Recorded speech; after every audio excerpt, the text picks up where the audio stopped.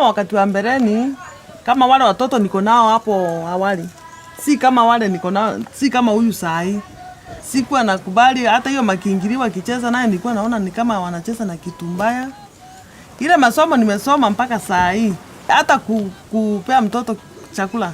Mbeleni sikuwa hata namwambia nao mkono. Kama nikukula aenda chukua ukule. Lakini nimekuja kusoma mpaka nikajua saindi. Saa naweza pika ugali, maharagwe, sababu tumefunzwa kutokana na vitamins, protein na carbohydrate. Mpaka tukule greens, tukule matunda na tukunywe maji kwa wingi. Hiyo yote nimefunzwa na nikajua.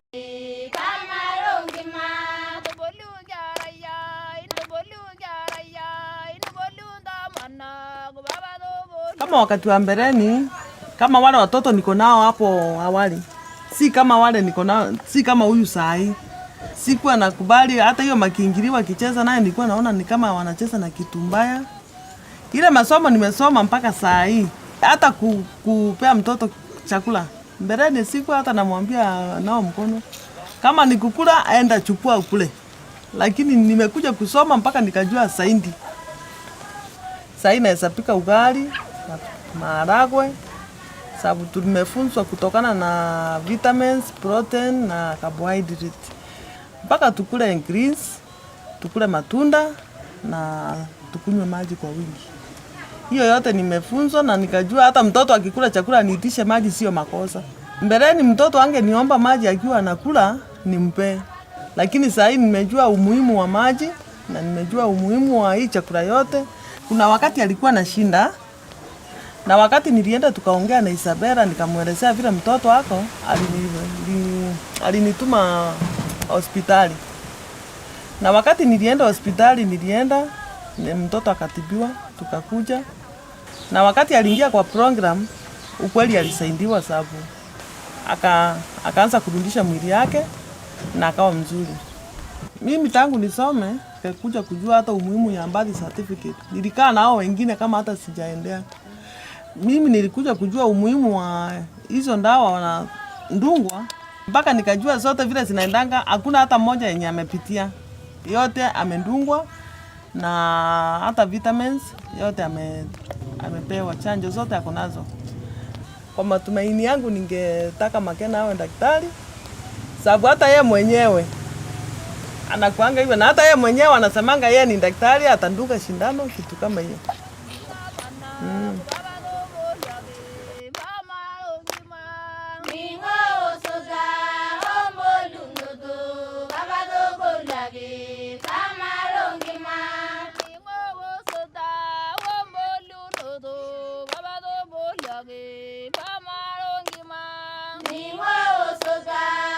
Hata kupea mtoto chakula. Mbeleni sikuwa hata namwambia nao mkono. Kama nikukula aenda chukua ukule. Lakini nimekuja kusoma mpaka nikajua saindi. Saa naweza pika ugali, maharagwe, sababu tumefunzwa kutokana na vitamins, protein na carbohydrate. Mpaka tukule greens, tukule matunda na tukunywe maji kwa wingi. Hiyo yote nimefunzwa na nikajua hata mtoto akikula chakula niitishe maji sio makosa. Mbeleni mtoto angeniomba maji akiwa anakula nimpe. Lakini saa hii nimejua umuhimu wa maji na nimejua umuhimu wa hii chakula yote. Kuna wakati alikuwa na shinda, na wakati nilienda tukaongea na Isabela nikamwelezea vile mtoto wako alinituma hospitali. Na wakati nilienda hospitali mtoto akatibiwa, tukakuja. Na wakati aliingia kwa program, ukweli alisaidiwa sababu akaanza kurudisha mwili yake na akawa mzuri. Mimi tangu nisome nikakuja kujua hata umuhimu ya birth certificate. Nilikaa nao wengine kama hata sijaendea. Mimi nilikuja kujua umuhimu wa hizo ndawa wanadungwa mpaka nikajua zote vile zinaendanga, hakuna hata mmoja yenye amepitia. Yote amendungwa na hata vitamins yote amepewa, chanjo zote ako nazo.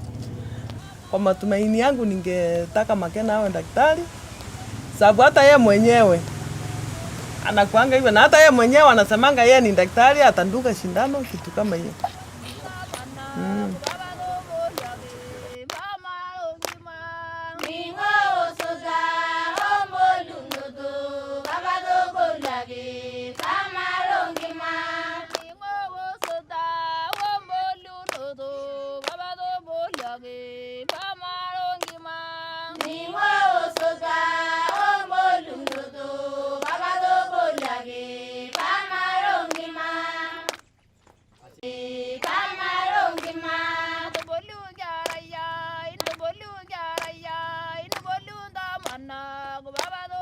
Kama wakati wa mbeleni, kama wale watoto niko nao hapo awali, si kama wale niko nao, si kama huyu sahi.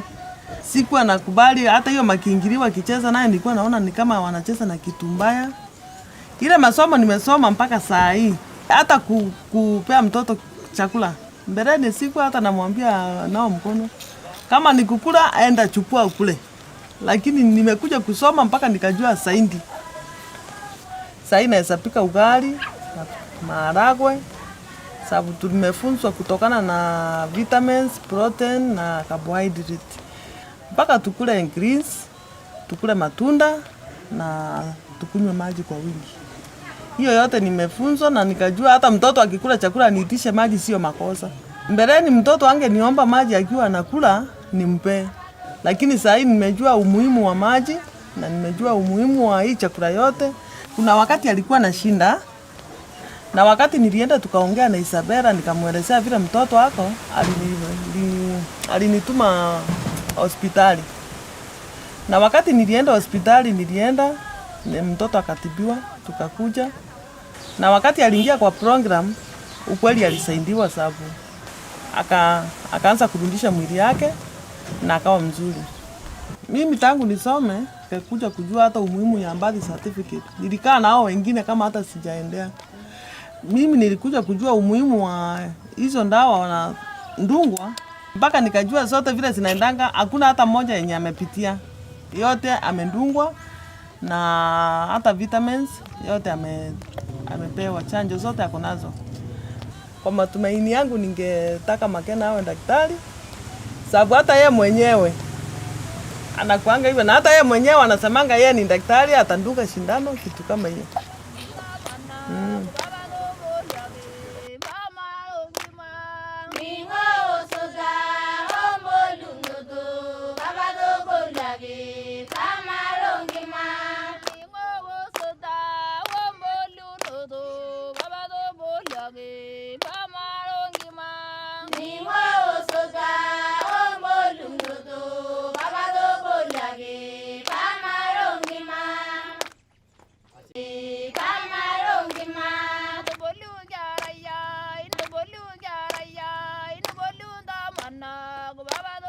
Kama wakati wa mbeleni, kama wale watoto niko nao hapo awali, si kama wale niko nao, si kama huyu sahi.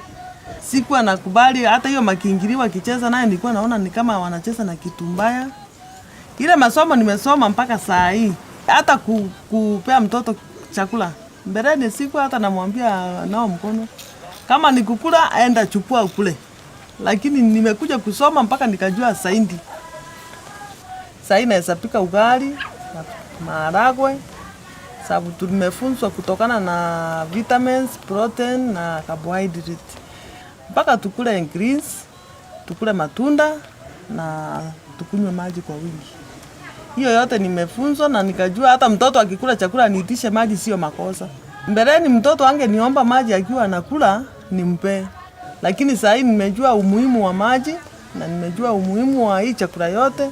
Kuna wakati alikuwa anashinda na wakati nilienda tukaongea na Isabela nikamwelezea vile mtoto wako alinituma hospitali. Na wakati nilienda hospitali mtoto akatibiwa tukakuja. Na wakati aliingia kwa program ukweli alisaidiwa sababu akaanza kurudisha mwili yake na akawa mzuri. Mimi tangu nisome nikakuja kujua hata umuhimu ya birth certificate. Nilikaa na hao wengine kama hata sijaendea.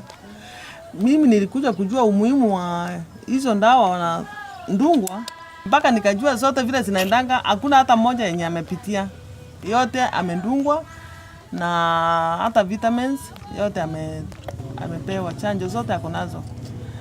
Kwa matumaini yangu ningetaka Makena awe daktari, sababu hata yeye mwenyewe anakuanga hivyo na hata yeye mwenyewe anasemanga yeye ni daktari, atandunga shindano kitu kama hiyo.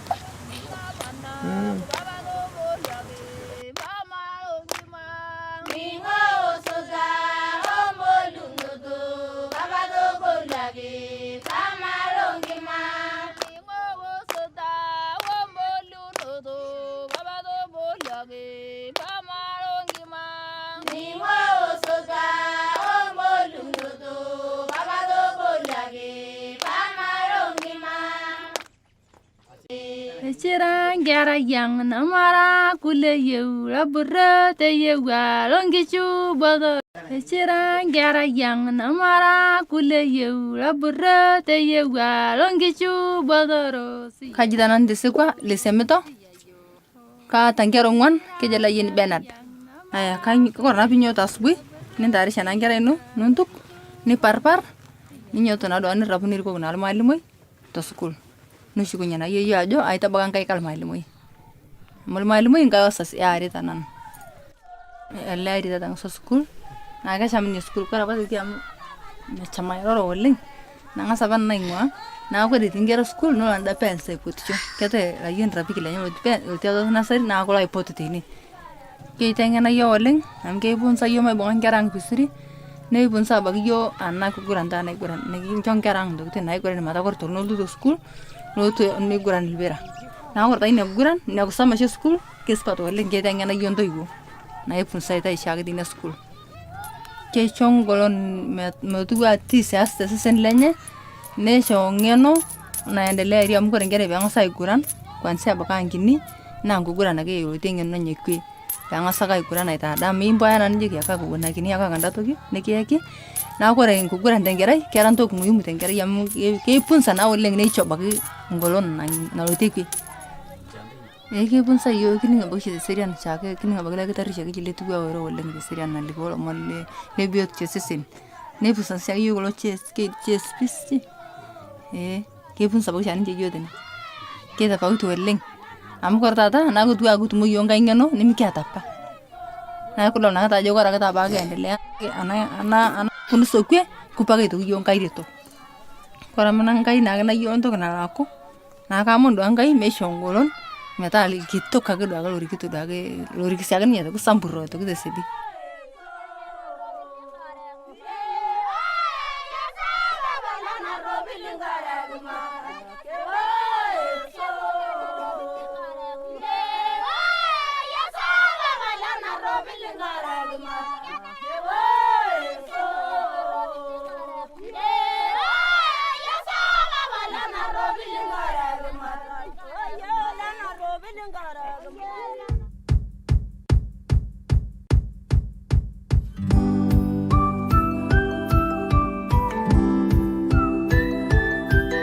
As far as responsive parenting is concerned, at least we have witnessed so many positive things. Like previously here, the mothers never knew how to help their children develop as it should be. Nowadays, after having various sessions, or the staff has really improved here as far as service provision is concerned, because they have gained knowledge. After gaining that knowledge, our very own staff are the ones who are now training those parents. They are the ones who are offering those parental sessions. We have trained parents on important issues like importance of immunization for the children, importance of good nutrition for the children. We have also taught them on the importance of good parentage.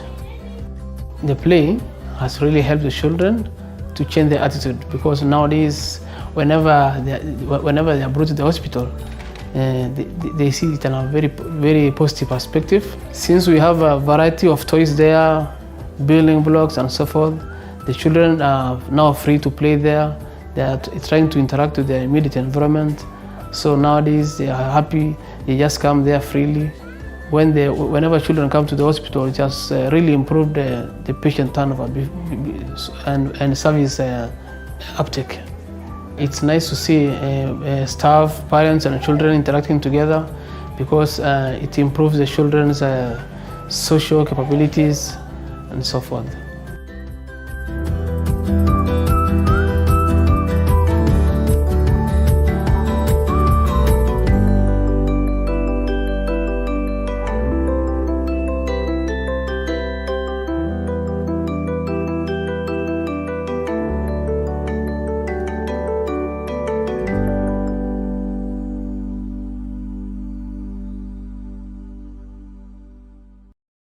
Chirang gara yang namara kule yu rabura te yu longichu bodoro. Kajidanan desekwa lesemeto.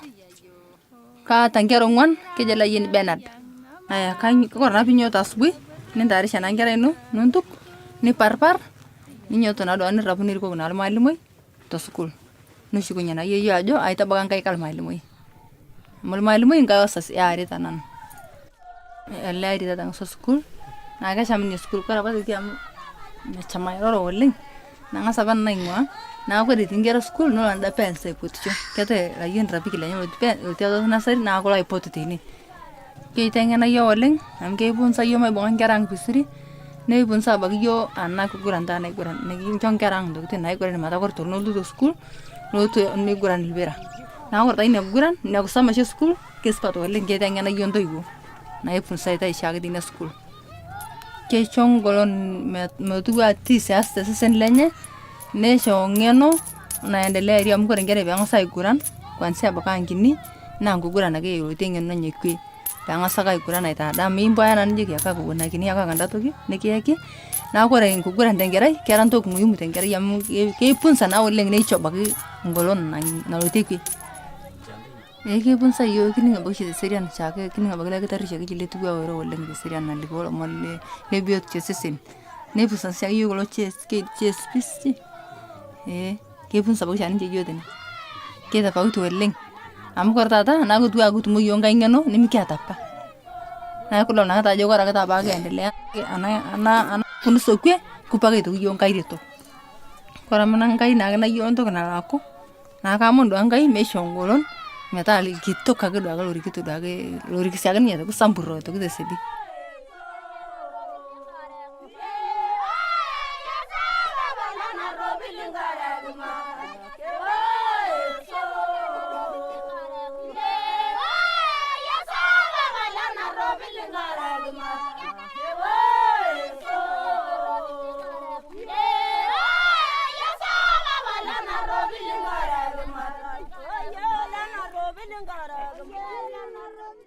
Echira ngera yang namara kule yeu labura te yewa longichu bodorosi Kaji tanan desekwa lesemito kaata nkera ong'uan kejo layieni Bernard aya kore naa pinyoto asubui nintayarisha naa nkera ino nuntuk niparpar ninyoto naa duake nirapu nirikoki naa lmaalimoi tosukul nushukunye naa yeyio ajo aitabaka nkaik almaalimoi amu lmaalimoi nkae wasas earita nanu ale ari tatang'asa sukul naa kesham inia sukul kore apa toki amu mecham airoro oleng' nang'as apa nanu aing'ua naa kore etii nkera sukul nolo anda parents aipotisho keatai layieni rapiki lenye lotii atua nasari naa kulo aipotu teine keiteng'ena yuo oleng' amu keipunsa yuo maibung'a nkera ang' vizuri neipunsa abaki yuo ana kiguran taa naiguran nikincho nkera ang' ntokitin naiguran metaa kore tonolotu tesukul nolotu neiguran lpira naa kore taa inia kiguran inia kusoma oshi esukul keisupat oleng' keiteng'ena yuo ntoiwuo naipunsaitai shaake teina sukul keisho ngolon metuwaa tiis eas tesesen lenye neisho ng'eno naendelearie amu kore nkera peeng'asu aiguran kwanzia abaki ankini naa nkiguran ake elotie ng'eno enye kwe peeng'asu ake aiguran aitadaam mimpoaya naa nijoki ake akuwunakini ake anda toki nikiyaki naa kore nkiguran tenkerai kera ntoki muhimu tenkerai amu keipunsa naa oleng' neisho abaki ngolon nalotie kwe keipunsa yuo kining' abaki shi teserian shaake kining' abaki lkitari shaake letiwaa oiro oleng' teserian nalikoo lomon lebiotisho esesen neipunsa shaake yuo kulo CHPs keipunsa abaki shaake ninche yuo tene keitafauti oleng' amu kore taata naa kotuwaa kutumo yuo nkae ng'eno nimikiata apa naa kidol naake ajo kore ake taapa kiendelea ana funso kwe kupaka aitoki yuo nkae reto kore amu nkai naake nayolo ntoki nalo aku naa kaamon duake nkai meisho ngolon metaa kitok ake duake lorikito duake lorik siake ninye aitoki samburo aitoki tesedi.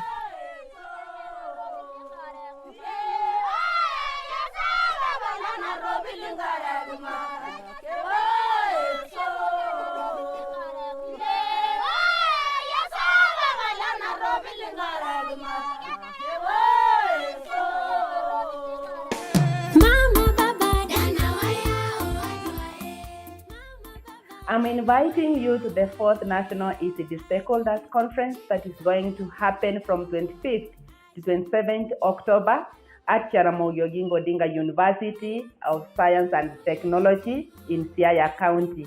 I'm welcoming all of you because the conference will be blended in nature and you can register to participate virtually or physically. Karibu sana.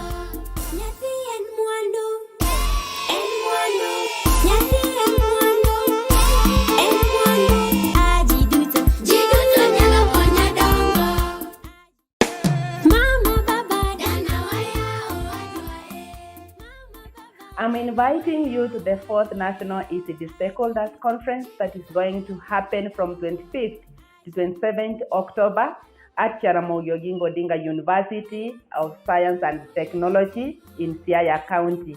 I'm welcoming all of you because the conference will be blended in nature and you can register to participate virtually or physically. Karibu sana.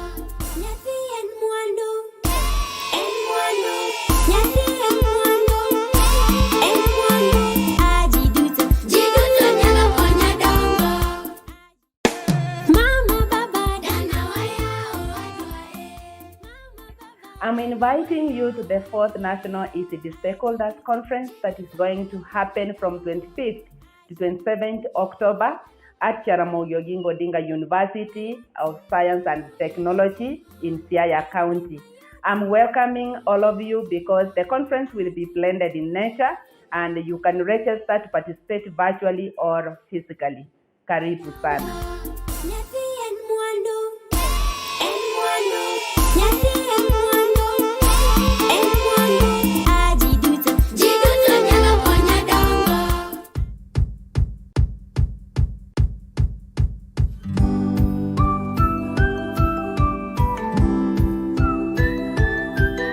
As far as responsive parenting is concerned, at least we have witnessed so many positive things. Like previously here, the mothers never knew how to help their children develop as it should be. Nowadays, after having various sessions, all the staff has really improved here as far as service provision is concerned because they have gained knowledge. After gaining that knowledge, our very own staff are the ones who are now training those parents. They are the ones who are offering those parental sessions. We have trained parents on important issues like importance of immunization for the children, importance of good nutrition for the children. We have also taught them on the importance of good parentage. The play has really helped the children to change their attitude because nowadays whenever they are brought to the hospital, they see it in a very, very positive perspective. Since we have a variety of toys there, building blocks and so forth, the children are now free to play there. They are trying to interact with their immediate environment. So nowadays they are happy, they just come there freely. Whenever children come to the hospital, it has really improved the patient turnover and service uptake. It's nice to see staff, parents and children interacting together because it improves the children's social capabilities and so forth.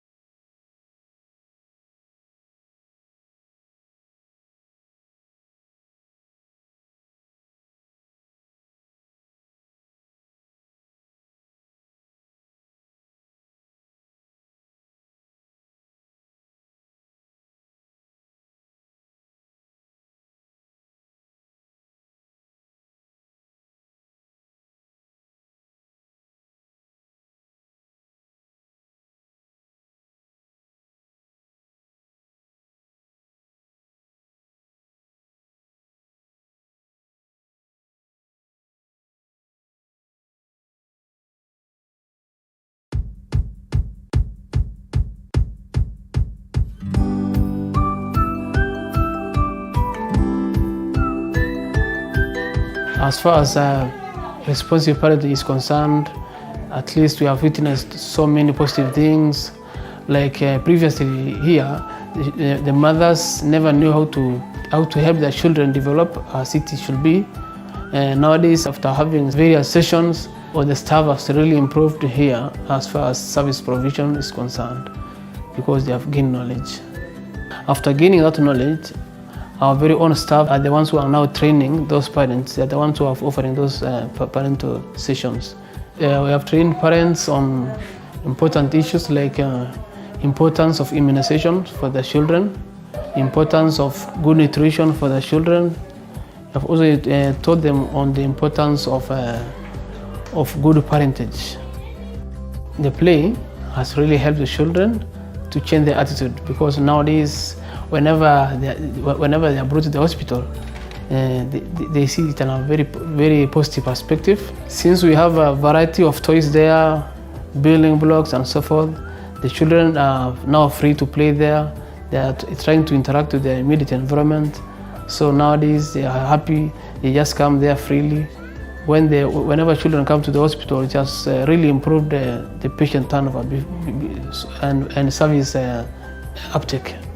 It's nice to see staff, parents and children interacting together, because it improves the children's social capabilities and so forth.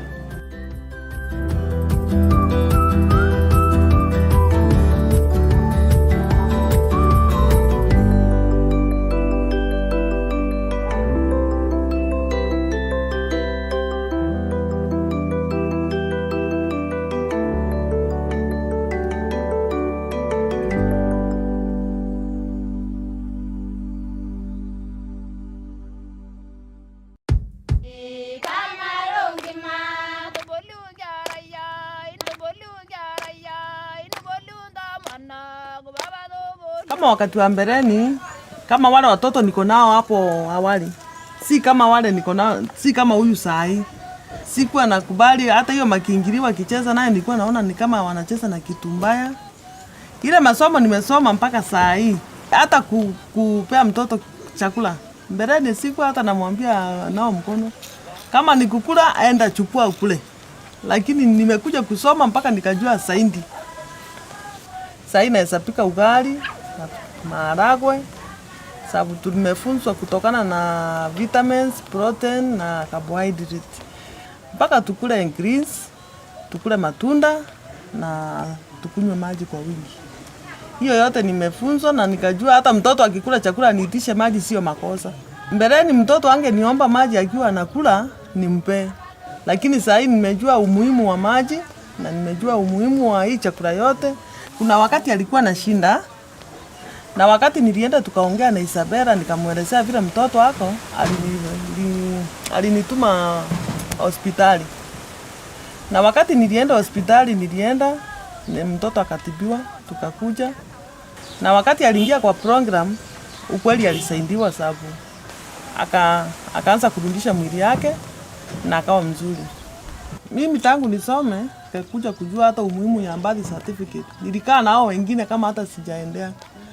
Mimi nilikuja kujua umuhimu wa hizo ndawa wanadungwa, mpaka nikajua zote vile zinaendanga, hakuna hata mmoja yenye amepitia. Yote amendungwa na hata vitamins yote amepewa, chanjo zote ako nazo.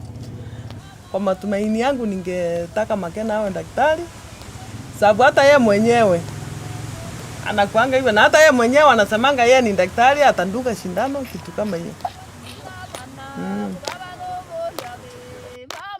Chirangara yang namara kule yeu labura te yeu alongichu bodorosi. Kajidanan desekwa lesemeto ka tangero ngwan ke jala yin Bernard.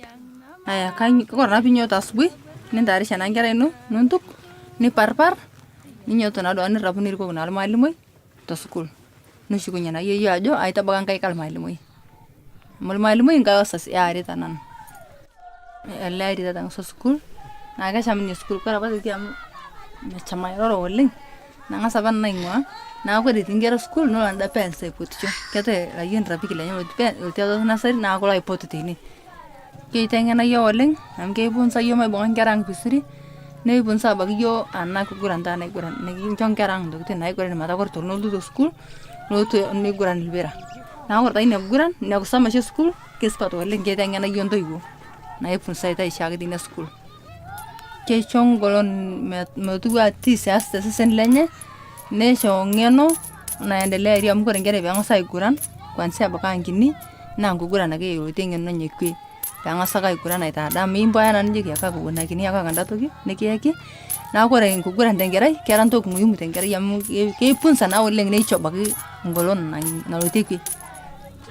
Keipunsa yo kining' abaki shi teserian shaake kining' abaki lkitari shaake letiwaa oro oleng teserian alikoo lomon le biotisho esesen neipunsa shaake yo kulo CHPs keipunsa abaki shaake ninche yo tene keitafauti oleng amu kore taata naa kotuwaa kutumo yo nkae ng'eno nimikiata apa naaku kidol naake ajo kore ake taapa kiendelea ana funso kwe kupuo ake aitoki yo nkae reto kore amu nkae naake nayolo ntoki nalaaku naaku kaamon duake nkae meisho ngolon metaa kitok ake duake lorikito duake lorik siake ninye aitoki sambur aitoki tesedi.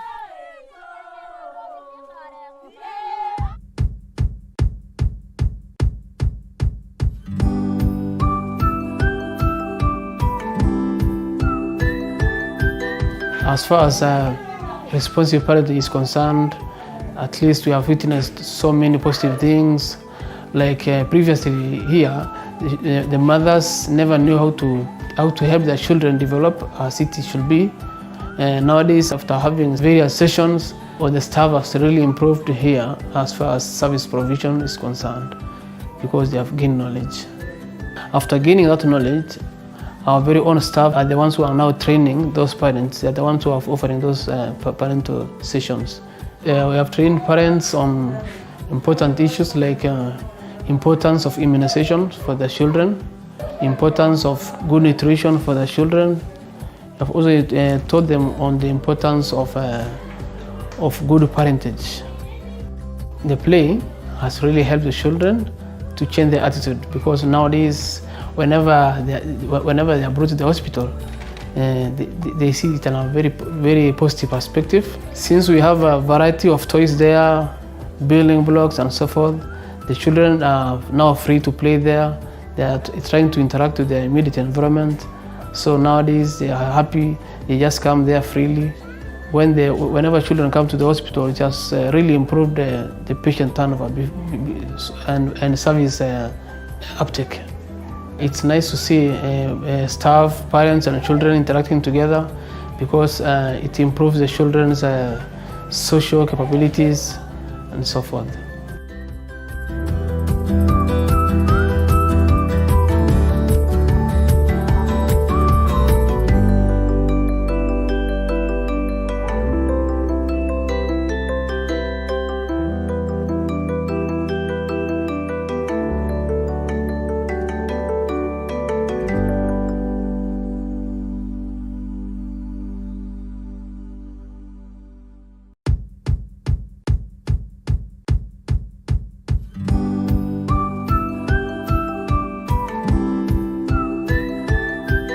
As far as responsive parenting is concerned, at least we have witnessed so many positive things.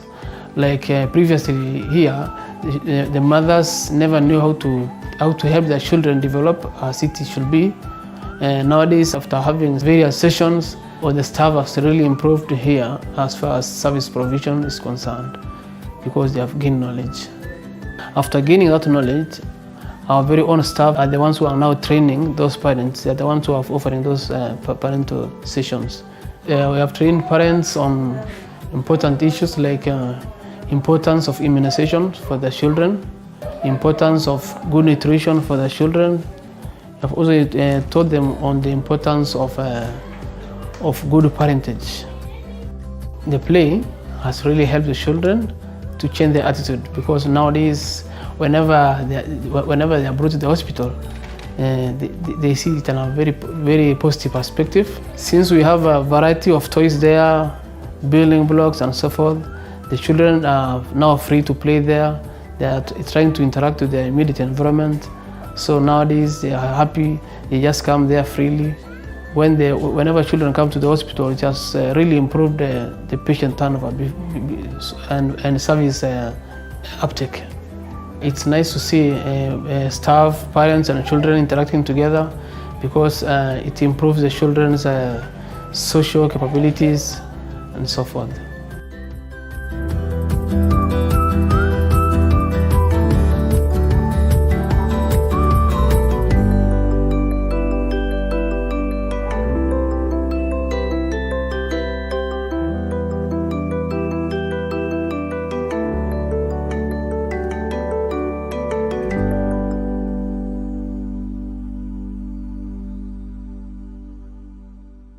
Chirang gara yang namara kule yeu labura te yeu longichu bodorosi. Kajidanan desekwa lesemeto ka tangero ngwan ke jala yin benad aya kan ko na pinyo tasbui ni dari sana ngara ino nuntuk ni parpar ni nyoto na do an rabunir ko na malimoy to school no shukunya na yeyo ajo ay tabagan kay kal malimoy malimoy ngayo sas yaari tanan laari tatang so school na ga chamni school ko rabati am chamay ro wolling na nga saban na ingwa na ko di tingero school no anda pense putcho kete la yin rapi kila nyo pe utado na sari na ko la ipotiti ni ke tengena yo wolling am ke bun sa yo mai bon garang pisri ne bun sa bag yo anna ko guranta na guran ne gin chong garang do te na guran mata ko to no do school no to ne guran libera na ko ta ina guran ne ko sama school ke spato wolling ke tengena yo ndo yu na ipun sa ita ishag dina school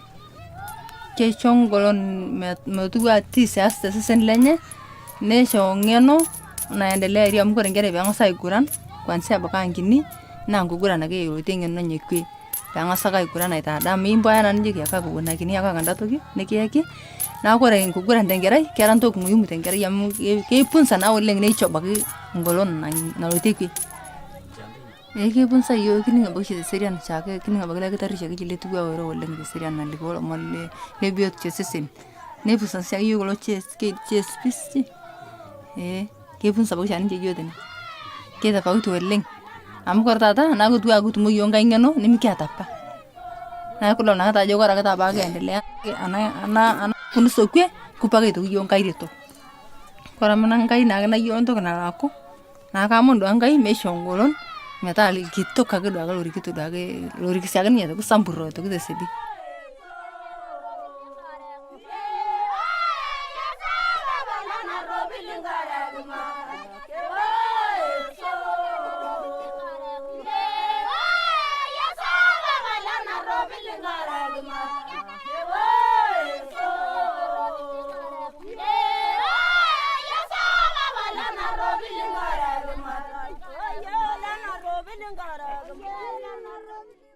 Chirang gara yang namara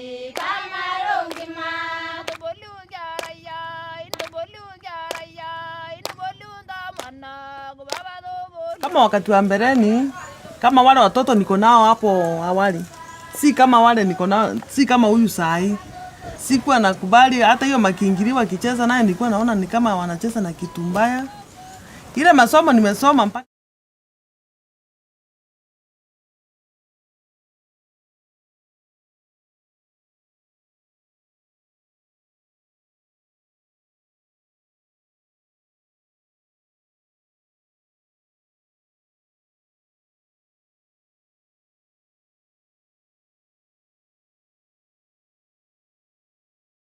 we commit this day into your able hands, that everything that we are discussing in this place will be beneficial to us, to our children, and the generations to come. We give you praise even for the wisdom that you've given us, that everything that we do here will be quality work in Jesus' name. In Jesus' name we pray and believe. Amen. Thank you very much for this prayer and committing us to God, that we would begin with Him and do everything we do in the wisdom that comes from Him. So I hope all of us have had a restful night and we are ready to kick off. I would want to take us through the program for the day, and in case there are others who will join us at any point in time, it shall be possible for us to then tell them what we have agreed as the order of business for this day. So our day is kicking off, or has already kicked off. If you go to your program on page 19, I'm sure you will find what I'm talking about. So I'd request your indulgence in going to page 19. We want to have a oneness of focus. And allow me to also welcome our online participants and recognize you for your dedication and commitment to this conference and to the process that brings the children's issues to the fore and makes it a national agenda. So welcome and thank you for your time and your involvement. So this morning, we are going to start off with a recap of the items that we discussed yesterday, just how the day went. And this will be done by Mumbi Mugwongo from Clean Start. She's going to take us through that session for about 5 or 10 minutes, there max.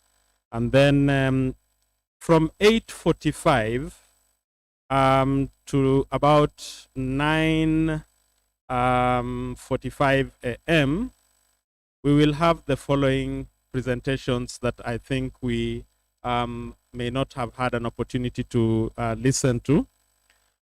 The first is we will have the UNICEF Endline study on Let's Play Spaces for Kids to be Kids, undertaken a program or a project that was undertaken in Samburu and Isiolo counties. And we have Fariza Baidali who will be making that presentation. She's online and I'm sure that she's ready to kick us off after the recap.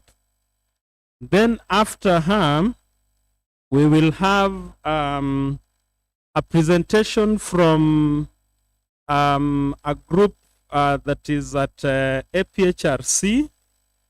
And this is a study that is currently being undertaken.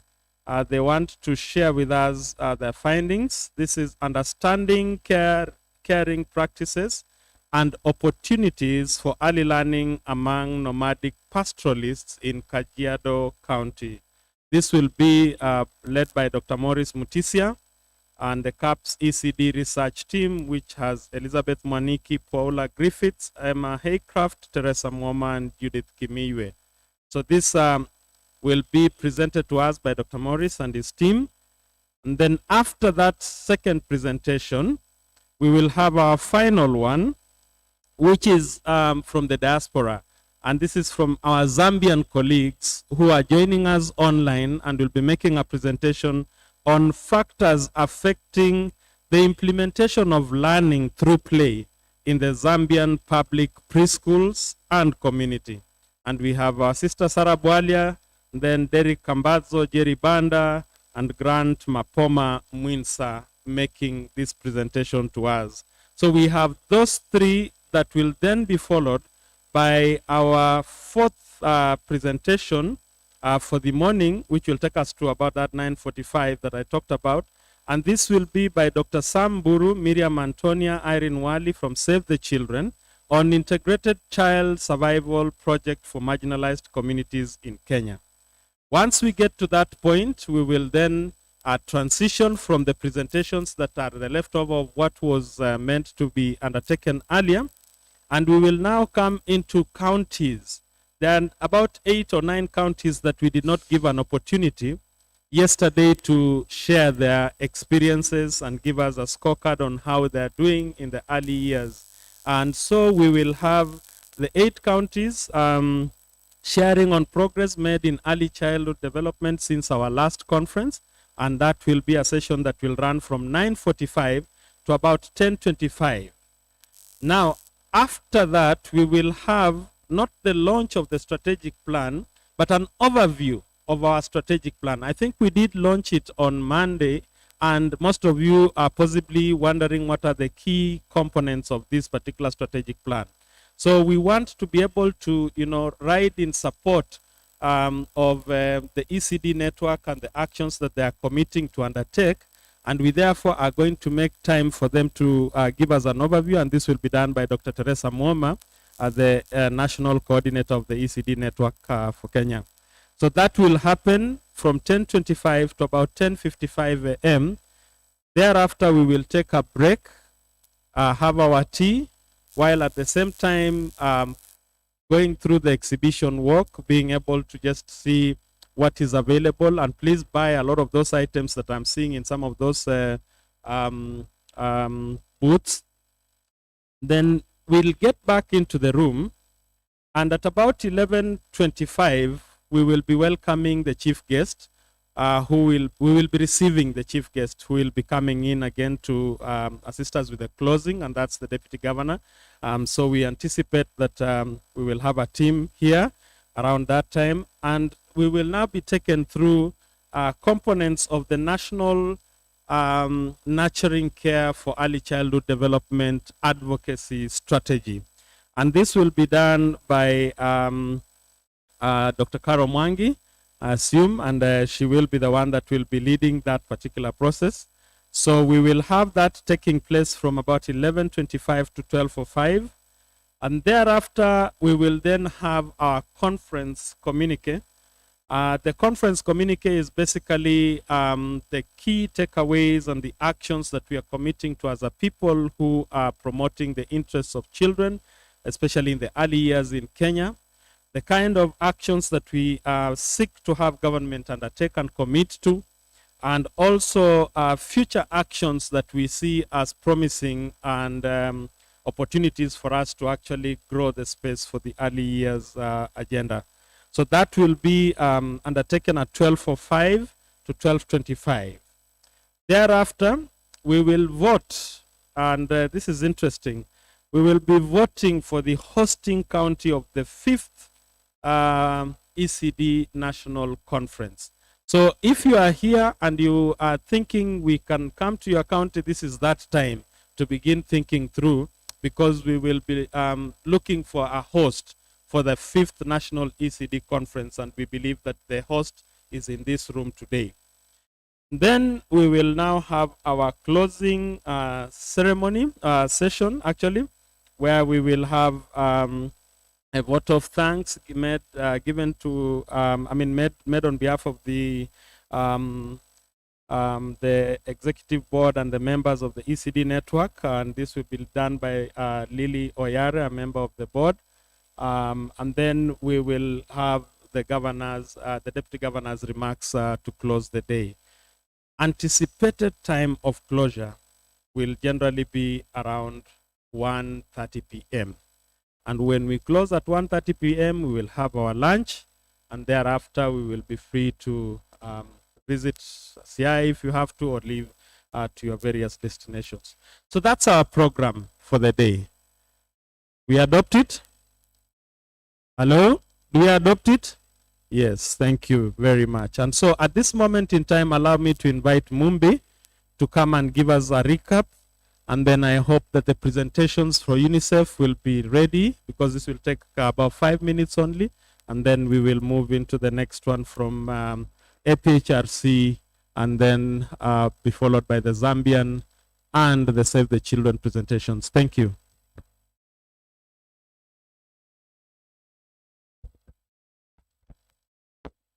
Morning.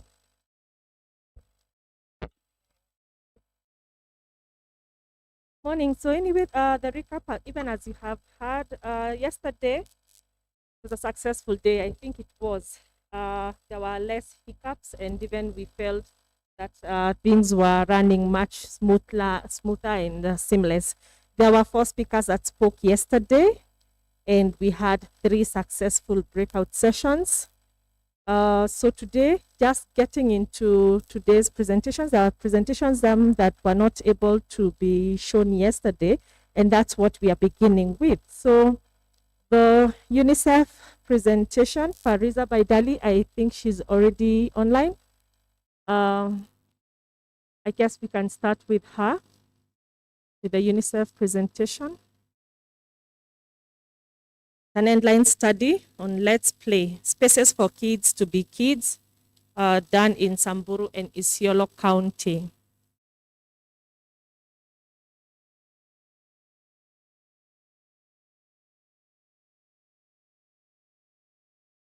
News, are you ready with her presentation?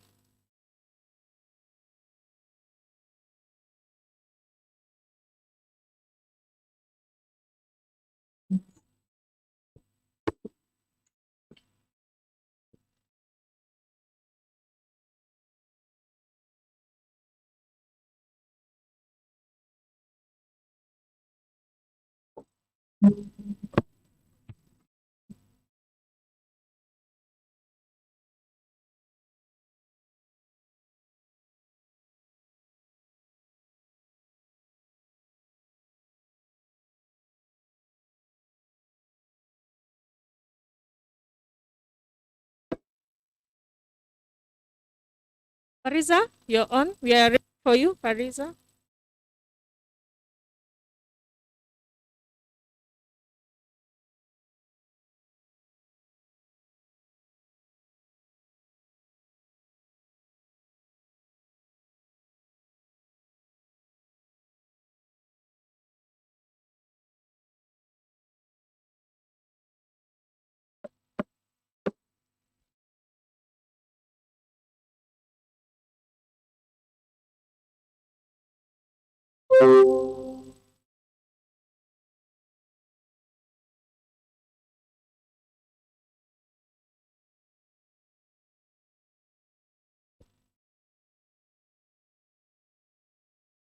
Um,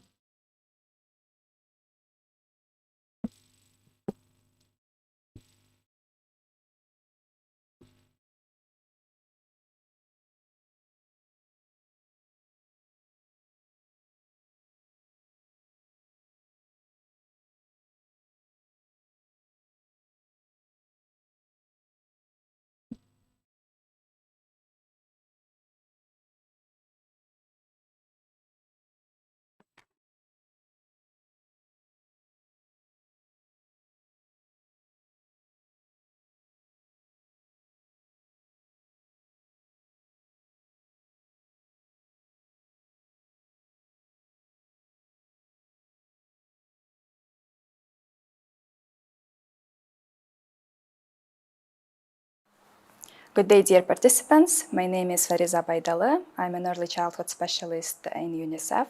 Today I'll be speaking on the project that was conducted in Samburu and Isiolo counties, which was called Let's Play, Spaces for Kids to be Kids.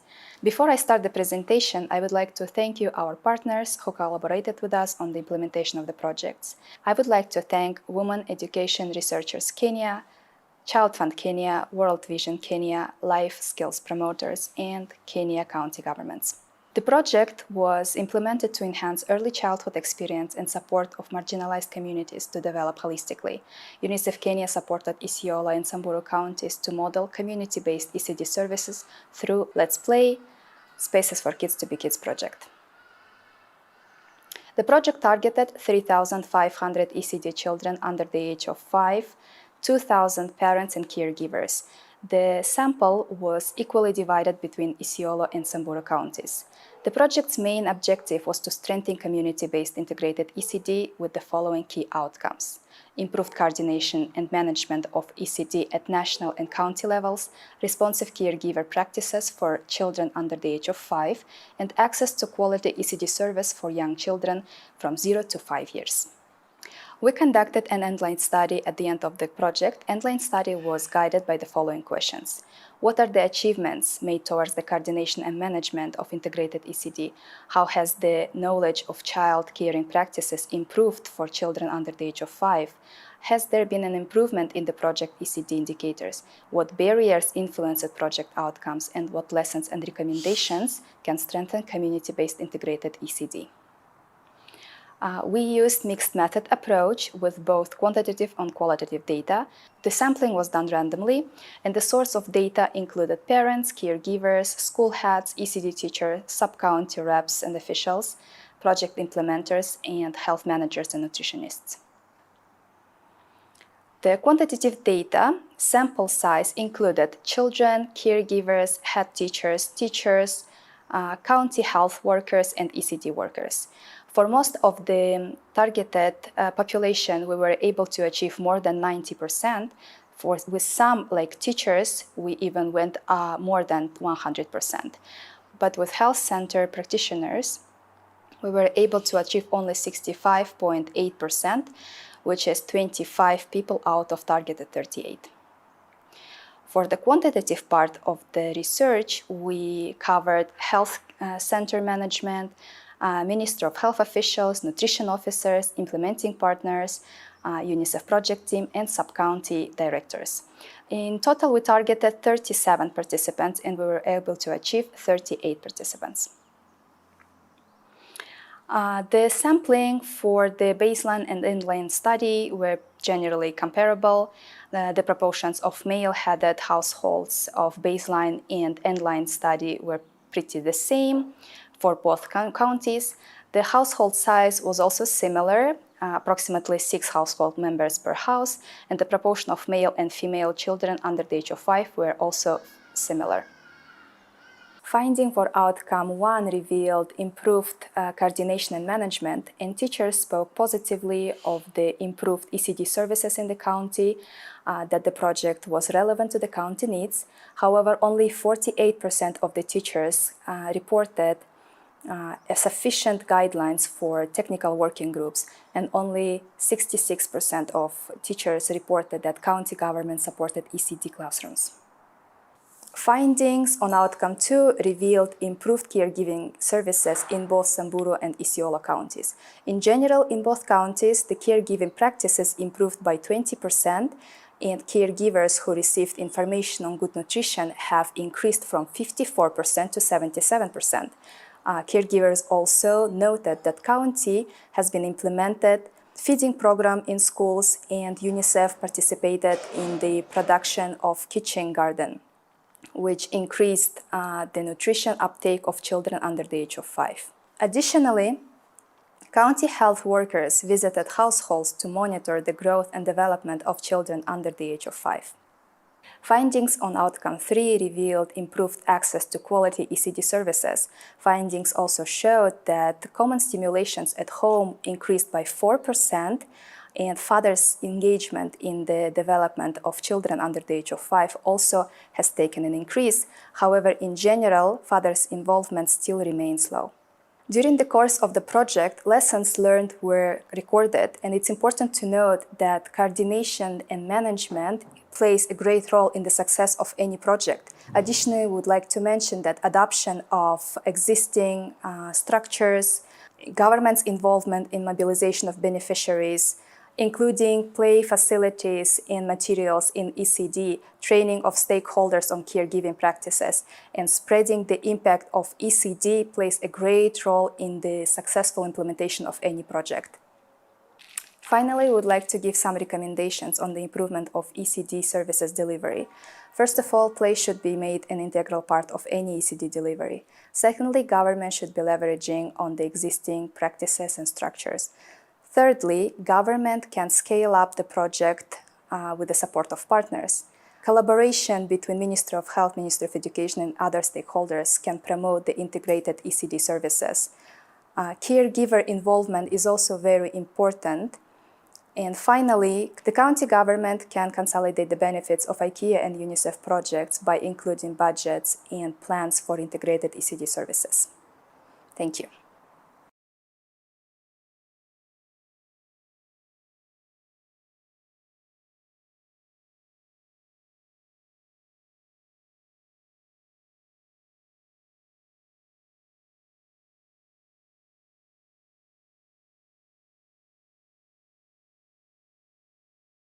So thank you. Fariza had requested that we give her 2 minutes to speak. And Fariza, can you hear my voice? Please yes, I can hear. Can you hear me? Okay, so we are giving you about 5 minutes to talk on this particular project again, like make your remarks, and then we'll conclude. Okay, thank you so much. First of all, I'm sorry for the technical issues appeared. I hope you enjoyed the presentation. Let me quickly do some recap. So we conducted a baseline study after the end of the project, and the project was funded by IKEA Foundation and was implemented in Samburu and Isiolo counties. It was called Let's Play Spaces for Kids to Be Kids. I would like to thank our partners, Women Education Researchers Kenya, Child Fund Kenya, World Vision, Life Skills Promoters, and county governments for helping us in the implementation of the project. So the project targeted 3,500 ECD children under the age of 5, 2,000 parents, and the target numbers were equally divided by in both of the counties. And the project objective was to strengthen community-based integrated ECD with the following key outcomes. It is improved coordination and management of ECD at national and county levels, responsive caregiving practices for children under the age of 5, and access to quality ECD services by children from 0 to 5 years. And endline study was guided by the questions on the coordination and management of integrated ECD, on child caring practices improvement, improvement in the project ECD indicators, barriers and enablers that affected or influenced the project outcomes, and lessons and recommendations from the project that can strengthen community-based integrated ECD. So for the project, we used mixed method approach with both quantitative and qualitative data. For quantitative sample size, we targeted children, caregivers, head teachers, ECD, and health workers. For most of the target sample size, we were able to achieve more than 90%. For some, like teachers and ECD workers, we were able to achieve more than 100% participation. For the qualitative sample size, we targeted health center managers, sub-county directors, implementing partners, nutrition officers. And we were able to achieve 33 participants out of targeted 37. Outcome number 1 reported improved coordination and management. 97% of teachers reported that project enhanced access to ECD services. 94% of teachers from both counties reported that the project was relevant to community needs. However, only 66% of teachers reported that county governments supported classrooms, and only 48% of teachers reported that sufficient guidelines were provided to technical working groups. Findings on outcome number 2 report showed improved caregiving practices. In general, caregiving practices improved by 20% across the counties. Caregivers who received information on good nutrition increased from baseline 54% to 77%. Community health workers and volunteers indicated that they do house-to-house visits to monitor the growth and development of children under the age of 5. Outcome number 3 revealed improved access to quality ECD services, especially in early learning. Findings also revealed that fathers' participation in the development of children under the age of 5 slightly increased. Fathers playing with children increased from 3% to 9%, and fathers who take walk with children increased from 13 to 28%. In general, fathers' participation in children's development still remains low, but the study showed the slight increase, which is a good result. We also learned that coordination and management is very important for the success of any project. We recommend using the existing government structures in the delivery of the project interventions. We also thank the government for beneficiary mobilization in promoting buying among communities. We also would like to mention that spreading the impact is important because more beneficiaries required to feel the impact of interventions. And finally, I would like to give some recommendations. Is that play should be an integral strategy in delivering ECD services. We should be leveraging among the existing structures to consolidate the coordination and management of ECD delivery. County government can also scale up the project with support of other partners. Collaboration between stakeholders like Minister of Health, Minister of Education, and other stakeholders should continue. Caregivers, especially more male caregivers, parents should be involved in health, nutrition, stimulation, and other school activities. And finally, county governments can consolidate the benefits of this IKEA and UNICEF project by including budgets and plans for integrated ECD services. Thank you so much for your time. I hope I didn't go over time. Thank you.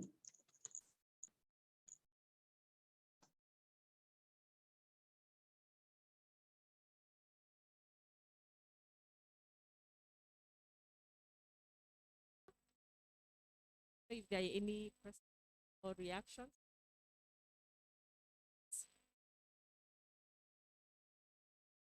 Okay, thank you. So now let's go to the next study findings by APHRC.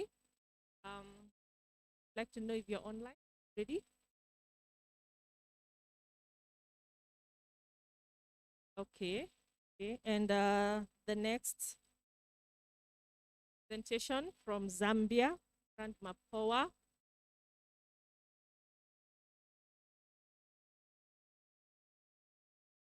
Not, we can come back to them.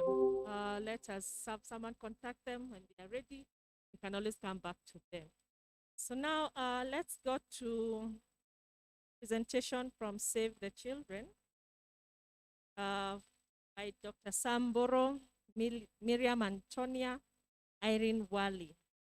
They're speaking on Integrated Child Survival Project for Marginalized Communities in Kenya. Are we ready for that? Karibu.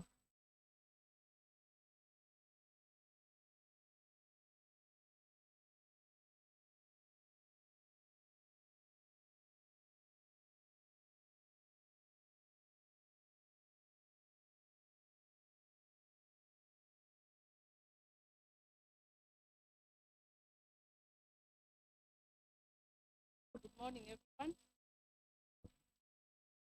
My name is Miriam Antonia.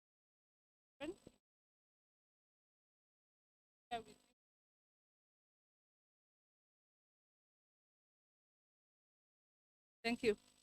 I'm going to share with you the findings of an assessment that was conducted in Turkana in partnership with the county government of Turkana to establish the state of ECD services in Turkana. To start with, I can give some background that Save the Children is currently working in Turkana County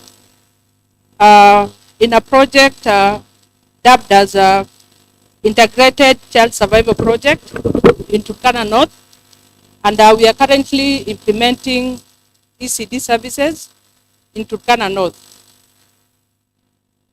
So we are trying to implement this activity using the WHO guidelines of nurturing care framework, where we undertake ECD centers as a convergent point to ensure that we provide services that will benefit children. And these interventions include health, WASH, providing learning opportunities for children, and also ensuring that children have safe spaces for learning.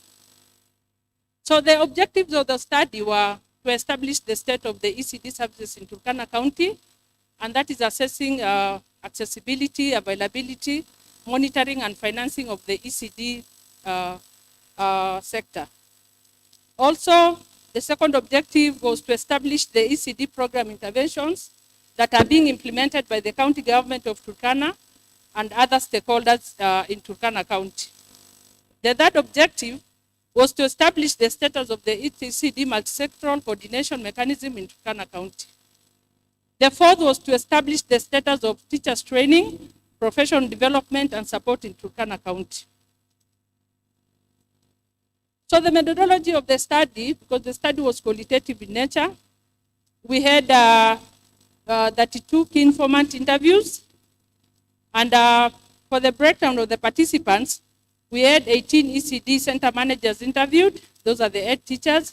We had 6 sub-county public health officers interviewed. We had the 6 ECD officers. Those are the sub-county education officers. And then we also interviewed an officer from the planning department and the director of ECD in Turkana County. So we had 32 key informants for the qualitative interview. So basically what we were doing, we were trying to analyze and identify the system gaps that were currently affecting ECD implementation in Turkana County. So we have a graphical representation on the number of ECDs per sub-county. I don't know if they're able to project. So per sub-county, like we established that in Turkana Central, we had 150 ECD centers. In Turkana North, we had 84 ECD centers. And Turkana West, we had 72 ECD centers. Turkana East, we had 67. And Turkana South, we had 86 ECD centers. Loima, we had 70, and Kibish sub-county, we had 6 ECD centers. So in Turkana County, basically, we have 7 sub-counties, and these ECD centers are spread to the 7 ECD centers. So you can see from the graph. So I can go straight to the findings of the assessment. First, we'll focus on the school physical infrastructure. So we realized that Turkana County had enormously invested in ECD physical infrastructure development. And we looked back 3 years ago, where from 2019, financial year 2019-2020, we had 297 million allocated for school infrastructure. In 2020-2021 financial year, we had 200 million.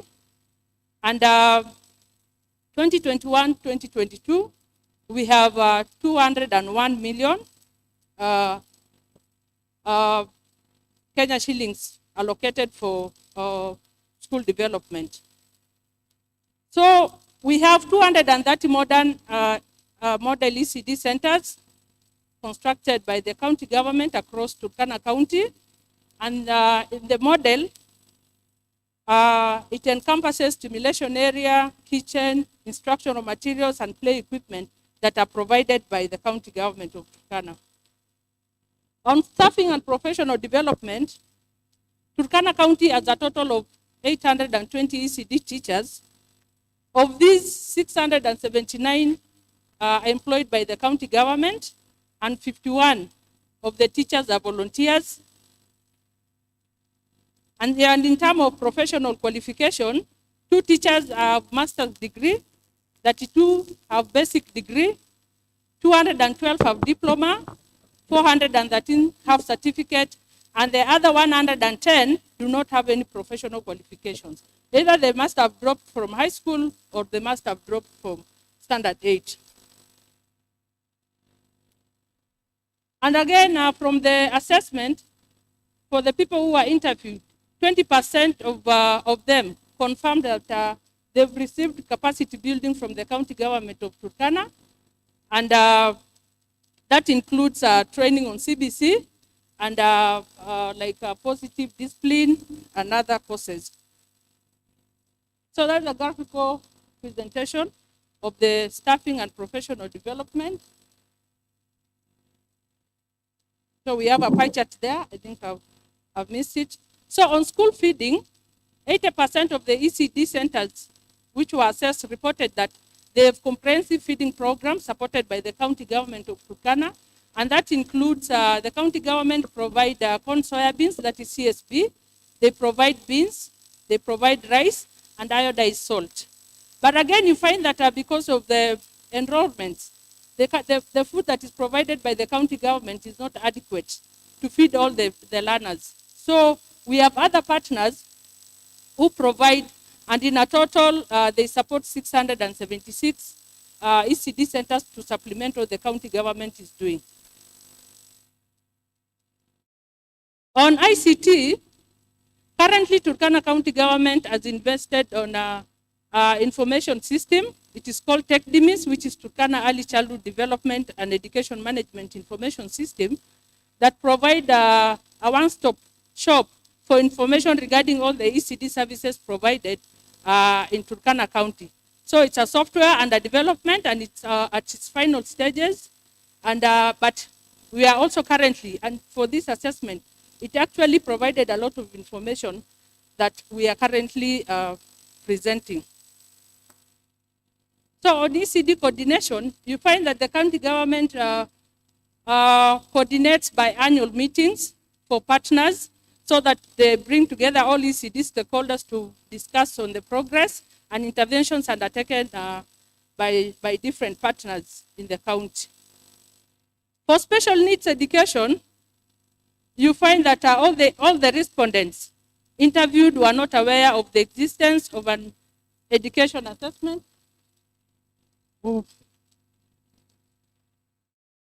Okay. All the ECD respondents interviewed were not aware of the existence of an education assessment and resource center, that is EAC, and also the schools had no capacity and they were not well equipped to handle the special needs education. On quality standards and monitoring, so roughly like 95% of the ECD centers reported that they operate between 3 hours to 5 hours, which is the recommended time for ECD centers. And then sometimes they do not meet this time, the operating hours, because you find that school attendance in Turkana is mostly affected by the availability of food at the ECD centers. So when there is no food at the centers, you find that children do not attend school. So that affects enrollments and it also affects learning. On teachers-pupil ratio, 60% of the ECD centers meet that ratio of 1 to 35. About 80% of the ECD centers reported that required amount of physical space is not met.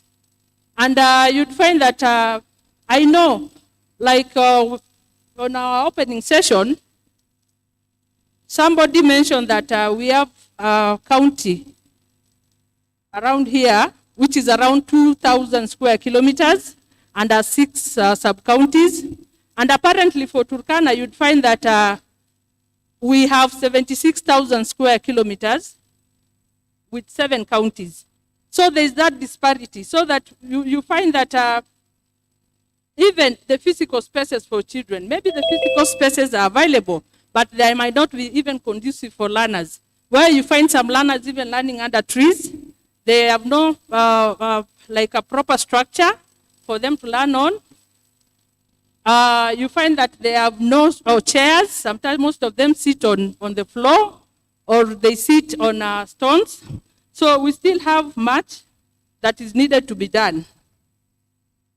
Also on quality standards and monitoring, 80% of the ECD centers interviewed reported that centers were inspected for standard compliance and especially for construction. So most of our centers are compliant. So 100% of the ECD centers and the people that we interviewed confirmed that quality monitoring and supervision is usually conducted by the county government through the education officers. On nutrition, health, nutrition, water, and sanitation, this assessment indicated that all the centers interviewed were not aware of receiving any health support, and 60% of the ECD centers say they have adequate wash facilities, but these wash facilities were not disaggregated by gender. On child protection, a total of 80% of the ECD center reported that there were no forms of abuse and violation affecting children at the ECD centers, and all of them were aware of reporting mechanism and procedures for handling any child protection issues. So on ECD financing, you find that on ECD financing, you find that we've had a downtrend on financing for the last 3 years, because you'd see that in 2019-2020, our ECD financing was almost 297 million, which came the following year to 200 million. And then later on, it went a little bit up by 201 million. And this is attributed to a number of competing developmental factors within the county. So now we go to recommendation as per the findings of the study. So we recommend that the county government continue providing the infrastructural support for quality ECD services. We also recommended that the county government to provide adequate learning and play material for quality education and motor development of the children. Support ECD centers to be well equipped with proper infrastructure, employ more teachers, and conduct more capacity building for teachers. And we also recommended that we should increase more partnership with non-state actors to support the ECD with school feeding, to enhance enrollment and retention at the ECD centers. So sub-county officers to strengthen quality monitoring and evaluation and supervision of the ECD learners, so that also boosts the teachers' morale. And then we also consider public investment on health and nutrition interventions in early childhood programs.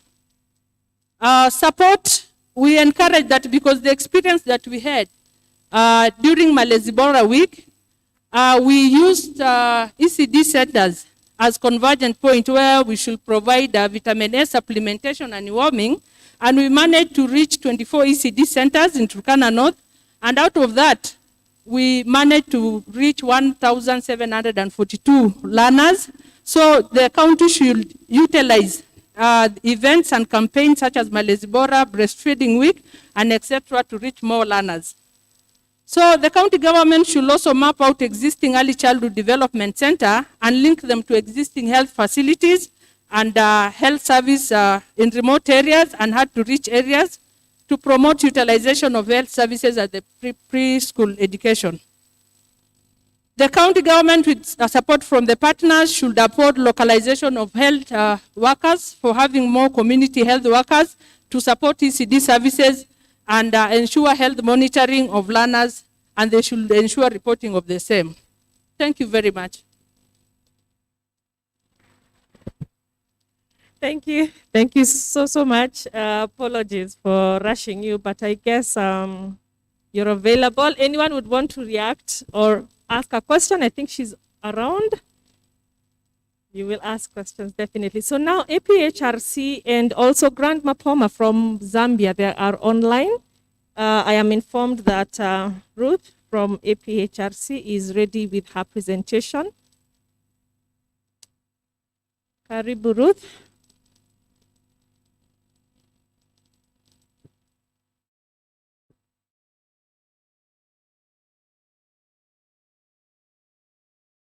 Yes.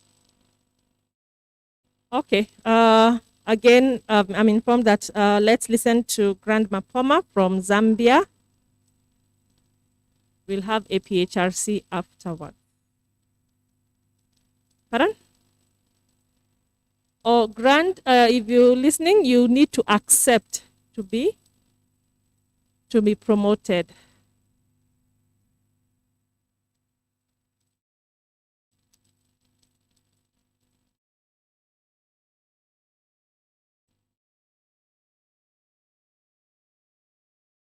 Grant, I don't know, are you listening? There's a prompt for you to accept to be promoted. If you're online, kindly accept and join us.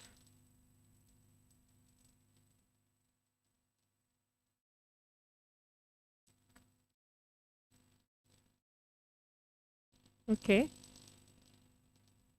Are you online? Good morning.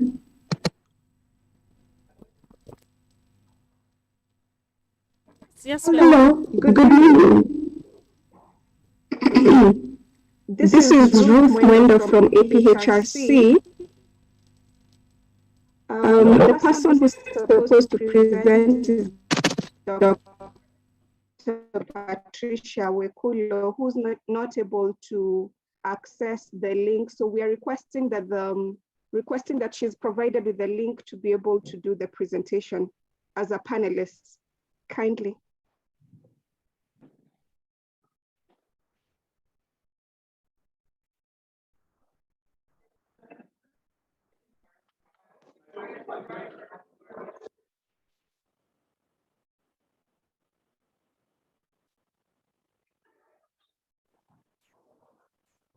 Thank you. Yes, we've had you. Thank you.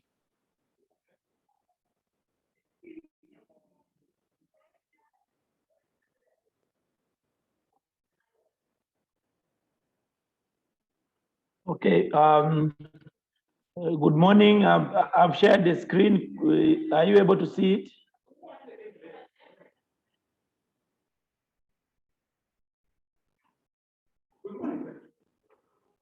Okay. I go to the slideshow and okay. Like this? Okay.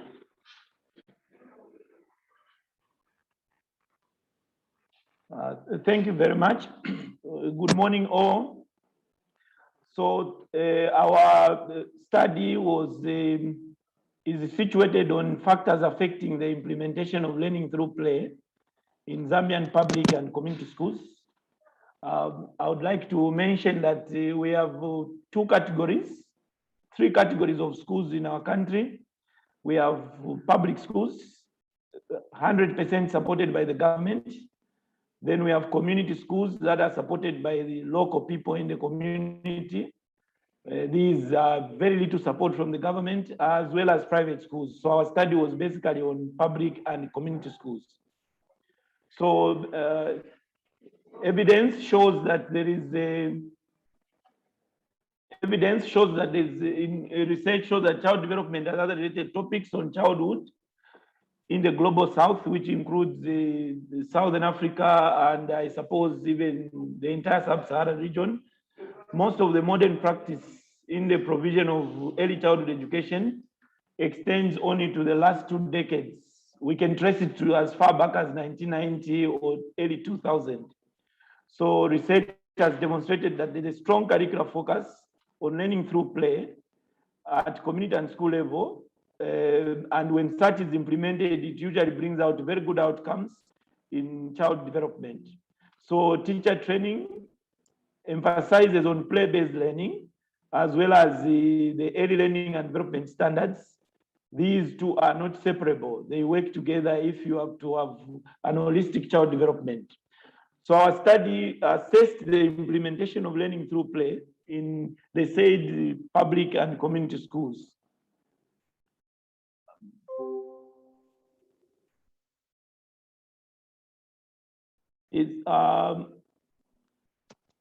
Sorry, my screen can't seem to move.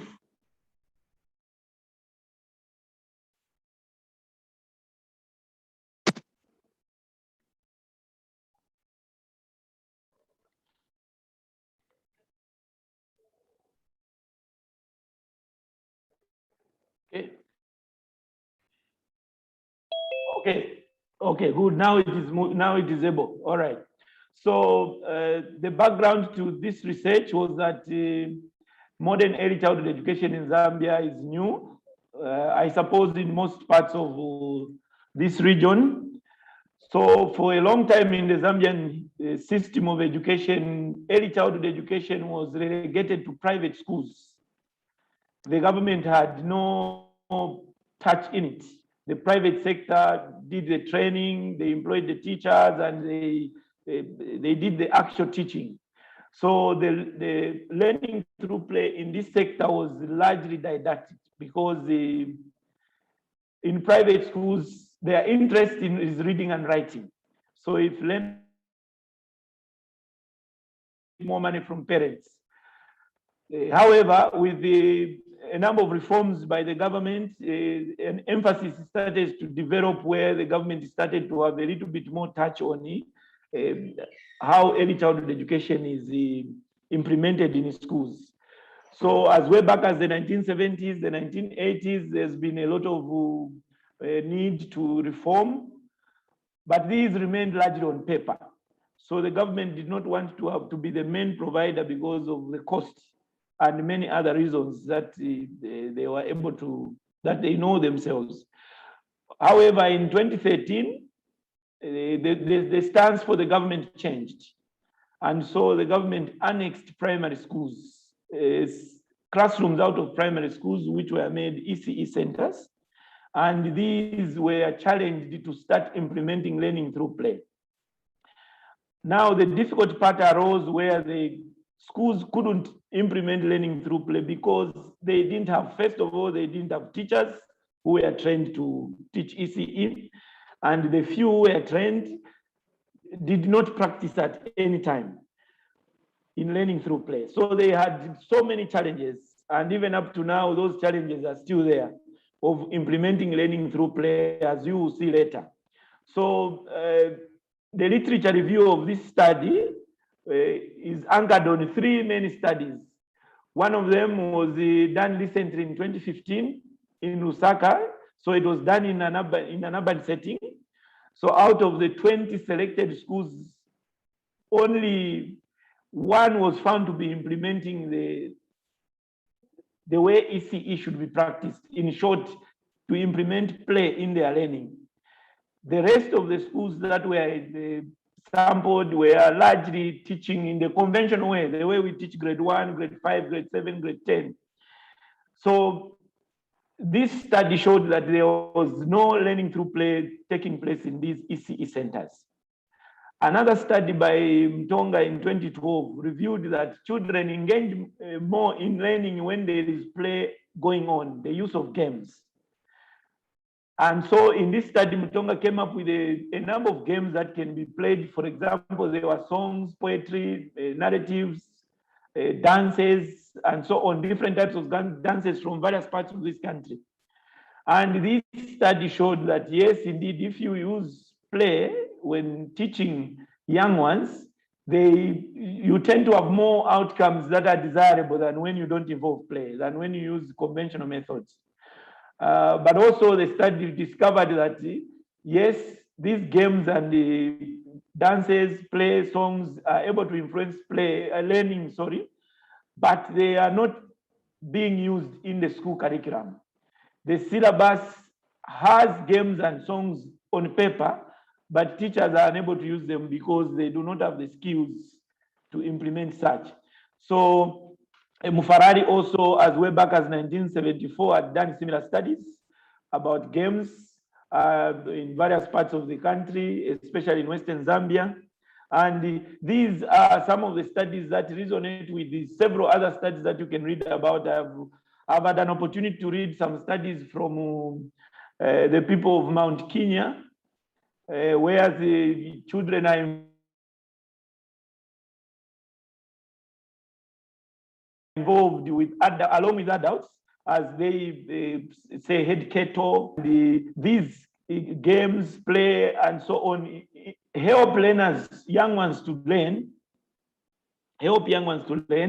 But then, if they are not well implemented in the schools by teachers, it means there's very little learning that will take place. So the gap in these studies, we are saying that most of these studies have not looked at why teachers find it difficult to implement learning through play. They merely looked at the problem and did not explore further on how to help teachers to solve the problems that they find themselves in, especially when it comes to learning through play. So as I have indicated earlier, this study was on learning through play, and it was a case study. And it was a purposeful sampling that was used because we looked for teachers who were teaching ECE centers. And so data was collected through interviews, observations, focus group discussions, and so on. And so we analyzed data, qualitative data was analyzed thematically, and also we used descriptive analysis. I hope I have time to show you some of the quantitative data analysis that we did later. And so in our findings, we see that the study revealed that teachers and parents are aware about the importance of play as children are in schools as well as in the community, but they lack the skills, the pedagogical approach on how this should be done. So it is established that public schools usually lack space, time, as well as the skills for the teachers to go on this adventurous journey of applying play in their teaching and learning. So respondents highlighted that most of the challenges. I'd like to wind up. We have 2 minutes, 1.5 minutes left.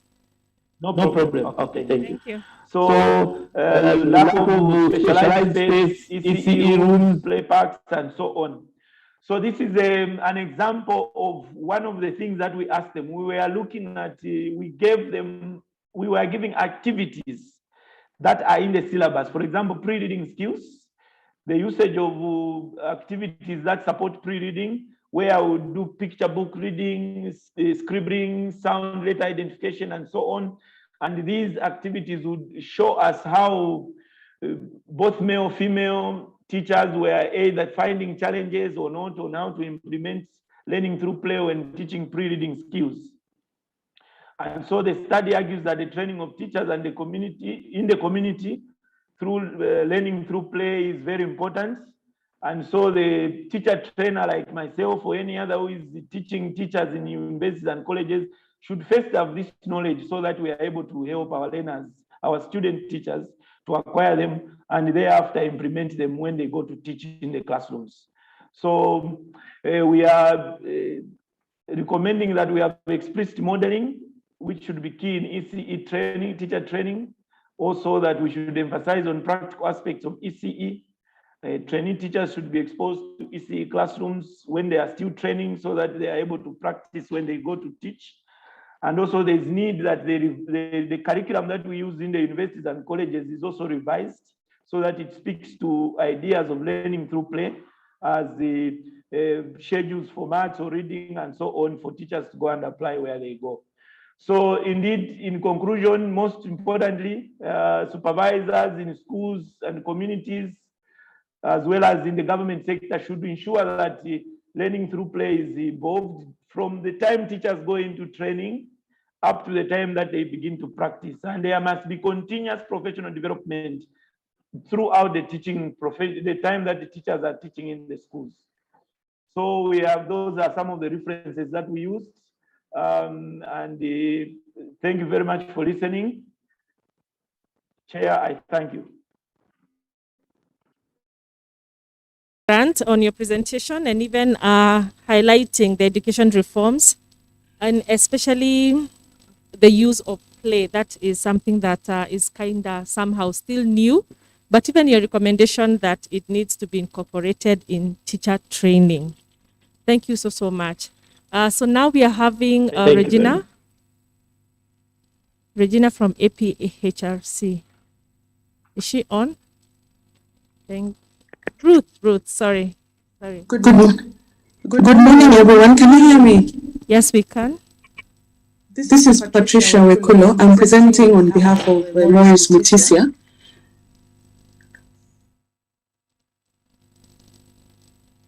Thank you. So the study that I'm going to talk about today is one that was carried out in Kajiado County among the Maasai, and it's titled Understanding Caring Practices and Opportunities for Early Learning among Nomadic Pastoralists in Kajiado County, Kenya. Sorry, I'm not able to share my video because my connection is not very strong. So I'll just speak through the slides. Next slide, please. As we all know in this conference, we know that a large proportion of the children in sub-Saharan Africa remain affected by poor developmental outcomes. And this has been outlined in the Lancet ECD series of 2016. We know that many of these children are in Kenya. In Kenya, almost half of the children aged below 5 years are at risk for poor developmental outcomes. And because of this situation, because of the risks that they face in their early life, this results in lifelong disparities. So these negative consequences follow them up to adulthood, and they end up having poor outcomes in health, economic, and even social well-being.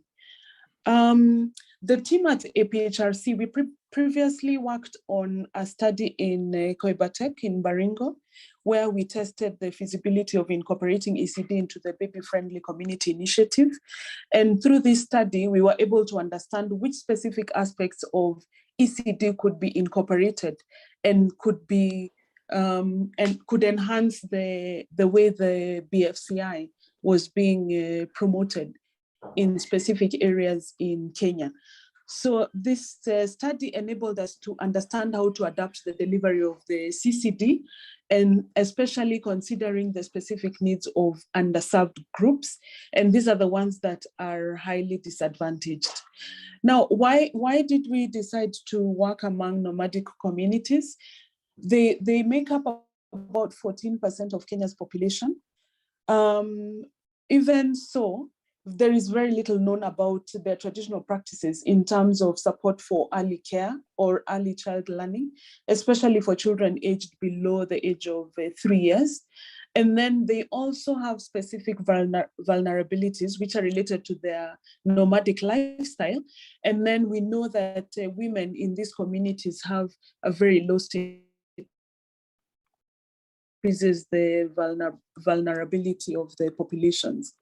Some statistics for Kajiado, you can see the population in the different sub-counties in Kajiado. Looking at the age 0 to 3 years, that's the third row from the bottom. The 0 to 3 years make up a high proportion of the total population. And you can see in the central sub-county, up to 12.5% of the total population is made up of the 0.3 years. The aim of our study, moving on to the next slide, the aim of our study was to understand the caring practices and support for ECD and learning among nomadic pastoralists in Kenya. And we wanted to use this information to support the development of a community-based program to foster optimal ECD in a rural county.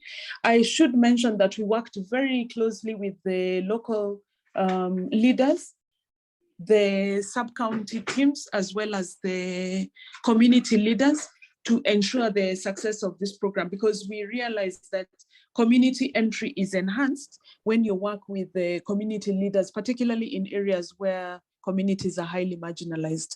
We used a mixed method design where we used both quantitative surveys and questionnaires, and then we also used FGDs with different groups and the photo voice application. We were able to reach up to 650 dyads, that is caregivers and children. And then we provide descriptive statistics on the various indicators. And some of the information that we are able to provide is on caregiving, who takes care of the child and what kind of behavior are we seeing in terms of engagement with young children, as well as discipline practices. Under early learning, we asked about availability of safe play materials, interactions with the children, and also we administered the ages and stages questionnaire to find out what was happening in different domains of early childhood development. The next slide shows a map of the area that we were working in. The red circle shows the specific ward in which we worked in Kajiado County. Looking at the results, we asked who cares for the child. We found that mothers were the primary caregivers. A large proportion of the primary caregivers were the mothers. There was minimal support from fathers, and an earlier presentation this morning also mentioned that there was limited involvement of fathers. We saw that in our study, less than 3% of the fathers were engaged in caring for the young children. Caregiving was perceived as a communal responsibility, and this was dictated by the living arrangements among the community members. Our results showed that up to 73% of the children were left alone, unattended to, for more than 1 hour in a day, or with other children aged less than 10 years. So you can see that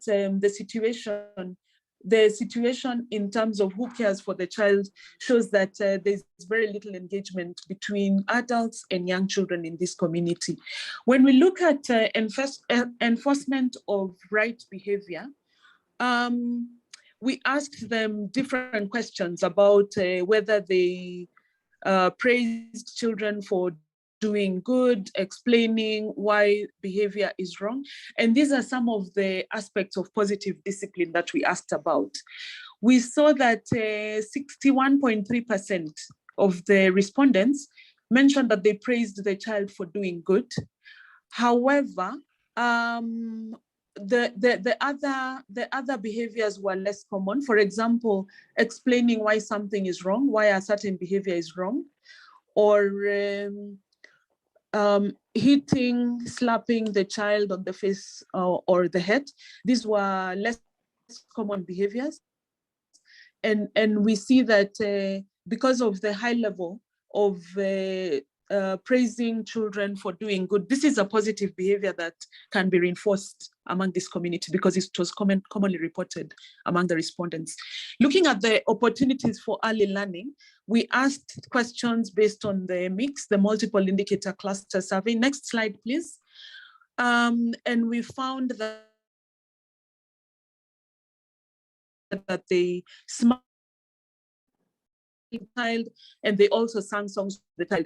So we've seen that these behaviors are already happening among community members. What we need to do is to reinforce these behaviors so that they are more widespread among the community members. We also asked about opportunities for digital learning. Next slide. Less than 50% of the families had access to mobile phones. Now, I should mention that this data were collected in the thick of the COVID-19 pandemic, and the guidelines from our institution was that we should carry out phone-based interview. However, given the low availability of mobile phones, we needed to go out into the field and carry out the interviews in person. But even as we did that, we ensured that all the COVID guidelines were in place and all the measures to prevent spread and transmission. We ensured that all those were taken care of very, very strictly by the data collectors and also by the research teams. You can see that almost 25% mentioned that they watch videos, and this is the way they use their phones. These are the different, sorry, yes? Sorry to interrupt. You have less than a minute. We would like to sum up this. Okay, thanks. Moving on to the next slide, we looked at the ASQ3 scores of the families that we interviewed, and we compared this to the international cut points. And you can see the dark blue shows the ones that were delayed. This is compared to the international cut points. We need to do another analysis where we are comparing against cut points for that specific communities, because the international cut points may not be very meaningful for this population. Next slide. When we were carrying out this study, we separated the groups of families amongst those that we considered in the lower band in terms of the ASQ3 scores and those in the highest band. When you look at the different characteristics, you can see that those that were in the lowest band, and when you compare those that were in the lowest band and the highest bands, there were significant differences in terms of wealth, in terms of food security, in terms of education, and in terms of autonomy. So we can say that the ASQ3 scores enabled us to differentiate the families according to these different characteristics. In conclusion, the next slide, please. We saw that caregiving practices were largely centered around the mother as the primary caregivers. Fathers were less involved. There was grandparents were also involved in communal caregiving. And then in terms of early learning, the activities were caregiver initiated, and play with other children and the environment were perceived as among the best ways to promote learning. Digital learning was very low within the community, and this was affected by vulnerabilities such as low literacy levels and poor household socioeconomic status. We need a further discourse on contextualizing the indicators for early learning within this community. Thank you very much. That's the end of my presentation.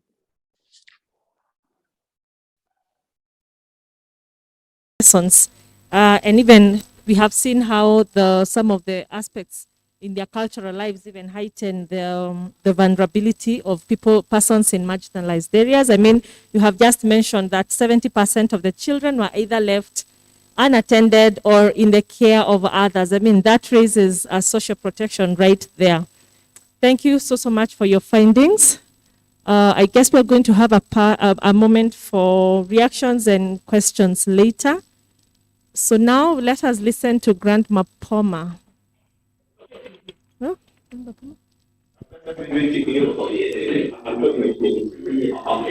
No, he had.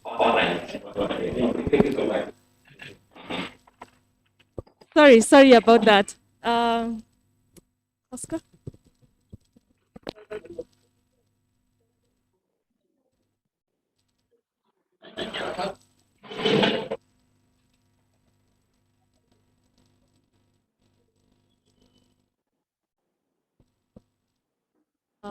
there's a poet among us who had a presentation. Is he here?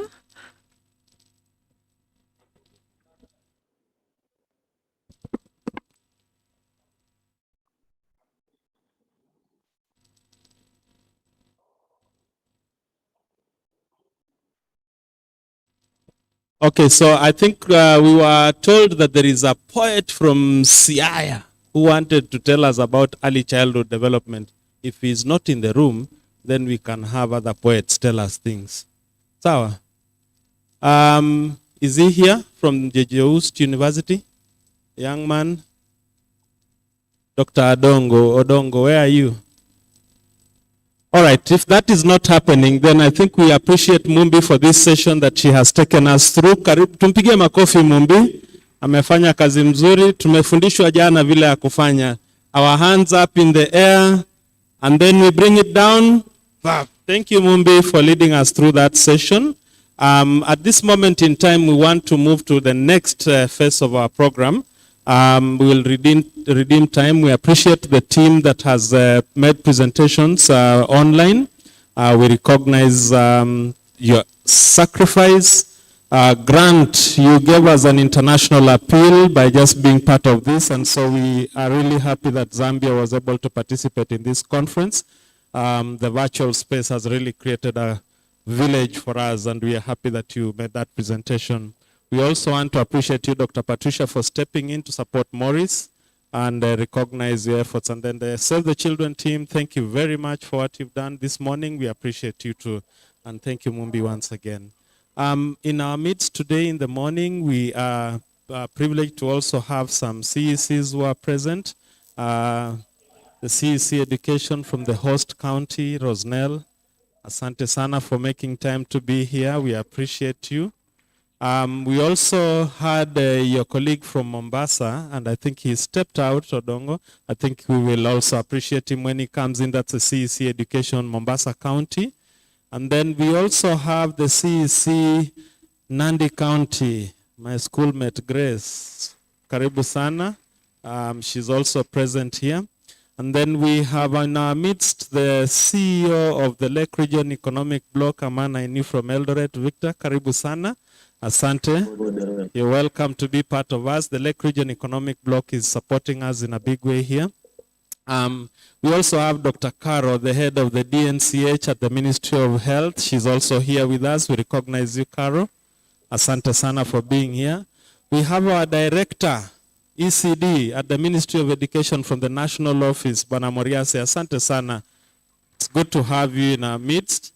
And I know we have many directors present. If I could just see by a show of hands the directors who are here, ECD directors. Hata mkisimama tutafurahi. Mko hapa. Asante sana.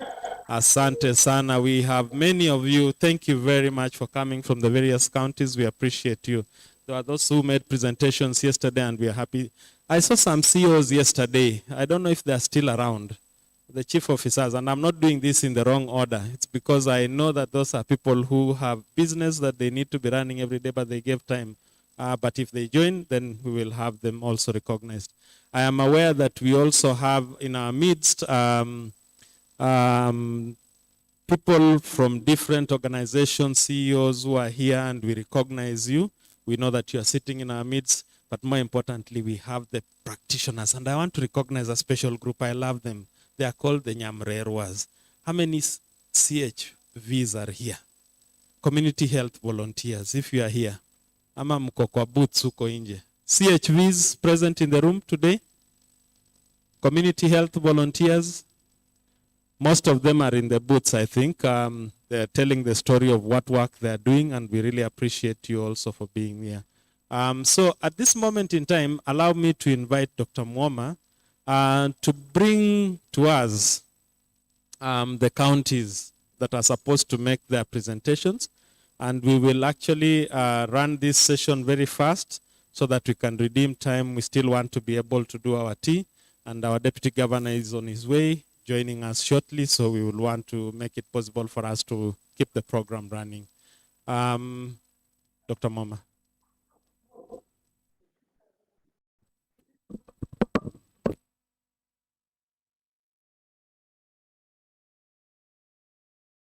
One thing before the Mtoto News team kills me. Is a virtual tour possible? Are the cameras outside? Just 1 second. We want to show you how technology is good. Eh? So, Dr. Moma, while you are standing next to me, let me just ask for that virtual tour. Can we see if it's possible for it to kick it? There's supposed to be a virtual. Oh, so it will happen after 5 minutes. Okay, we will ask for those 5 minutes at the end of Dr. Moma's session. So.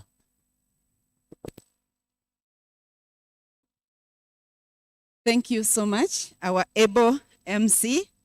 Good morning, everybody. Good morning, everybody. Thank you so much for being persistent in attending this conference. It gives me hope. It makes me think that we have people who are keen and have the interest of children at heart, and that is why we are here. I want to recognize and officially welcome the CEO, the Lake Region Economic Bloc, because we are in his backyard and he has committed to be here. He was here on Monday, he is here today, and that tells us he has early childhood at his heart. Thank you, sir. All the CECs present, all the chief officers present, all the directors, all the partners, thank you so much and feel welcome. All the participants, ladies and gentlemen, feel welcome. Yesterday we started our channel of learning what is happening in our counties. I know we had 8 counties who made presentations on what they are doing or what they have done in early childhood. And after your presentations, by the way, it triggered more questions. And I was asked, why didn't you ask them to share with us whether they have a Child Care Act, whether they have a pre-primary act? You didn't tell them to tell us how much they fund ECD so that we can get and see, are we giving less or are we giving more? Should we increase? So for those who are going to present today, please remember to tell us any acts around the devolved functions that are related to early childhood that you have. Tell us how much you are dedicating for early childhood as you tell us more about what you have done in relation to health, education, and child care facilities, okay? So I want to check which counties are available this morning. Is Muranga with us now? Muranga County? Okay. We have Bomet. Bomet? Okay. And nobody's here. Nyamira? Is Nyamira here this morning? Oh, very good. So Nyamira is there. Then we have Kilivi. Good. Then we have Nandi. Very good. Kajiado. Wow, that is good. Then we have Viga. Oh, Viga, you are there. Great. Then we have Bungoma. Okay, maybe they have not come in. Is there a county that did not present yesterday and they are here this morning? Oh, great. Kisii County is here. I will capture that. So we are going to start with Nyamira, followed by Kilifi, followed by Nandi, and Kajiado. Where is Mugo, my timekeeper? Mugo, are you around? Very good. Come and sit closer here so that you can time. So we are going to give each one of you 5 minutes. Please share with us what your county is doing in relation to early childhood as on those parameters I've said. We would want to know what you are doing in pre-primary education, in health care provision, feeding program, if child protection, funding for the devolved functions related to early childhood. If there are any acts that have come up, please share so that those who have not developed the same can learn from you. So Nyamira, please come.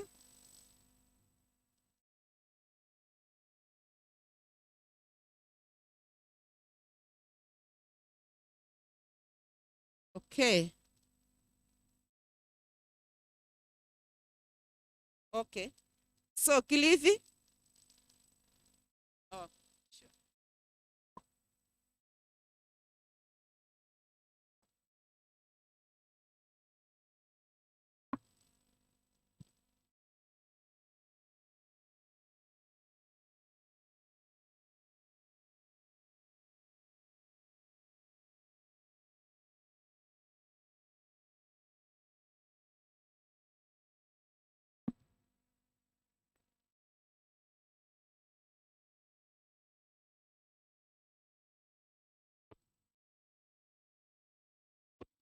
The chair of the session today, CC's members present, directors, partners, ladies and gentlemen, good morning. My name is Donald Kahindi, Director Early Childhood Programs from County 003, Kilifi. I feel very privileged today to discuss milestones from a unique county, Kilifi. Kilifi has 7 sub-counties. We begin with Ganze, Kaloleni, Rabai, Magarini, Kilifi North, Kilifi South, and Malindi. Now, Kilifi County began by providing the physical infrastructure for our ECD children. Currently, we have 810 ECD centers across the 7 sub-counties.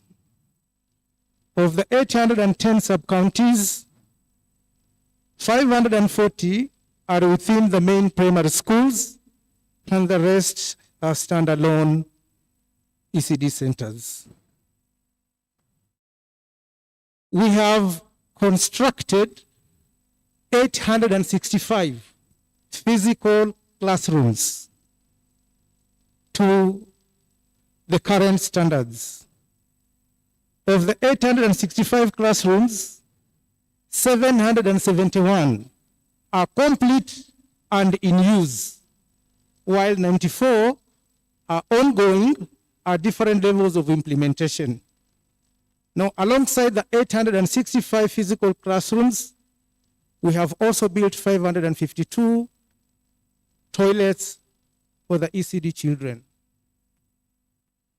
Now, after providing the physical infrastructure, that is classrooms, the county has continuously provided teaching and learning materials for our ECD children, amounting to 272 million shillings. Now, inside the classrooms, we have provided ECD furniture, that is the hexagonal tables and the chairs, to the tune of 45 million. Now, in terms of child protection, at the school level, we have taken care of the children who have disabilities. We have constructed ramps to enable all our children to attend or access our ECDE centers. We have again fitted our physical classrooms with grills. Some have fences to ensure maximum security to our pupils. Now, in terms of feeding, that is nutrition, the county does not offer any feeding program. However, we have partnered with some NGOs, particularly in Magarini and Ganze. World Vision is giving a very good hand at this. Now, when we come to child health, the county government in the Department of Education and Public Health, we have partnered to be able to offer our children immunization and deworming exercises in all our preschools. This has been conducted so well at the sub-county level, and we have registered almost 98% success. Now, providing physical classrooms alone without giving the children quality education is not enough. So the department from 2015 up to May this year, we have employed 1,296 ECD teachers. Certificate holders are 674. 1 minute. Diploma holders are 579, and degree holders are 42. They are on permanent and pensionable terms under Sarah Serem salary recommendations.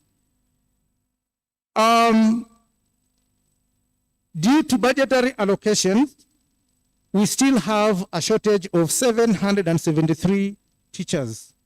So my plea to the national government is to add more funds to the counties so that ECDE in Kenya become free like in the primary education in Kenya. Thank you so much, listeners.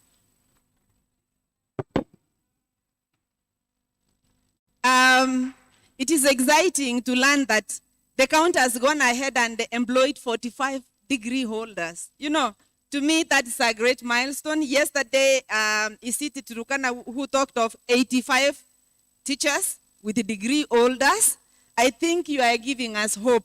I'm not saying that the teachers who have certificate and the diploma are not good. I know our schools are filled with that. And also another thing that is catching my attention is the fact that the county government has also done feeding program with support with partners. That gives us a challenge as partners. How do we support? Okay, the next presenter is Nandi, please.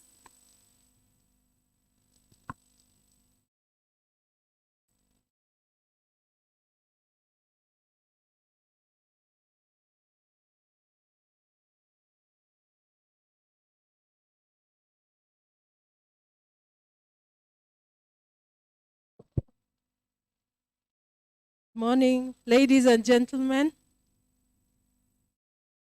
My name is Grace Sugut. I'm the CC for Nandi County, otherwise known as the county of the source of champions. That is where all the champions come from, including me. You know the famous Ineos Eliud Kipchoge? Well, that is ours. And we are all made of that. And if you doubt me, you can dare me for a round outside here today. So, just move on the slide. Move the slide, please. Next.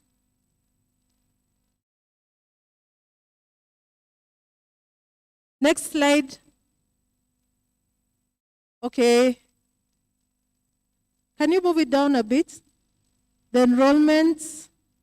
So we have 46,000. Is it down or up? We have 46,000 learners, 213 learners.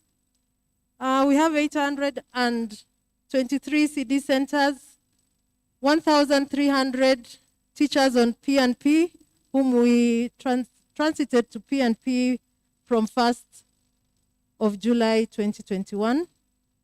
And then we have 2 directors for ECD.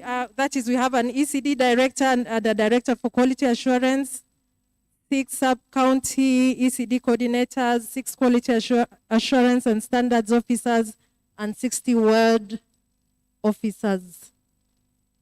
On development, so far we have constructed 240 ultra-modern ECD centers. Each of those centers has 2 classrooms, a store, and an office.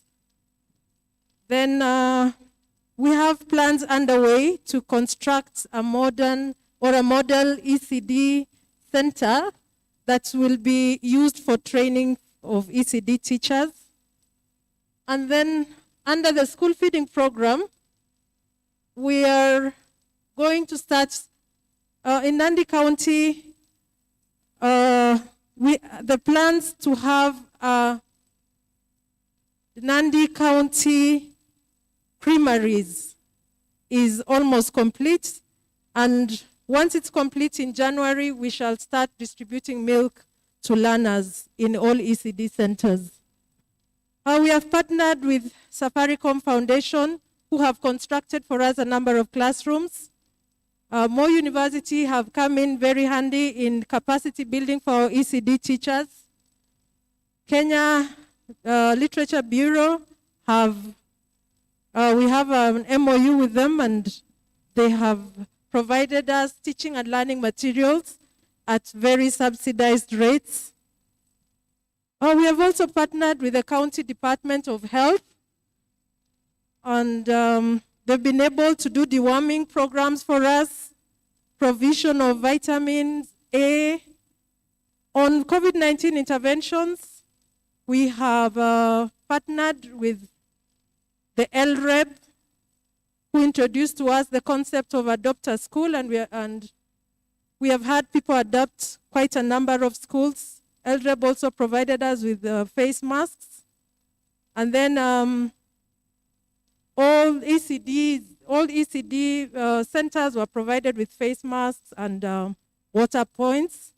And the teachers were also trained on COVID-19 interventions.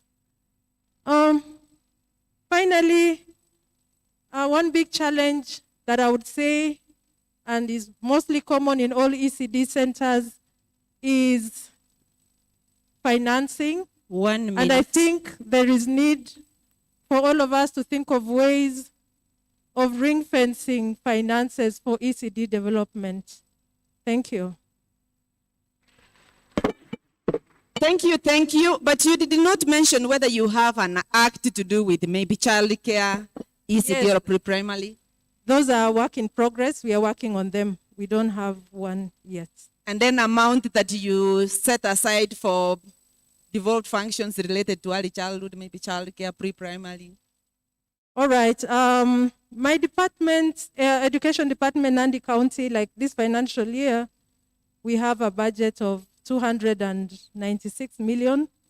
And out of that, I have 90 million for ECD. Thank you so much. That information is critical. Clap for our champion, home of champions. And we want to believe come 2023, you will be championing in terms of the numbers whom you have employed. Thank you so much.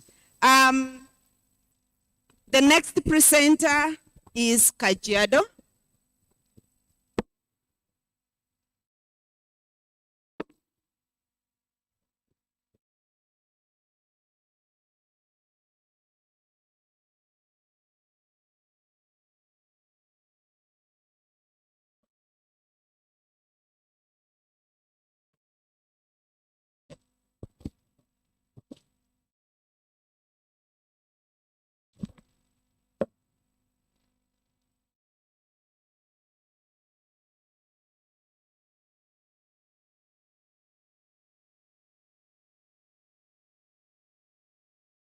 Okay, put the presentation up, but you can go ahead and introduce yourself as you wait for them to put it up. Okay. Guests of honors, all the participants this conference, good morning. My name is John Sipitiet from Kajiado County, Director of ECD. I take this opportunity to present to you the milestones that Kajiado County has taken in this Department of Education. So, I don't know whether it is up there already. Okay, So if it's not there, then, okay. Good. So the Department of Education, that's our structure. As you can see, the executive, the Ministry of Education, Youth, Sports, and Vocational Training. It's a large ministry, but we deal with ECD issues ourselves. So our main aim here, is actually to raise literacy level within the county from 65.2 to 70%. And also our main objective is to increase enrollment to 70%, retention to 60%, and even transition to 75%. Our main strategies include access. So we talk with the communities, we mobilize them to make sure they enroll more children, do a lot of campaigning against negative cultural practices. This is where we still have the mutilation of girls and all that. Enforcing child acts and improving school infrastructure. And also, when it comes to retention, we do a lot of feeding programs and wash programs in our schools, and also quality learning environment, provide quality learning, training of teachers. We also provide bursaries to children who proceed to secondary and colleges, and even we make sure that the curriculum materials are in schools. The current statistics that we have include the private schools. You can see we have 1,141 teachers, that is private still, and then that 5,440 children. The public, we have 712 ECD centers, 877 teachers employed by the county government, then 41,025 enrollment, making a total of 1,313 centers, 2,021 teachers, 76,465 students. Our main achievement is actually on the side of infrastructure. In our next slide, because what you can see there is our governor, His Excellency Olelenku, acknowledging the students in class. So in the next slide, you'll realize that we have used about 983 million shillings. That's a total of 983 million shillings for the last 4 years to make sure that we have good infrastructure in our schools. In the next slide, you'll see that we have 265 classrooms. We made a fence because we have a lot of wildlife in that area, and therefore we make sure our schools are well taken care of. 28 schools were fenced, 23 toilets, renovation. We made 20 schools, teachers' houses, ECD centers, administration blocks, dormitories, workshops, 4. You have 1 minute, sir. Okay. Also, we give a total of 580 million shillings for bursaries, totaling to 26,000 students who benefit from that. We also provide feeding program to our children, and this is the fortified porridge. Many learners were missing in schools due to drought and famine, and that is why we had to do that, and it helps us to enroll and even to retain more students in schools. Currently, in the current budget, we have 25 million, which has been set aside to continue with the feeding program in the centers. So we were able also to employ 877 ECD teachers who are on permanent and pensionable terms. At the same time, our teachers are being trained, and we also acknowledge the help of most of our partners like Feed the Children, World Vision, and others who are helping us when it comes to the training of our teachers. Also, our main challenge actually is the issue of funding, because the kind of funds we have normally goes to project and even bursaries, and we are left without recurrent funds to move around and monitor what's supposed to be done in our schools. Otherwise, I'm grateful, and I thank you all for listening. Thank you. Thank you so much, sir, for that presentation, which goes hand in hand with what also was presented earlier about the study from Kajiado.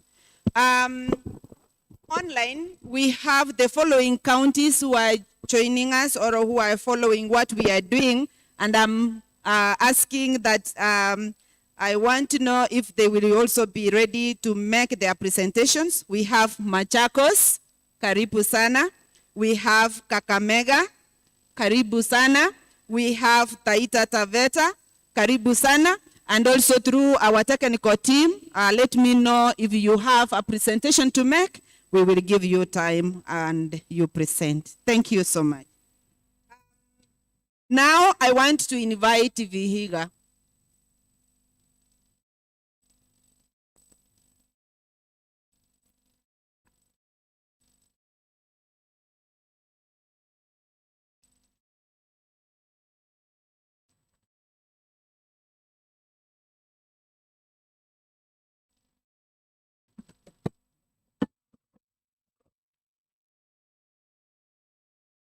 Thank you so much.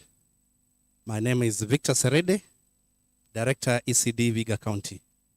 I want to share with you the milestones that you have made as regards ECD in our county. First slide.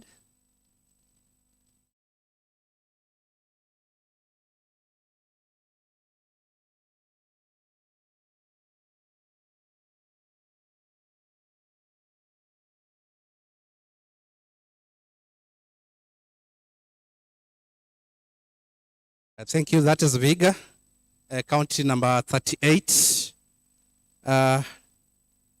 Move. Those are basic statistics.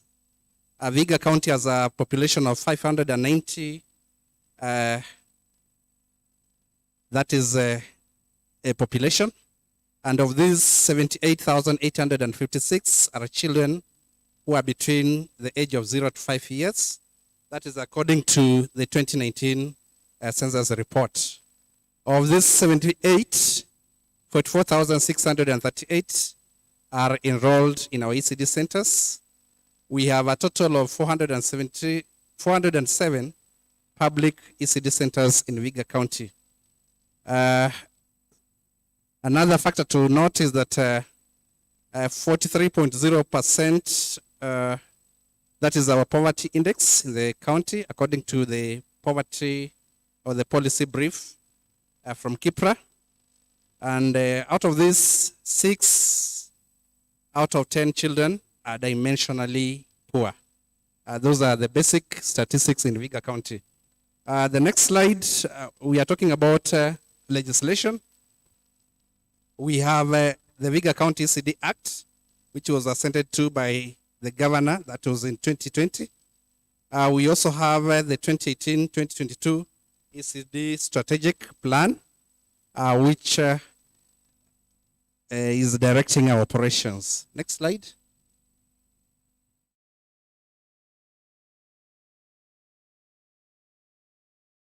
Milestones so far, we have employed ECD teachers. We have done construction of modern ECD classrooms. We have equipped the ECD classrooms with what we call child-friendly furniture. We have also embraced CBC by providing textbooks and training teachers in the same. We are also providing teaching learning materials for our children and teachers. We also do capacity building and support co-curricular activities up to national levels. Next. That one is a slide showing we employed 814 teachers, but on contract basis, we have not yet, or we are yet to implement the scheme of service for the teachers. Next. That is a sample of the classrooms we are doing in our county. Next.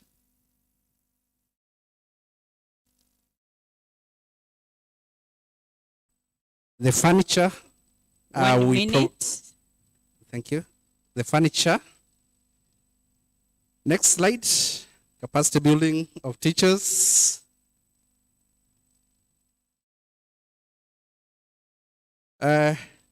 Next slide, please move on. Move on. Move, please. Yeah, I wanted to look on the feeding program. We are implementing it, although on a partner supports basis. We have one partner currently implementing the feeding program in one sub-county. Next. That is the health programs. On health programs, this is what you do. We have introduced what we call Otichelo Care Program to reduce on mother and infant mortality. This is a program whereby when an expectant mother realizes that she's pregnant, she registers for this program and is given a stipend of 1,000 shillings every time she visits a health facility. This one has gone, has made tremendous improvement in terms of improving on child and mother health survival.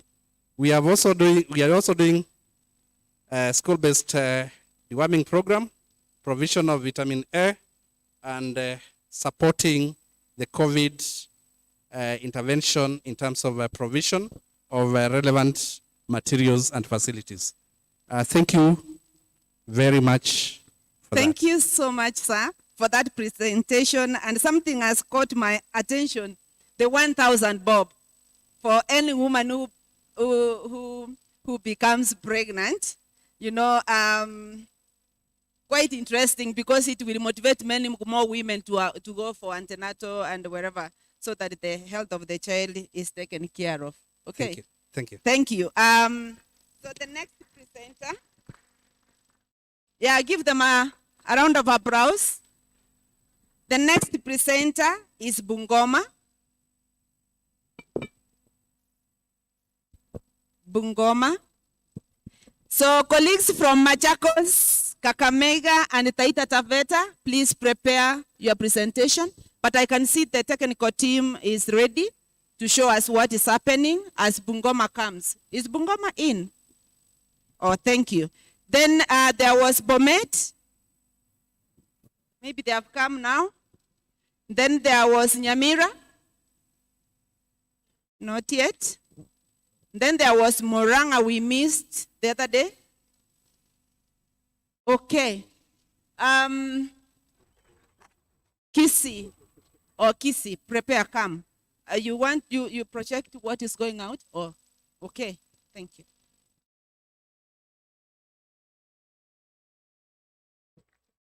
All right.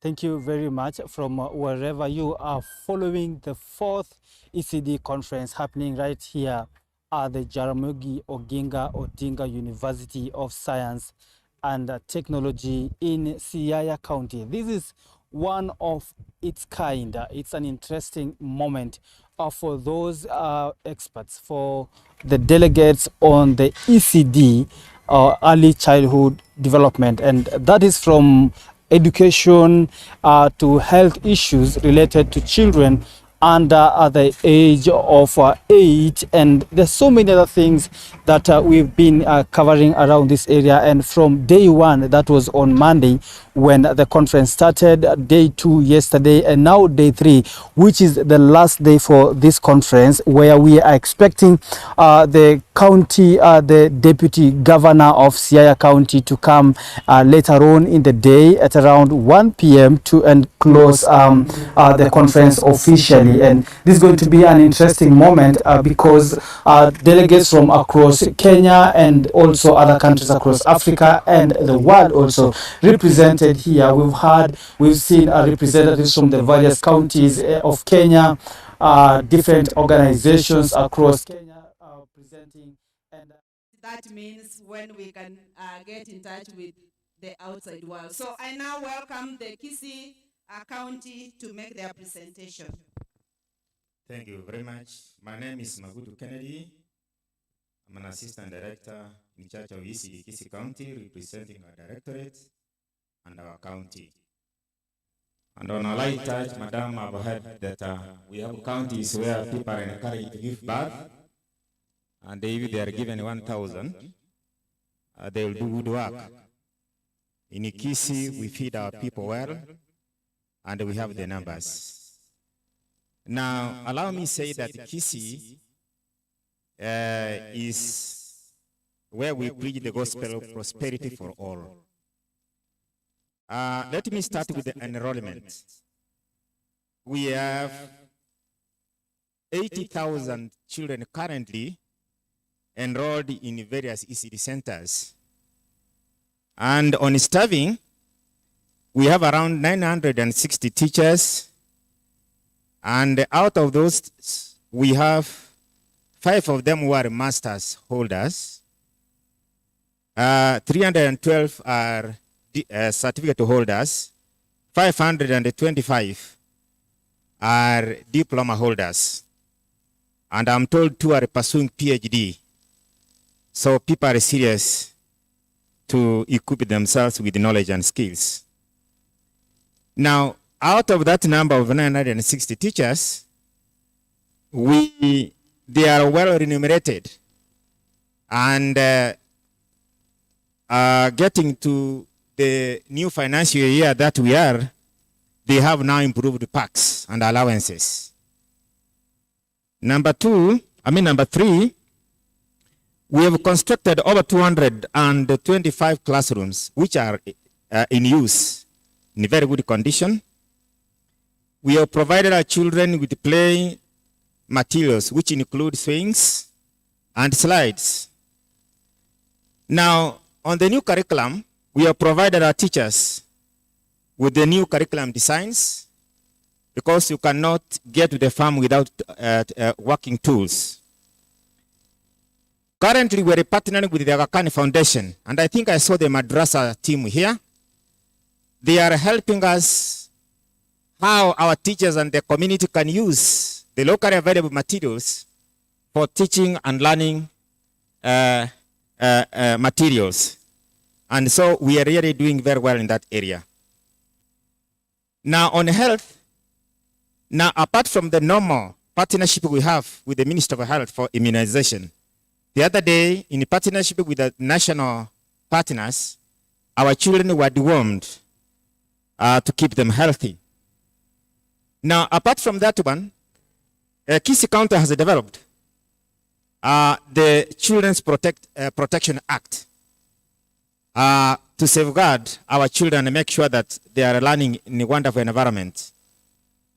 Now, apart from that one, we are out looking for more partners to make our dream a reality. And lastly, allow me to appreciate one of us seated in this room, Dr. Muriasi, a great man. You know, Mr. Muriasi, Kisii are known for bulldozing things. We have examples we can quote. In that position, I'm sure ECD is going to achieve a lot under your leadership. May God bless you. Thank you. Thank you, thank you. Give him a round of applause. He comes from where I come from. That's my mother county, but I belong to Trans Nzoia. You know, we migrate. Yeah, so thank you so much. I want to know if there is Machakos. Anybody who can read maybe a chart? Kakamega? Okay, they are not, I'm signaled that we don't have a presentation. So I want to say thank you so much, and I want to believe that we have had an opportunity to learn from each one of us what they are doing. Certain things that are not happening, we can borrow from those that are doing them. So at this juncture, I want to give the program to the Master of Ceremony to direct us on how next we are going to move. Thank you very much. Let's give a round of applause to our chair and executive director, Dr. Mwoma. Asante sana. And all the presenters. I think we have a lot to learn from each other. Si ni kweli? There's a lot from creating partnerships with the private sector players. I think that is a critical area for ECD. We need to be able to harness into the private sector. And I know Kidogo can tell us a few things about how to do that, especially so in the private sector. So let's look at opportunities that are available for us to leverage, even as we're thinking about ring fencing. What percentage is recommended of the GDP of a country for us to be able to finance ECD services? Anybody knows? Between 1.2 and 2% of the GDP. We need to be asking for that kind of allocation for ECD. It means a lot. If we are talking about the GDP, then we need to be able to put that kind of resource available, and that's a global standard. So I would like us to be in that space where we are pushing for these things to happen. Having said that, we want to take a break for tea. And we will also have an opportunity to go through the exhibitions as we do so. We will also be setting up our room a little bit just to be able to have the final ceremony. So our tea begins now and ends at about 11:20 max. I would like that you take that tea at the far end where we have always been taking it. The team that is with Dr. Mwoma will be led to where they'll take their tea. And then we come back in and we begin with the advocacy strategy, and Dr. Carol will be taking us through that, and then we will move on to the communique and other items that we've agreed we will be talking about before we have the closure. So tea break starts now, and enjoy your tea. Thank you. Those online, we will come back at 11:20 to be able to continue with the program for the day. Thank you very much.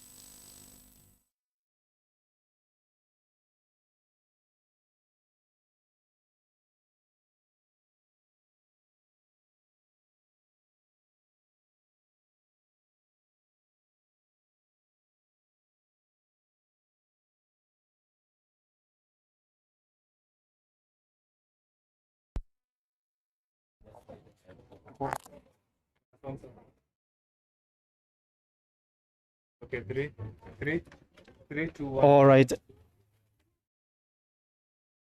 All right. Thank you very much. We are outside here, and the first session has just ended. Several presentations that have been made.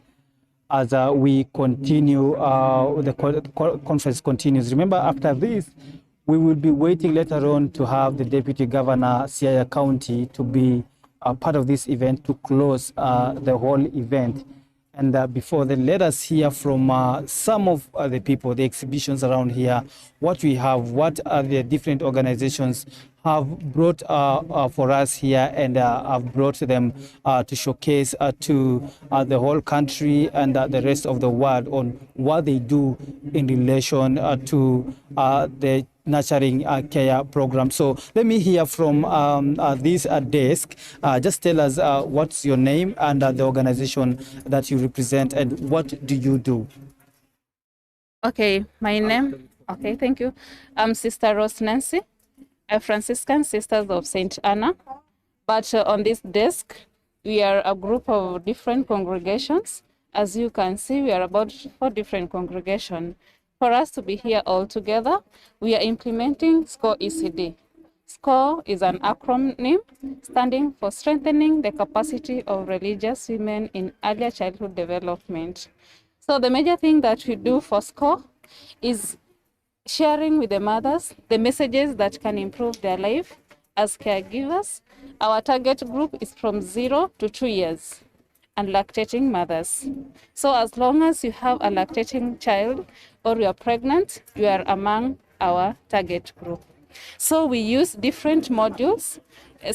For example, like this one is an integrated mother-baby course, and this one is a module used for the ECD messaging. So in this ECD messaging, we have 3 kind of modules. So they run for 2 years. For each session or each group will graduate after the 2 years. We meet after we meet once a month to give the messaging to these neighbor women, and we use something that we call a care group.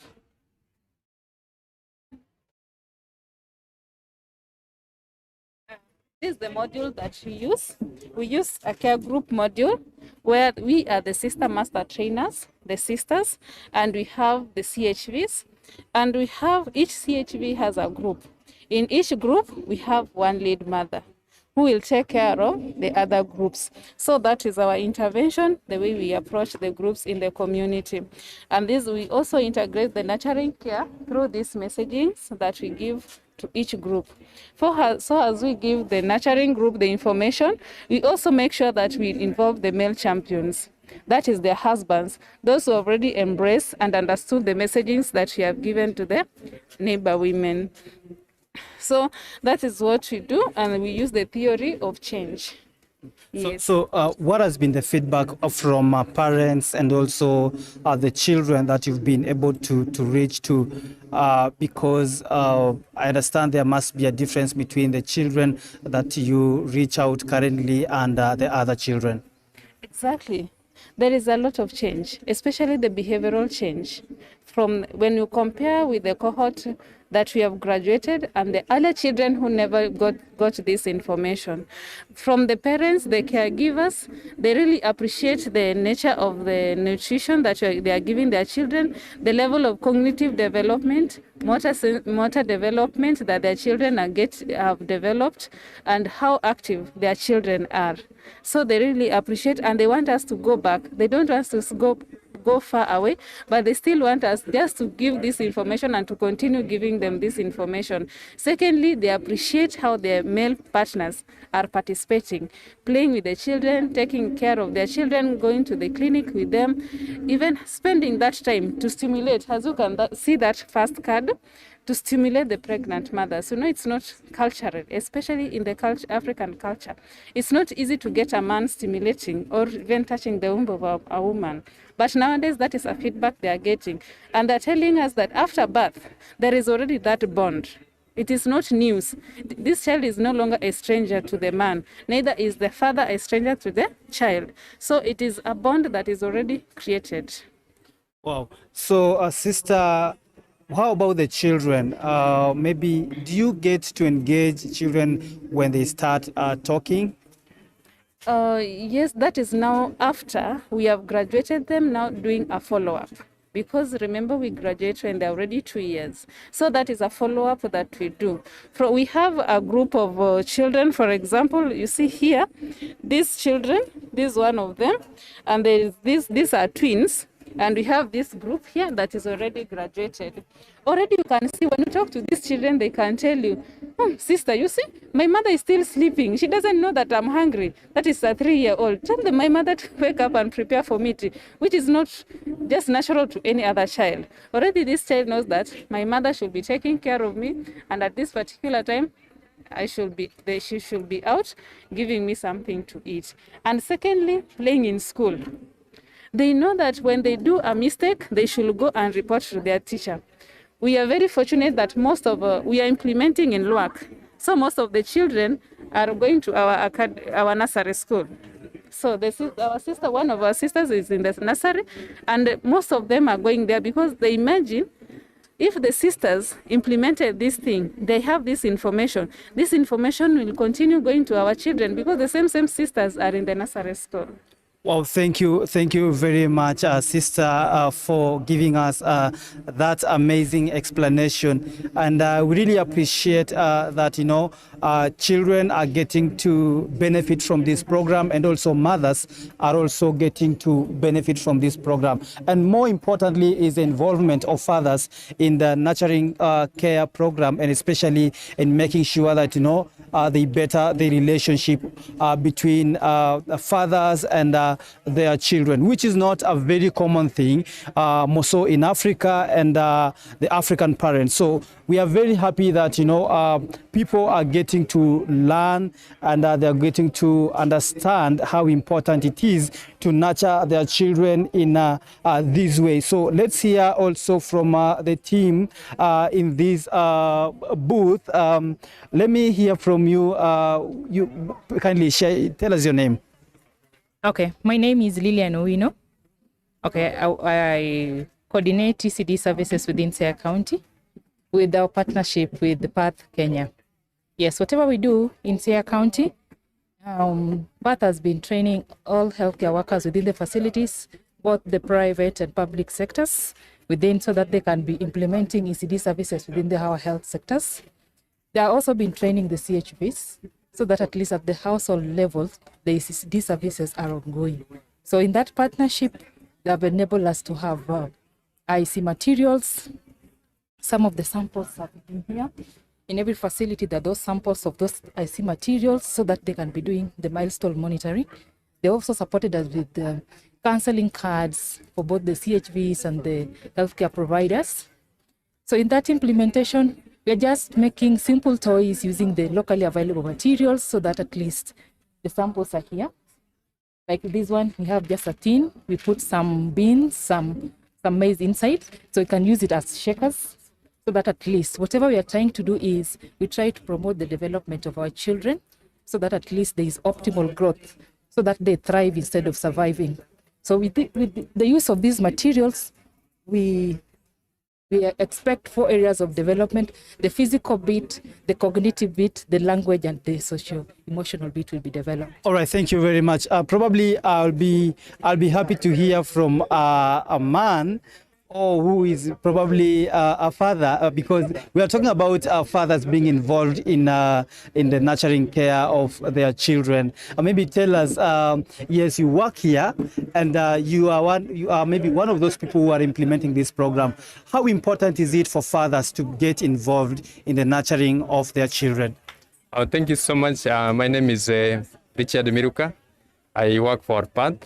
And we know that the child care, everybody should get involved in the process of ensuring that we give our children that opportunity that they're able to thrive. So as a male caregivers, we also need to give our children that chance, so that we support the mothers on how to take care of these young children. The aspect of like bonding, we need to begin this one right from when this child is doing the utero. As this child is kicking, we need also to help massage the time of the mother, just to ensure that bonding starts early enough. So the more you are closer to your child, you will realize that you give this child a better start in life. Yes, thank you. So do you think this is working for the fathers and the families? And what's the feedback? What feedback are you receiving from fathers? For fathers that have been closer to their children, we have seen this is working. There's that love that is there. Means they are among their children. We see now they are able to share with them freely, even when they have got their problems, because they are already friends. You know, if you are a friend to your child, then you realize that you'll be able to share a lot with them. So for the fathers that have been practicing this one, they have given us positive feedback that when they are closer with their children, playing with them, there's that bonding and the friendship that is there. And so they are able to share everything with them, which is also key for the safety and the security of the child. So what will be your message to any parent and maybe mothers and fathers out here in relation to children? My message is that the early years of the child is very critical in their development. So let's support all the parents should come together and work as a unit to ensure that they give the children the best start in life. It is not the work of only the mothers, but let's all come on board and give these children better start in life. Now, talking about the fourth ECD conference, how important is this conference in making sure that, you know, the nurturing care program maybe is advanced? How important is the conference according to you, sir? And the conference is very key so that we are able to know that we are able to bring to everybody on the board to realize that this early years of the child is very key. And when you look at the 5 components of nurturing care, it's very key. And so when all sector that's come up together so that they are able to work and give this child that better start in life, addressing the 5 components of nurturing care. That is the good health, nutrition, safety, and security of this child. Then we look at the opportunities for early learning and responsive caregiving. Very key for the development of this child. So I think as for me, this is a very good time that each and every individual is now aware that when we give this child a stronger start in the life, then we are going to have greater things coming ahead. All right, thank you very much, sir, for that elaborate explanation. Remember, this is the 4th ECD conference, and this conference is coming at a time when recently, the other day, the director of ECD in the country was explaining to us the importance of enrolling children for the ECD program from around 4 years instead of enrolling children to the ECD program from 2 years, which is currently happening. And they are really discouraging parents to take children to school at the age of 2 years because, you know, that tampers with their development, and which is very important. So for the development of a child, the whole of this process is important, giving them the opportunity to play, giving them the opportunity from when they are in the womb. You've heard from the different stakeholders here why it's important for fathers to be involved in the development of a child, for the fathers to ensure that children develop or grow in a holistic manner. So we've heard from the PATH team, and now let's now look at what is there is the Smart Start Siaya, which is a program that is run by the First Lady Siaya County government. Now, let me before I come back to you, sir, I'll come back to hear from you. Let me hear from the other person, a very, very important person in this conference, and that is Dr. Daktari. Maybe if you can give me a minute of your time, you can just tell us about the session, the afternoon session, the morning session. What have you learned from the morning session, and how important has it been for you? The morning session was very exciting because we had an opportunity to give counties time to speak to us what they are doing in their counties. And it's exciting to learn that among the teachers who have been hired, they are hiring graduate teachers with bachelor's degree. And again, another striking point is that teachers are being hired on permanent and pensionable. There are teachers who have been hired who are on contract. Many counties have come up with modern ECD centers. They have bought chairs for their schools. A lot of strides are being made, and I think we are moving to the right direction. So as the director ECD network, sorry, I didn't mention that she's Dr. Teresa Mwoma. She's the director ECD network Kenya. Maybe what do we expect in the afternoon?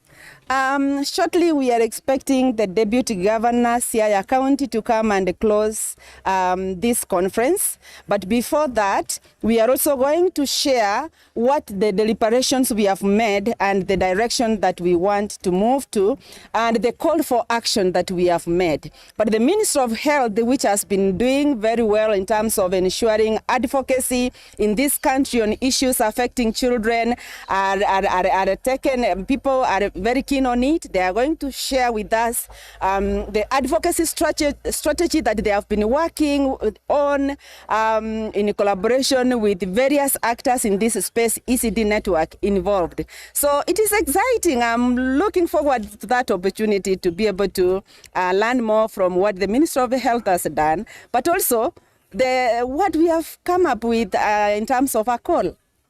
So Daktari, from the previous conferences, comparing the previous conferences in Nairobi at the Kenyatta University, at the KICD, and in Mombasa, what is different in this conference that maybe wasn't in those other conferences? This conference is unique in nature because we have had over 300 participants who have participated physically. We have had over 600 participants who have joined us either through YouTube, through Zoom. And I think we had a very wonderful team that was covering this event, and that is why we have reached this. And I believe by the end of this, we are going to get analytics to show how many people, because of this conference and because of the team we had on the ground, have been able to like our page, to follow the conference. It is exciting. Yes, so Daktari, it's not just about following the conference, but the most important thing is about the message that people are going to get from these conferences, how they're going to implement programs related to children. So what do you expect people or delegates to go and implement after this? We want caregiving, the message on caregiving, to be preached out there. We want to see male involvement in caregiving practices. We want to see county governments coming up with caregiving spaces in the workplaces so that young mothers have a humble time to be able to breastfeed on demand, to be able to attend to their duties because they know I can walk 5 minutes away or 30 minutes, 15 minutes away, breastfeed my baby and come back. In that way, we will be able to provide quality services to the children. But more importantly, we are looking forward to have counties coming up with policies and legal frameworks on caregiving services in Kenya. We are looking forward to see counties and even national governments coming up with regularizing the caregiving services, whether they are daycare services or night care services, because we have parents who work at night, like nurses, like security officers, name them. So, and if they don't have a caregiver, they will need caregiving services. So we want our country, our government, both national and county governments, to be able to provide guidelines and legalize so that we know, for example, in Siaya County, how many daycare centers do we have? How many caregivers do we have? What training or qualification do they have? All these are very critical. Well, thank you very much, Dr. Teresa Mwoma, the ECD coordinator, and we really appreciate that you've played a very important role in making sure that this conference is successful. And it will be amazing to hear from other people on what has been happening here, and it's just amazing that the contributions are just amazing, and I'm very happy that from the resolutions that are going to be made from here, most likely maybe we are able to see a country that considers the rights of children, and maybe a country that takes care of the rights of children and making sure that the ECD programs are good, and we have ECD classes, we have ECD maybe enough teachers to teach children in ECD. But there is also an important aspect that has been coming to my mind about payments for the ECD teachers. For me, I always believe that ECD teachers should actually be paid more, but we'll get to hear from the delegates or even from the officials represented here to get their views on the financial aspect, because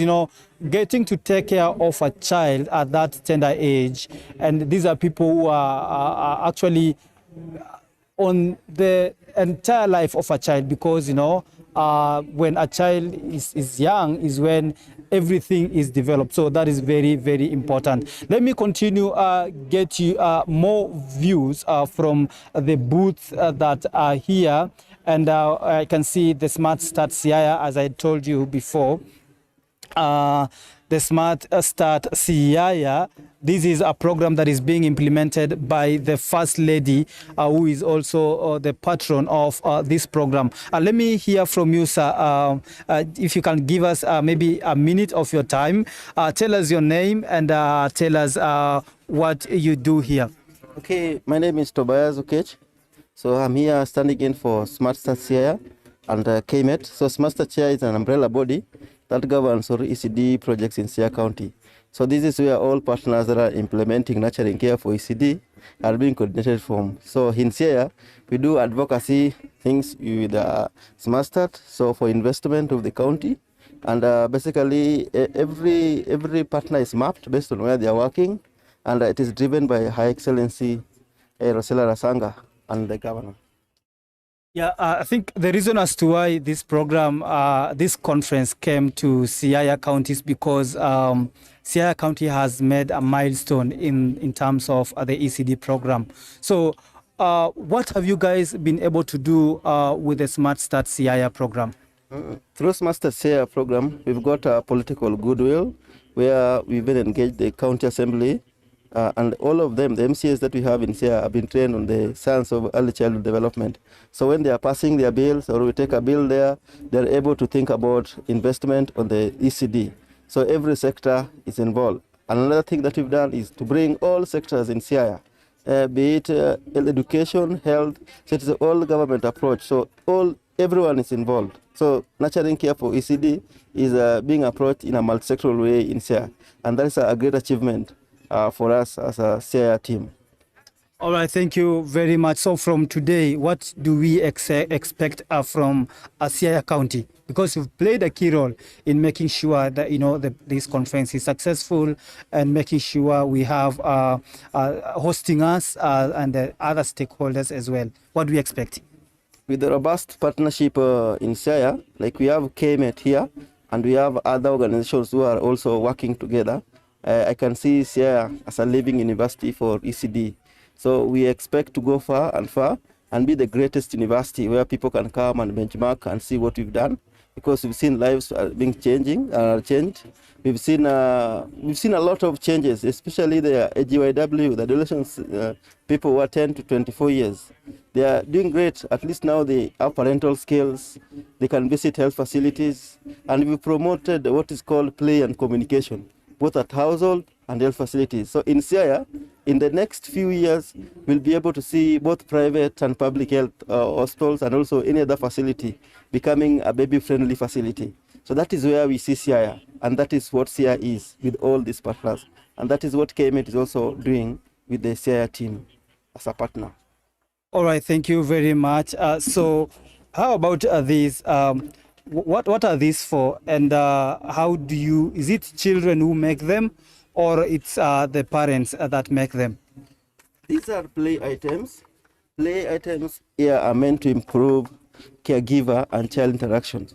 So these play items are made by parents and also children, or we call them caregiver because we believe anyone with a child is a caregiver, be it a parent, a grandmother. So they make these things and they help to promote that interaction between the two. So when they improve this, you'll be able to understand the cues and needs of the child and respond to them accordingly, so that children don't just survive but thrive to their full potential. So that's the science behind all these play items that we have here. From here, we have that locally made, and also we have the ones from the shop. So we promote both, but we advise them to go local so that they use the local available material so that they don't spend much. So this is the turning point, and this is the quality brands we'll have in Siaya. And I can feel already this is very heavy, sir. Yes. This is very heavy. So is this for a child? So these toys that we are having here are per age. Oh. We do age-appropriate play items. So the way it is a bit heavy, it helps in building motor skills. So every toy has a purpose. The heavy one It's a way of building the motor skills for a baby. We have the ones that are very rough, so we are trying to stimulate the baby in all senses, so that all senses in a baby are stimulated, so that a child is able to walk at the right time, the child is able to see well, is able to hear. So all these things, we now have shakers here. So now when you do shakers, it helps you to know whether the child is able to hear or not.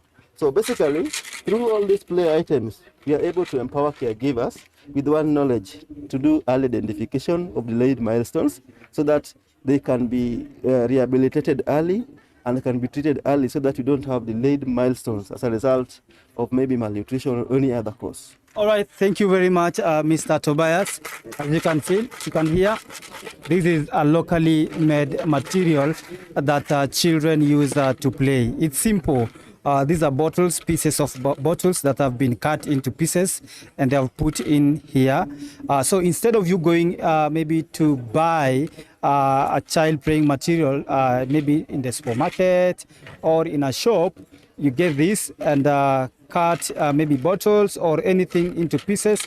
Then this is how you shape them and your children play. So it's favorable for everyone, whether you are able to, you're well off economically and you're not well off economically. This is okay. Thank you very much, sir, Mr. Tobias, for your time. Let me take you to another room. That is the Luala Community Alliance. Let me hear from the team that is in here. Asante sana. Just tell us what's your name and what are you doing here? I can even see kuna mwiko hapa. Do you guys teach children to cook ama hii mwiko ni ya nini? No, we don't teach. My name is Evio Lodge. I come from Rongo Sub-County Hospital. I'm a chair working within Rongo Sub-County Hospital and we partner with Luala.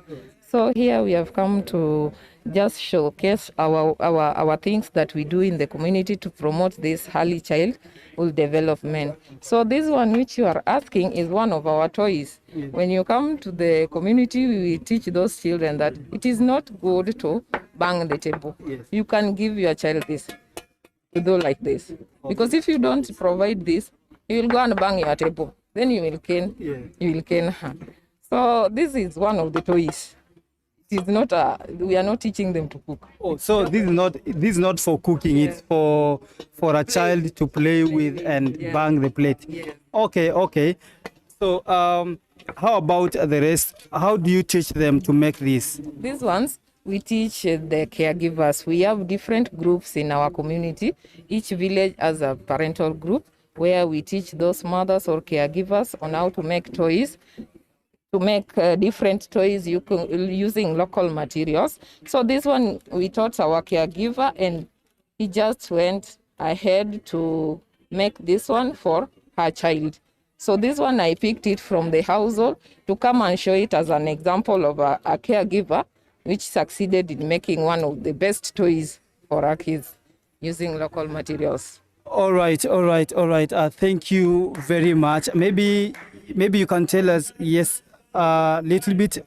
I can see they're already calling people to get in. The other session is about to kick off. But let me give you another person because actually I'm interviewing more mothers or females, but it's not because I selected them, but I find them in these booths. Tell us your name and which organization is this? I am Beatrice Achieng Haya from Siaya.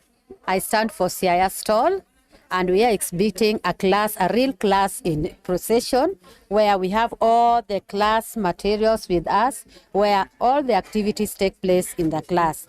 So if you look at that collar, you will find that is a mathematical corner, where we have all the mathematical, what it entails in the mathematical corner, that is the numbers, the number values, and the materials. The blackboards are used there so that the child may write what she's so conversant with. Instead of first giving the book, you give the blackboard so that she writes it properly in the blackboard, and then she comes to the book where she will be very much conversant of what she's doing, writing the number properly.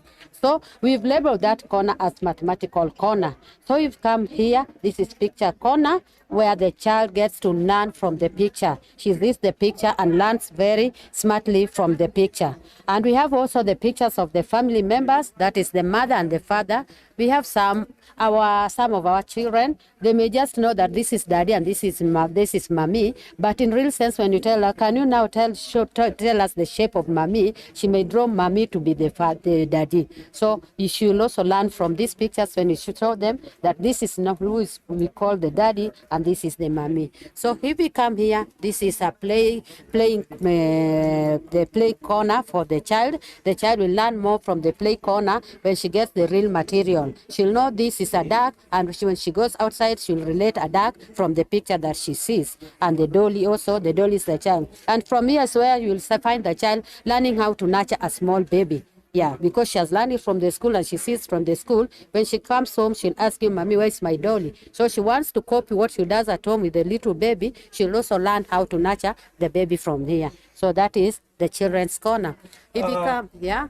Maybe I will cut you short from there so that also I can get other views from somewhere else. But I really appreciate your explanation and the amazing job that you're doing to promote children and to make sure children develop in a good way. So let me bring to you another amazing person that is really contributing on to make sure that the development of children is proper.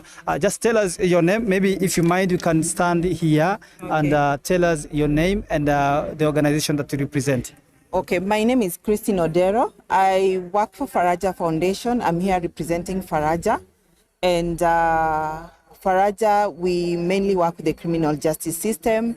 Basically, we have partnered with the Kenya Prison Service and other correctional facilities. Yeah. So yesterday you were actually making a presentation. Yes. And what was your presentation about? Yes, so my presentation was about the children accompanying their mothers in prison. These are children from the age of 0 to 4. And these are children we have worked with.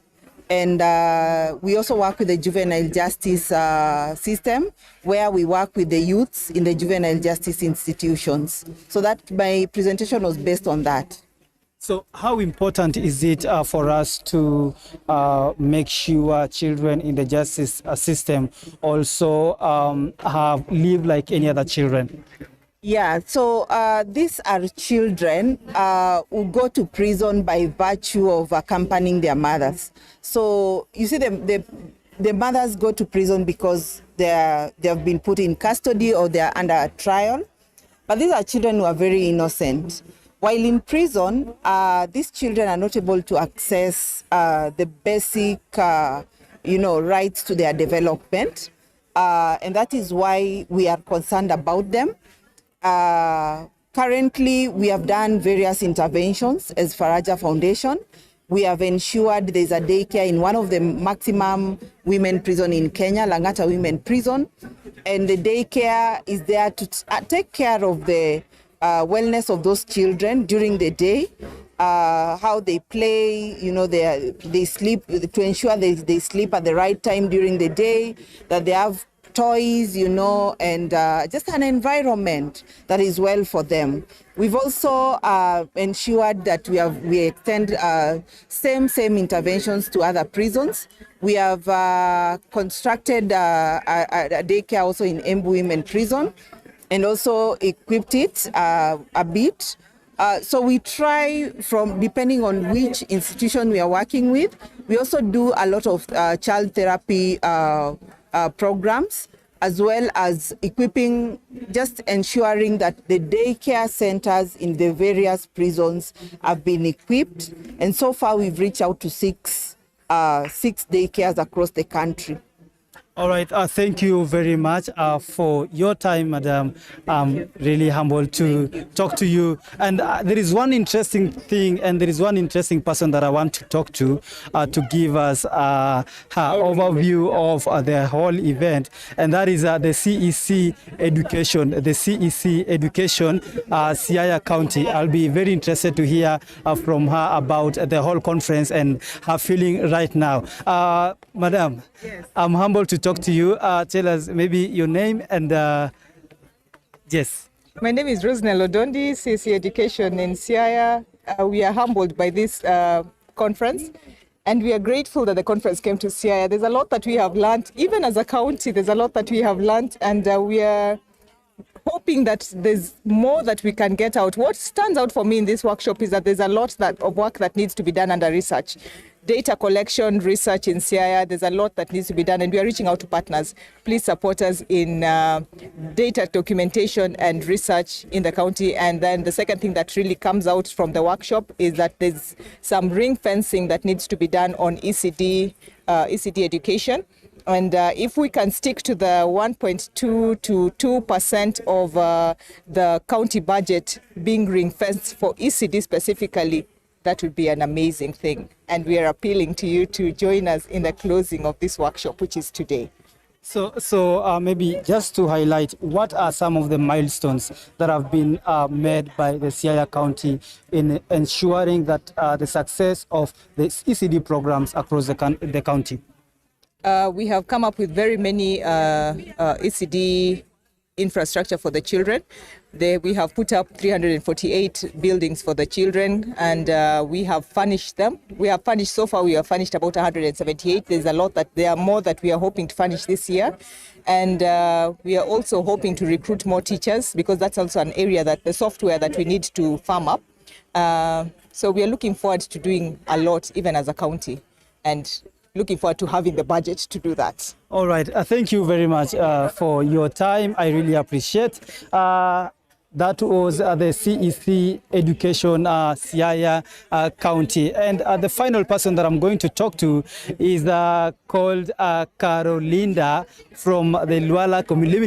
Let me introduce her. Maybe she'll introduce herself more about what she does at the Luala community. Thank you very much, Total News. My name is Caroline Linda. I work with Luala Community Alliance, where we have integrated early childhood development into our mother and children program, where we are saying that we work with community health workers, and we are already saying that we can incorporate aspects of nurturing care within what the community health workers are already doing. Yeah, so what we are doing currently is training community health workers on nurturing care framework, and just ensuring they know the components, then they incorporate that in their daily routine of what they do with caregivers at the household and even at groups. Yeah. So how important has been your participation in this conference? Yeah, our participation as Luala Community Alliance in this conference has been so important. First, we bring the aspect of working with already existing structures like the community health system and implementing nurturing care so that we don't have to create new structures. And also in our participation here, we have come to also learn from other organizations what they are doing. So we are giving our experience as well as learning from others to go and improve our model at Luala Community Alliance. Yes. All right. Thank you very much, Madam Carolinda, for your time. Of course, we'll find more time so that we can have more conversations around this. For now, I am really happy that I'm informed that the Deputy Governor is already around and is the one who's supposed to close today's event, the whole conference, and make his final remarks. From here, my name is Colin Sorono. See you again next time as we bring you this broadcast. And this is Mtoto News. Thank you, Waziri, for coming in. Both of you, asante.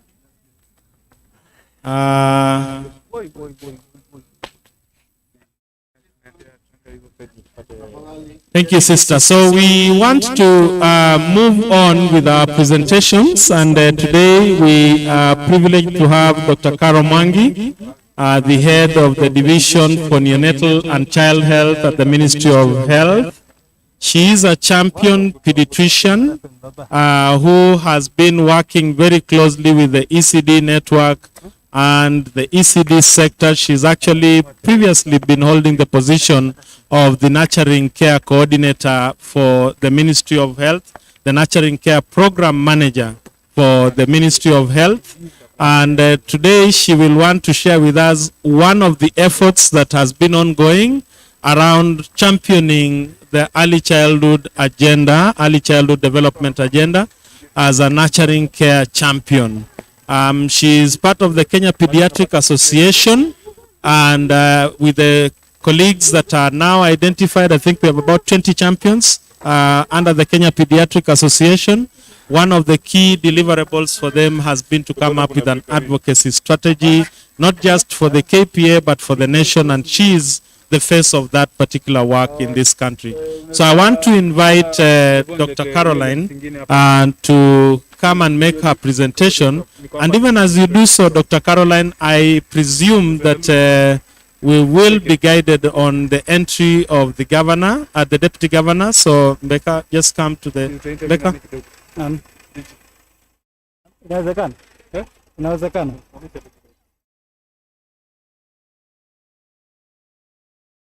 Hiyo hapo ilikuwa watu wanini wanatukataza watu protocol. Kwa protocol wanatukataza. So let's allow Dr. Caroline to make her presentation. Is the presentation ready for sharing?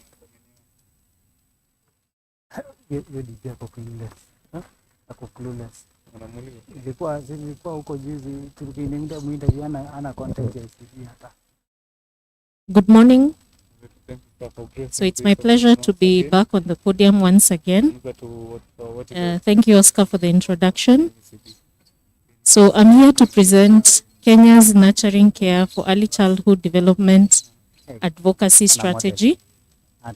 And I must say that we are a team that has been working on this strategy from the year 2020, comprising of state and non-state actors, the Ministry of Health, Ministry of Education, the then Ministry of Labor and Social Protection, our partners who supported us. So I'll go straight into it.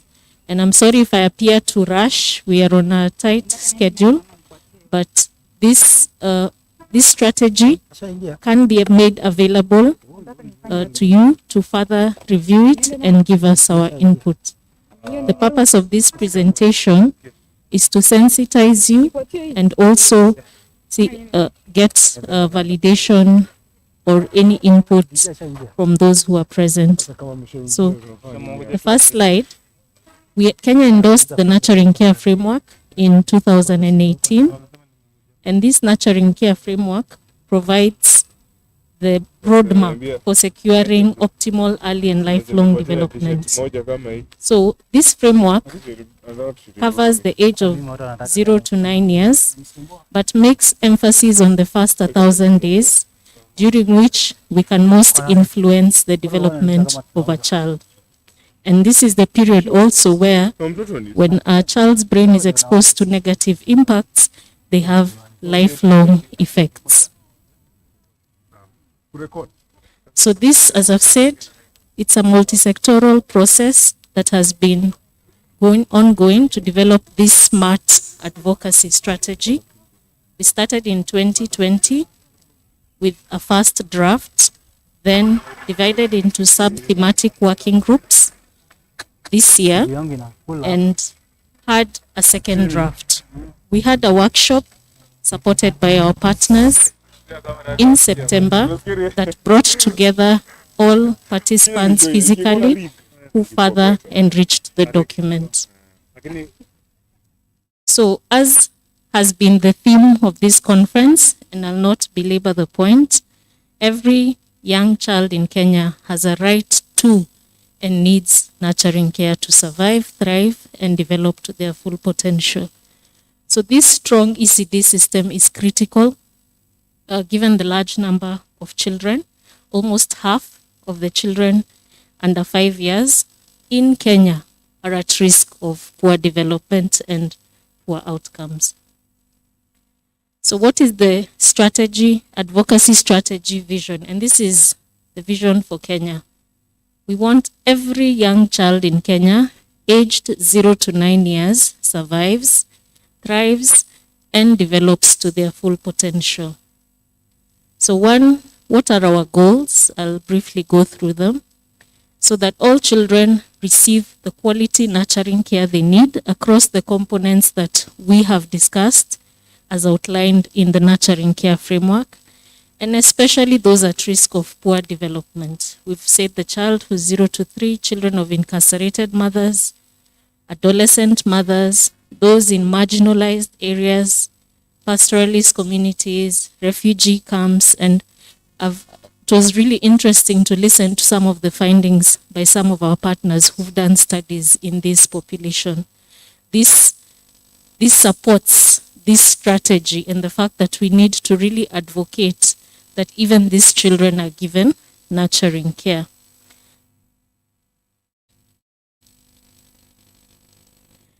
The second one is on family members, parents, and caregivers. We need to empower the caregivers, provide an environment where they are able to give the best support to their children. So we also advocate that every caregiver in Kenya receives the support and services that they need, because they overcome a lot of challenges such as poverty, lack of knowledge and information, and lack of access to services of adequate quality in age-appropriate combinations.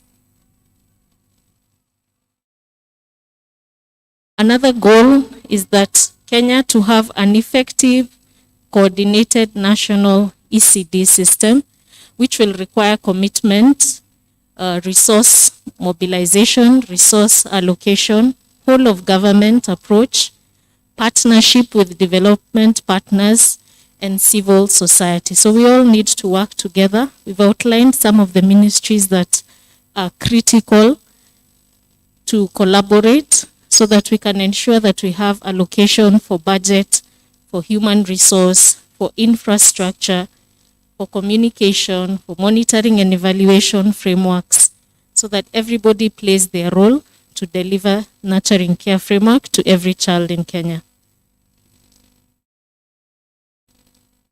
Now, the objectives, that was the goal.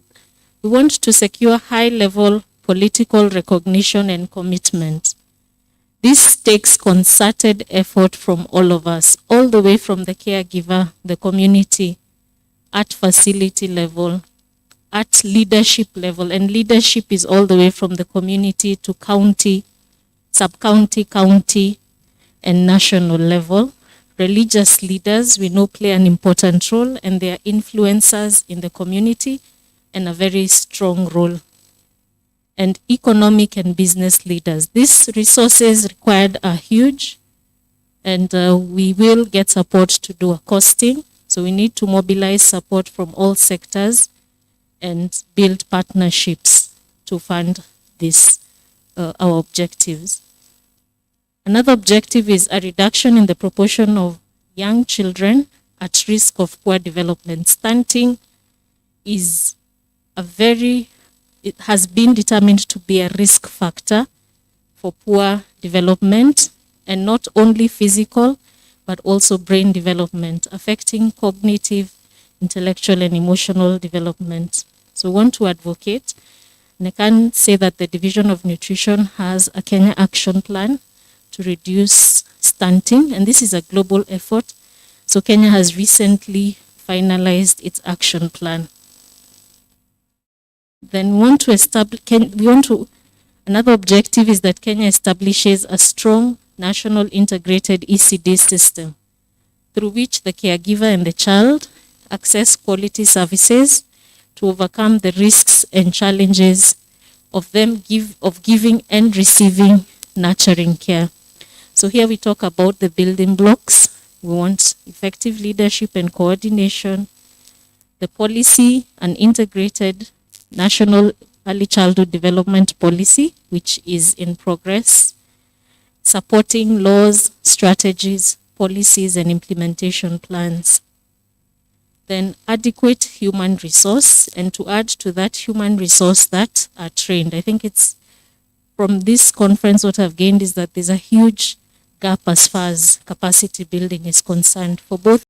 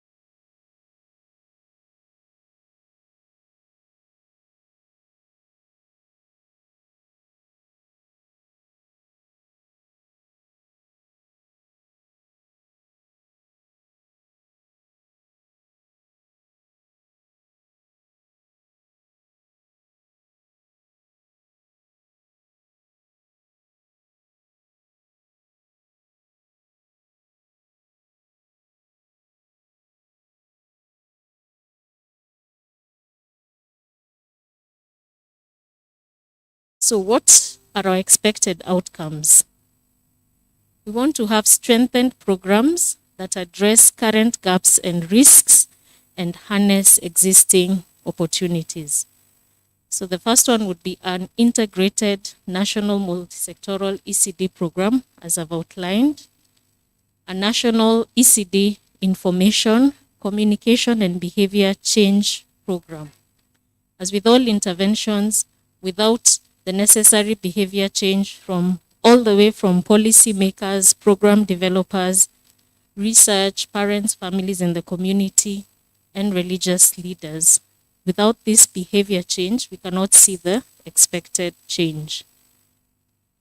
We also, as far as health is concerned, we want to integrate our interventions into the universal healthcare and the primary healthcare package, parental education, adolescent and youth-friendly reproductive and health services, of which centers of excellence are in the process of being established, strengthen our HIV prevention and care and treatment, the maternal mental health, routine early screening for developmental delays and linkages and referrals, and also support advocates to have some of these interventions in the National Health Insurance Fund package, such that they are compensated and covered. Then an integrated nutrition program that addresses malnutrition, acute undernutrition, micronutrient deficiencies, and overnutrition. We have a very robust nutrition program in Kenya that is actively addressing this and monitoring indicators for outcome. A gap that was also highlighted is we do not have adequate information on responsive caregiving. So we want to strengthen and support responsive caregiving. So there's a process that is ongoing under the State Department of Protection. We're involved in development of a national parenting program.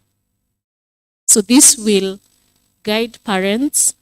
You know, you have to teach a parent. It sounds odd, but you have to teach a parent how to be a parent and how they can optimally parent, or the caregiver can optimally parent this child to ensure that they have the best outcomes.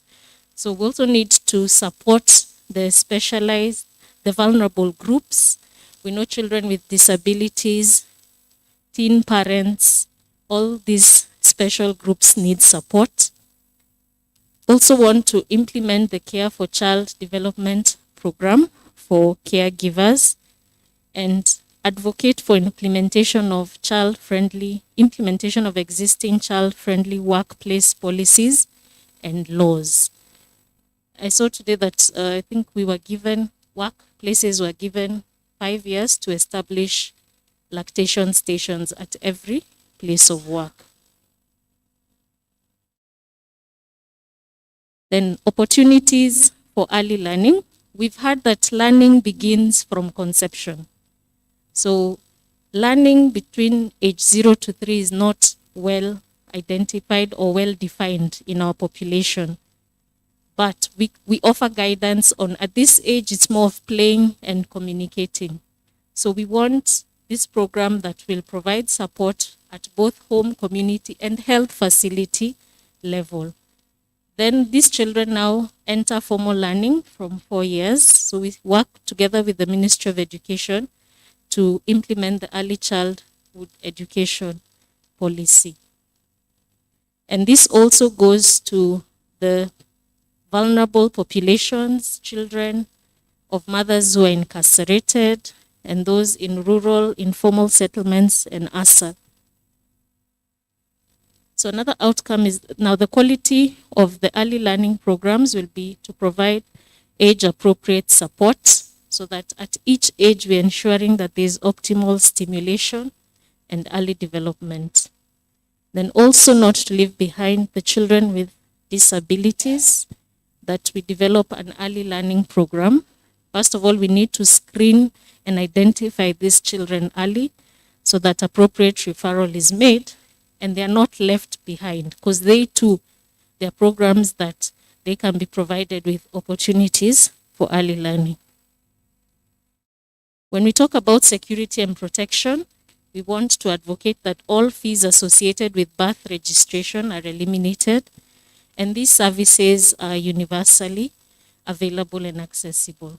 And birth registration services are decentralized.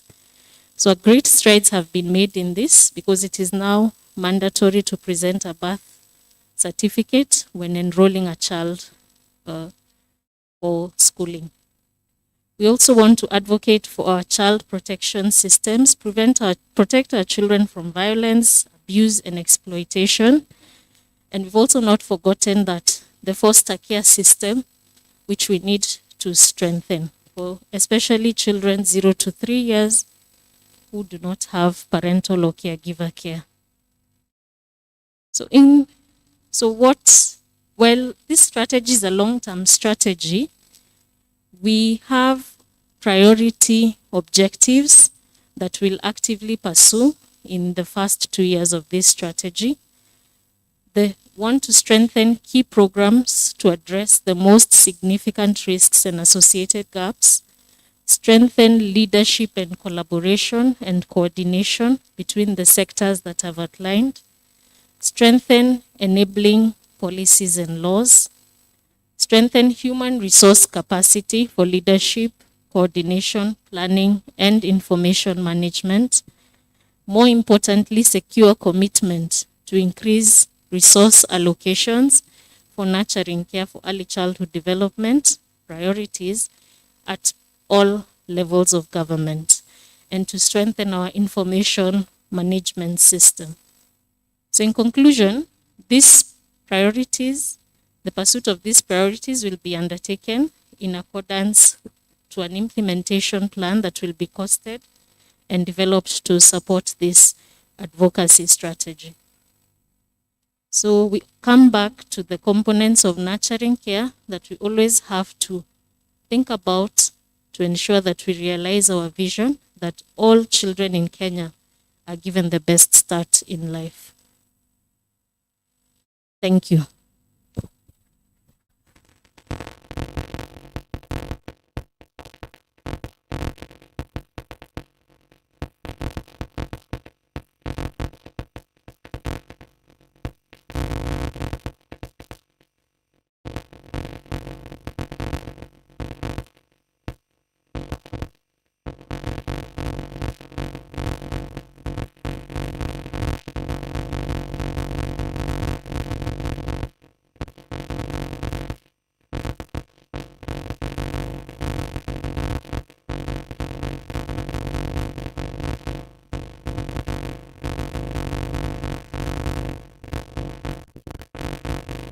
Right, so he'll just be walking through the booths before he gets here. And by way of just emphasizing, Dr. Carol, I think the strategy is a document that once done will be owned by us here. and we will become the proponents of the pieces in there. I look at the nurturing care framework, and I see that all of us in this room have a role to play in articulating the various actions and objectives being realized. So we really appreciate that.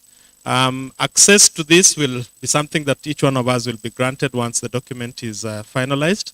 And we continue to appreciate you, Dr. Carol, for leading the effort. And we know that it's in the best interest of, of the child in the country. Let's give her a big round of applause again. Ile yetu mnasahau inatoka juu alafu inakuja chini. Thank you very much. Asante sana daktari. I have a young man. During the speech that was made by the First Lady, she spoke about the long reach of early childhood.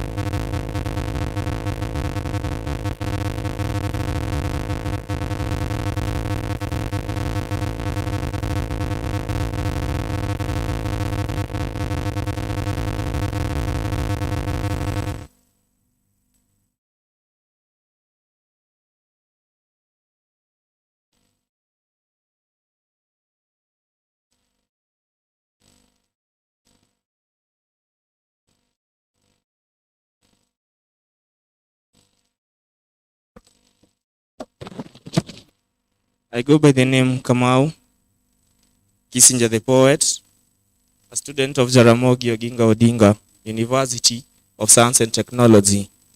I know I'm capable of giving speeches, but on such a short notice, this is a short story of me.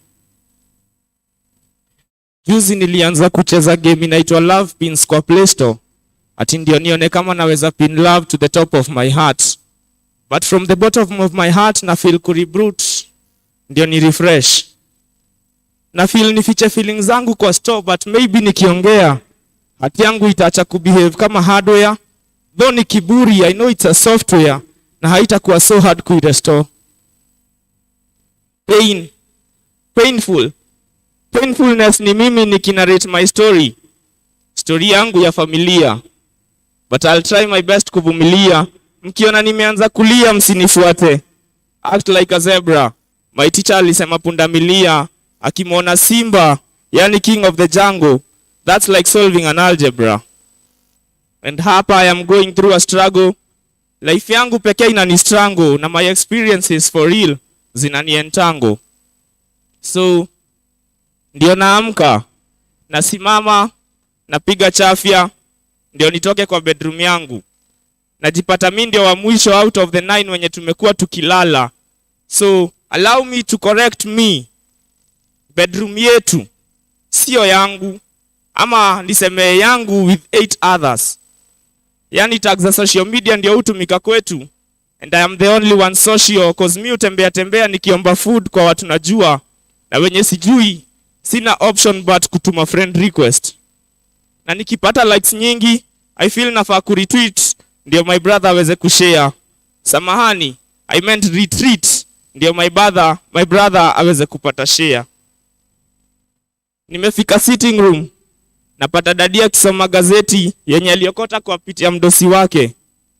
In the front page imeandikwa 7 people dead for drinking illicit brews and 5 others lost vision. Otherwise, wachana na hiyo.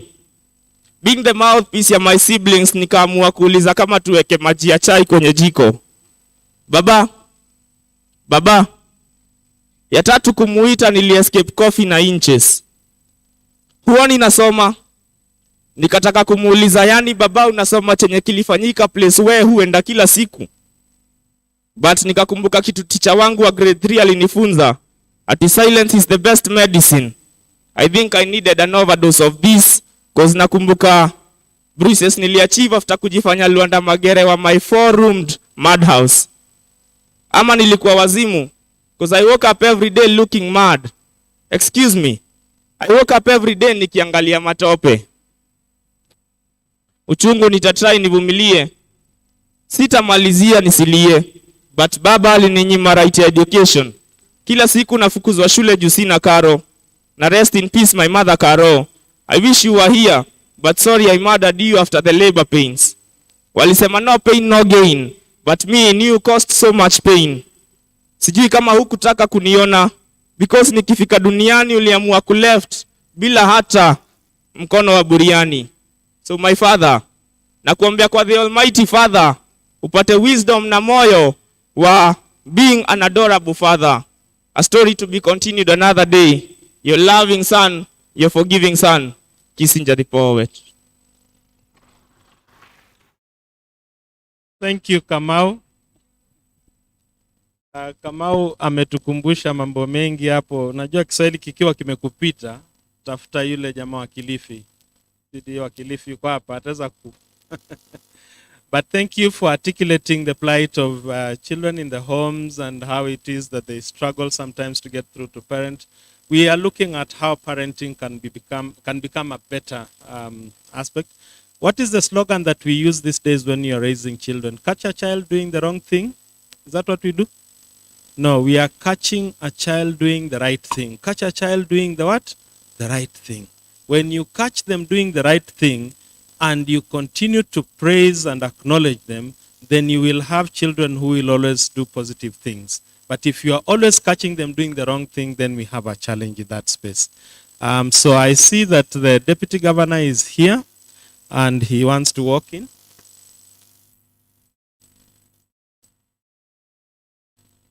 So I'm advised that as with the other time, we will have the Deputy Governor walk in, and the request is that we will all be upstanding when he walks in, and then we can get into the final closing ceremony. We would like that when he gets in, then the communique will be read to us, and the various commitments that we are making here will actually be articulated. So I want to ask Total News to give us our jingle, and then also I think there's one clip that you had mentioned you had of work going on somewhere. Is it possible to play it? A clip of this is basically him being shown around. So I think we appreciate he's out there, but. Let's have the jingle then, if you can't get the clip.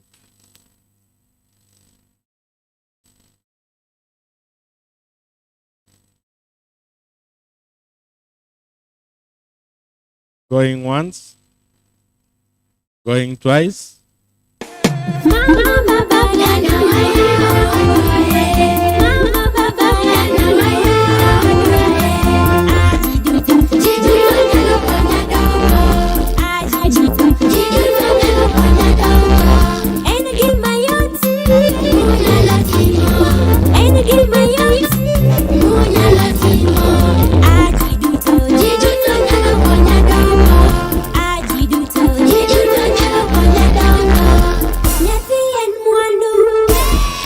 One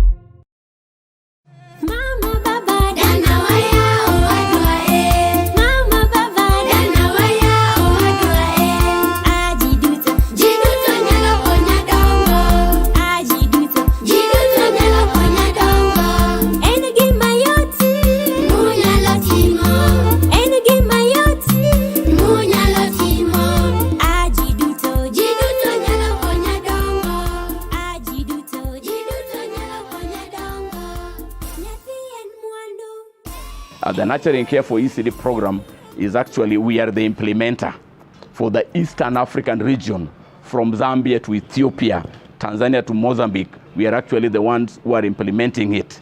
This program was actually, it was launched back in Harvard, where His Excellency the Governor himself went there, made a visit with the team from the county, and actually this baton of the nurturing care was handed over to him, and then he promised to come back to Siaya County and implement it for also all the neighboring counties. So we are actually the county modeling it for Siaya, and for Kenya as a whole, and for the whole of the Eastern African region. Initially, back in 2014, according to the Kenya Demographic Health Survey, it was found that there was high level of malnutrition.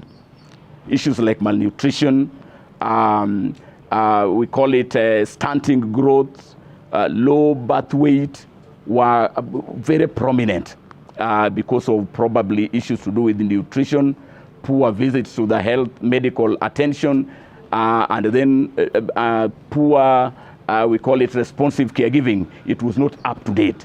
So when now the Nurturing Care program came with the 5 elements, that is good health care, good nutrition, security and safety, responsive caregiving, and opportunity for early learning. Now we are seeing that from the campaign that we have been doing, the parental engagement, the so many workshops, and then which we have been doing in a multi-sectoral nature, whereby we involve every sector from the devolved to non-devolved. We are moving together as a unit in ensuring that this program is implemented.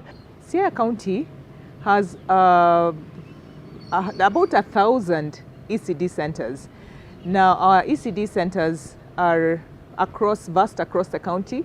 We have both private ECD centers and we have public ECD centers. Of the 1,041 ECD centers, we have 684 ECD centers that are public. When we come to ECD, we don't look at the education itself, because at this point I am talking about early childhood development in terms of learning, which is the 4-year-old to the 6-year-old. However, when we look at ECD, we look at it as holistic as it can be. A child's development starts from conception to 8 years old. This is the place where the brain of the child develops, and the way the brain will develop will affect the way the child is going to grow up in the future. Now, your child should be looked at in those eyes, because your child is your future. How do you take care of your future? You protect it. So those are the strategies that have been laid out under Nyathi and Mwandu, so that this child will be brought up in a holistic kind of way. Nyathi and Mwandu is the rallying call. It's in Doluo.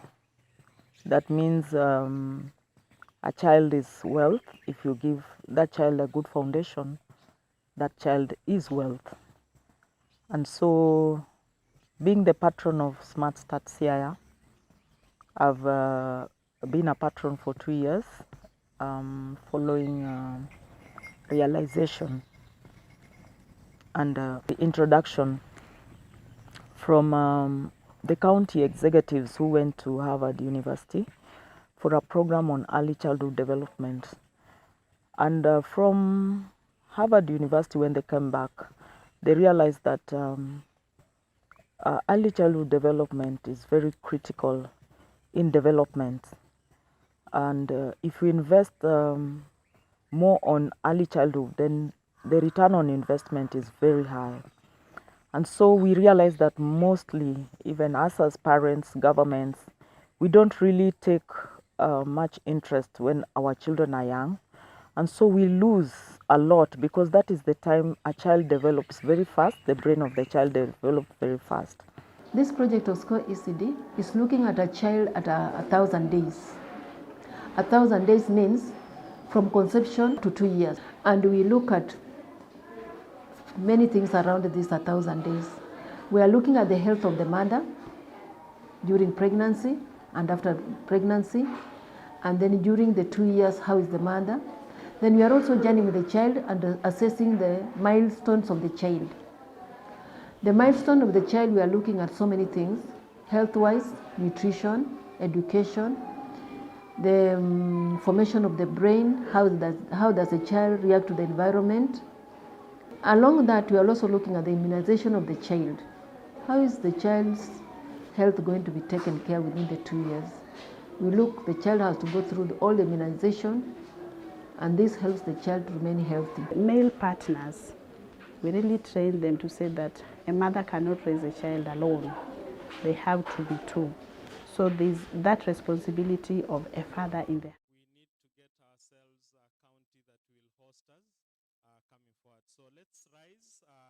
Welcome the governor as he comes in. Tutaweza kumpa makofi ile yetu ya shangwe. Tunatoa makofi. Karibu sana, Your Excellency. We appreciate your having made time to come and be with us again. We appreciate. Makofi kwake anapoingia tafadhali. Karibu sana daktari. Karibu kabisa. Karibu. We appreciate you. We thank you for being present. Bana Moriasi, where are you? Moriasi. Okay. So then I guess we can continue with the program. The national anthem will be played at the end of this because we had already begun. Thank you, Your Excellency, for being present. Please, you may take your seat. Sante sana.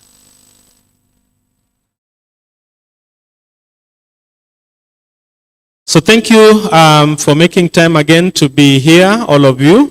We are now at the tail end. We have had a really resourceful last 3 days. We've gathered a lot, Your Excellency. I'm sure Mheshimiwa, your CEC, Rosnell, will tell you that there's a lot that we have really learned from the different counties, the different implementing partners, and indeed we are looking forward to making sure that we don't just listen, but we do what in the Bible we are told we become implementers, doers of what we have learned. So living here, better people, more informed, more energized for the cause of children in Kenya. And we knew we have a champion. I think I look back to a time when, Your Excellency, you issued birth certificates to children who had been unregistered in this county. That drive, I think you can still continue to champion even as you get into the next term. I did not say anything. So, but I know that we have an opportunity for us to be able to have our children by our approaching it as a right, that they all have an identity and become part of what you plan for. You know, if children are not actually, if we don't capture the data on these children, we cannot plan for them.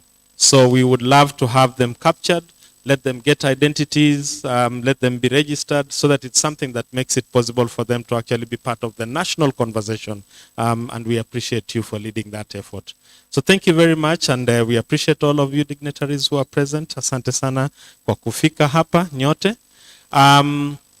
We now want to get into that place where, like I said, what we have discussed throughout, we now want to make our conference communique to enable you to see some of the things that we are agreeing on and would like to make known. So we will welcome you more as you went, and I thank you for allowing us to continue with the program while you made your way here. So I want to invite Stella, or who is it that is reading? It's Stella? It's Dr. Mwoma. Dr. Mwoma to come and talk to us about what we have agreed. And yeah, so Dr. Karibu sana. Thank you, Master of Ceremony. Your Excellency, sir, the Deputy Governor, Siaya County, the Vice Chancellor, Jaramogi Oginga Odinga University, represented by Professor Gol. All protocol observed, ladies and gentlemen, good afternoon. Is it afternoon? Oh, thank you. It's indeed another great opportunity that we are having you today to bring this conference to a closure. I want to report to you today that for the last 3 days now, 2 days and today is the third day, we have had a great opportunity to be able to have conversations, presentations, focusing on the theme for this year's conference. We have had great participation, and I want to, in numbers, you know, we believe in numbers, that's when we know how strong the conference was. So far we have been able to have 275 participants who have been participating here physically since Monday. We have had 266 participants who have participated via Zoom.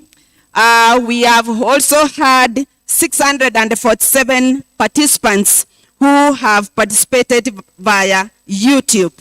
And in terms of tweeting, we have been able to have 352,000 tweets on this conference.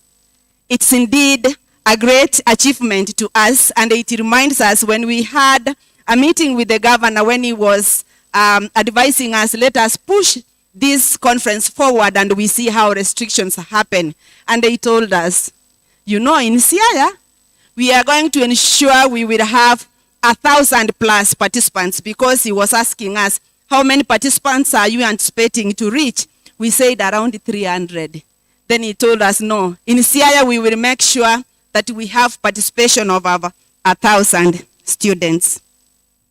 Another thing, Your Excellency, I want to report to you is that in the last 3 days, we have been able to deliberate on issues affecting children, and we have come up with a communique that is going to form the Siaya call to action, which my colleague Stella is going to present shortly. Another thing that I want to report to you, sir, is the fact that it's our tradition as the ECD network family that at the end of our conference, we identify a county that is going to host the next conference. And I want to say that in the last 5 years, we have held a conference in Nairobi region. We have held a conference in Jumuiya ya Pwani, is it Jumuiya ya Pwani Economic Bloc? Today, we are holding in the Lake Region Economic Bloc. So this morning, I'm hoping that we are going through the guidance of our Master of Ceremony. He will guide us so that delegates can help us identify the next economic region where we are going to hold our 5th National ECD Stakeholders Conference, so that we start planning early to be able to meet. In the interest of time, I want now to invite my colleague, Stella, to come and take us through the communique that is going to form the Siaya communique. Thank you and welcome, Stella.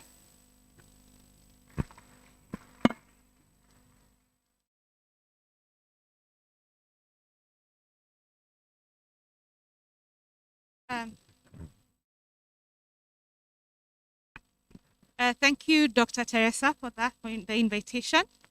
So I'm going to go ahead and read the communique, which is about 1,500 words, but we'll make it very short. Probably it's half of that. So I didn't do the job alone. There's a whole documentation team, and there's Ruth HRC, Dr. Teresa, and the Secretariat. Anil of the Institute of Human Development at Aga Khan University, Dr. Olumbe of DESTA, and I serve at the Division of Neonatal and Child Health, MOH. So we, the 541 delegates from 23 counties in Kenya, 10 African countries, and over 70 organizations comprising different actors, a YouTube plenary of up to 647 on day 2, Twitter reach of 252,000 on day 1, and an impact of about 3 million on day 1 as well when we opened, all convening for the 4th Blended National ECD Stakeholders Conference held from 27th to 28th October at JOOUST. in Siaya County under the theme Responsive Caregiving for Children in Diverse Circumstances. Our future as citizens of our respective countries lies in our children. The ECD story must start from the beginning. And we know that the period before birth to age 3 is the most critical in human development. Thus, nurturing care strategies must be targeted. They must be intentional on protection, preventive strategies in the early years, particularly for the vulnerable and at-risk children. This is well reflected in the ECD network's vision and mandate, which is a society where all children aged 0 to 8 years realize holistic ECD for lifelong success. We also build on the global nurturing care framework, which has been promulgated into a law in the Children's Act in Kenya. We need to continue to work to develop integrated public policies, services, and programs to ensure that no child is left behind. The nurturing care framework, supported by the regulatory framework in Kenya, as well as globally in the CRC, the African Charter, and the Constitution of Kenya 2010. These instruments ensure that children not only survive, but thrive and later transform their societies. We know that Article 53 of the Constitution of Kenya 2010 guarantees a child's best interests as a key focus for our entire country. It apprehends a shared responsibility between national and county governments, the private sector, academia, civil society, and all stakeholders.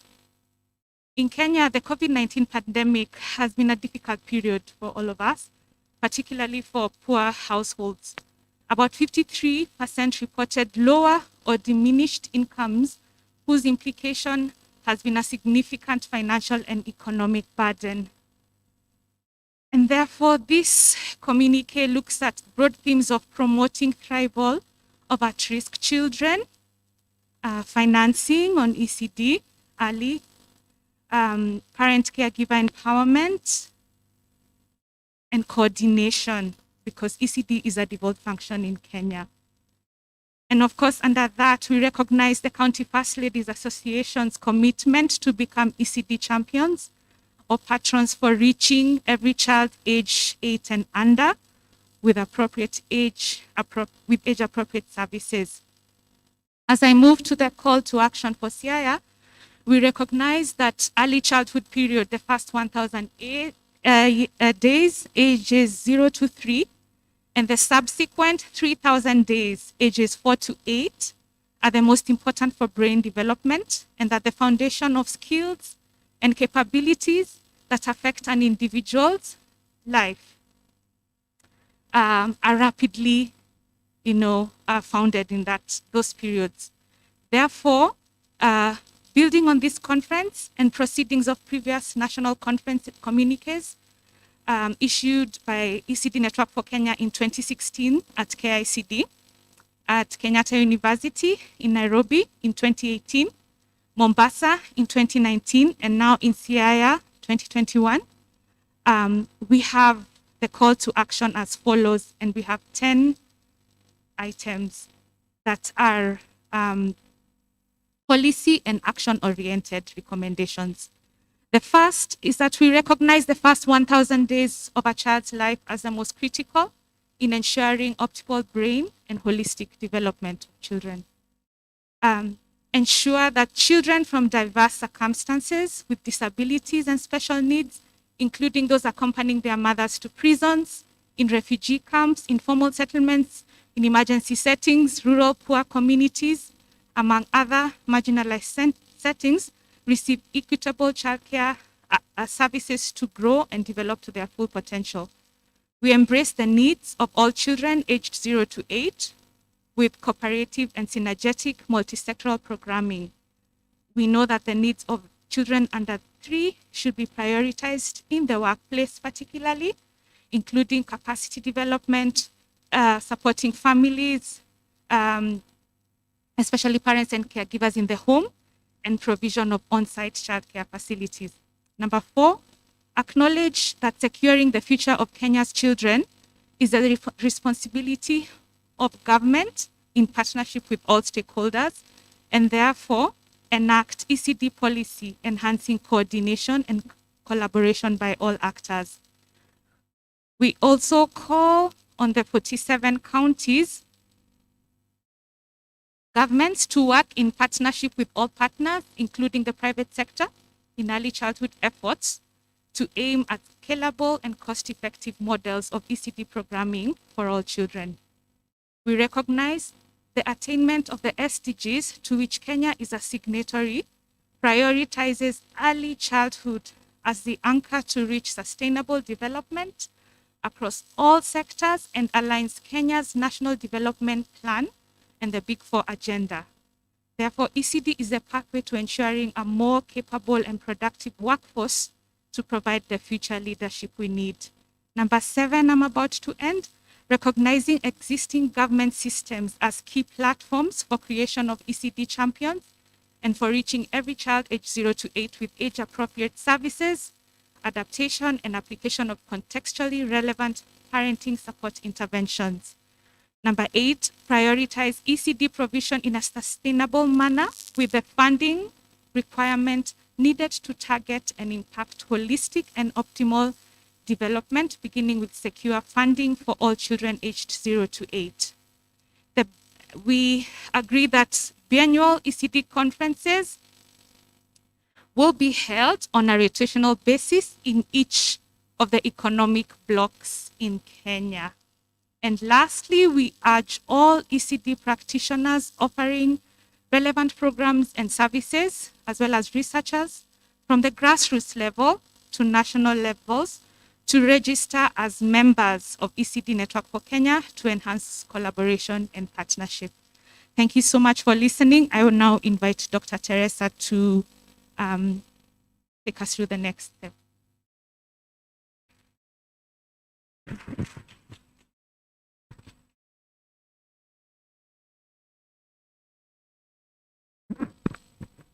Thank you, Stella. Your Excellency, those are some of the action points that we have come up with and what is going to form for the next 2 years. Those are the things that we are looking forward to have our national government, county government, private sector researchers implement if we are going to provide quality early childhood. At this juncture, I want to call the Master of Ceremony to take us through the next program of ensuring that we get the next county that is going to host the conference.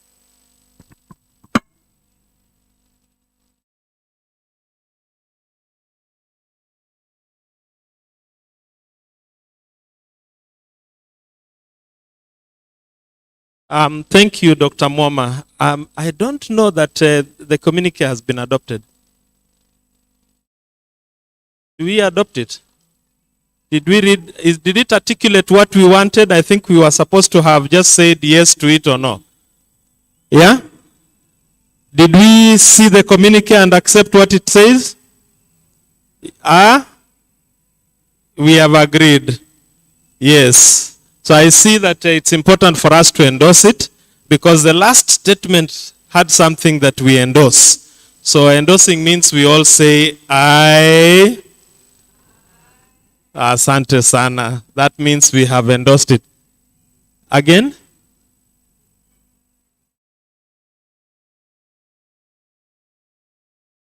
Oh, the nay. No, we don't ask. It's also a democratic right not to ask. Sindio? Yes. Anyway, I know that in this hall we are all people who share one vision.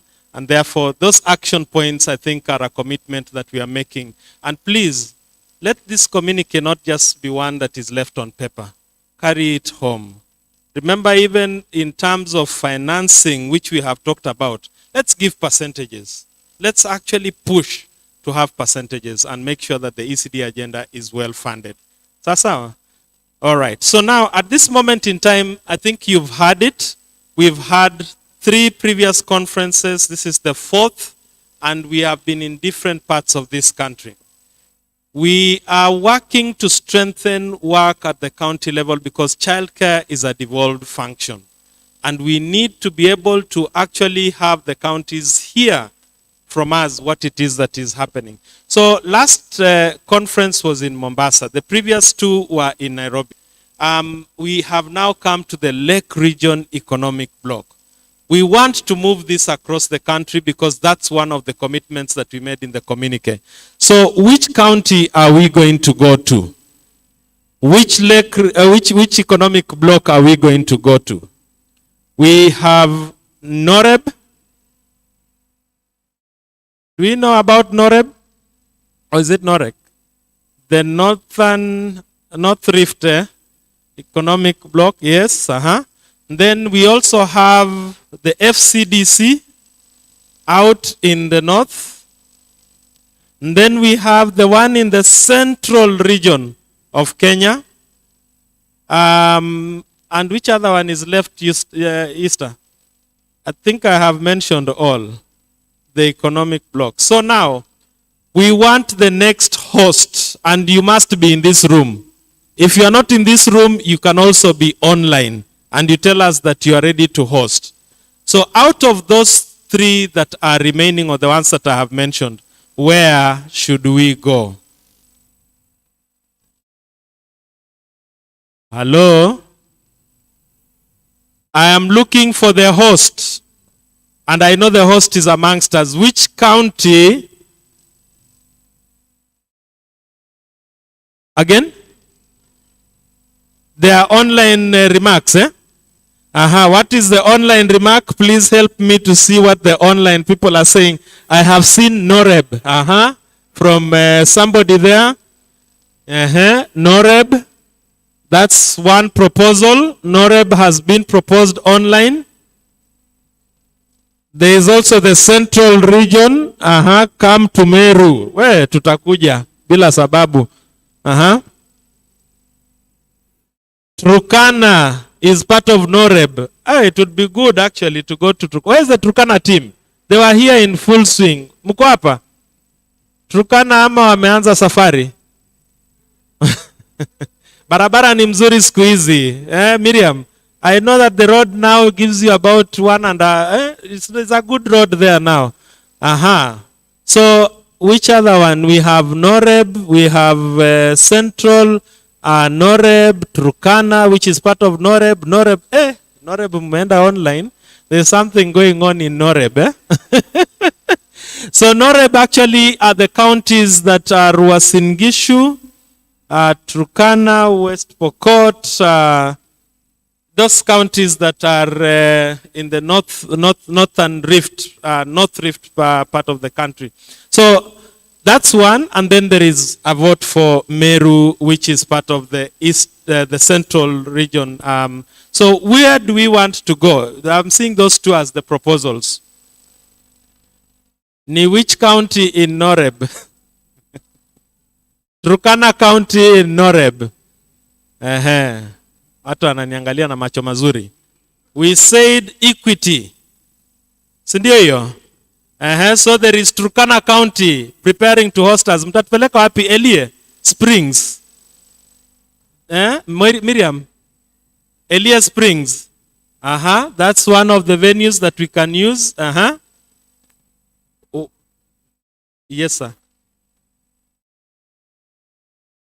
Oh, yeah. Okay. The rest.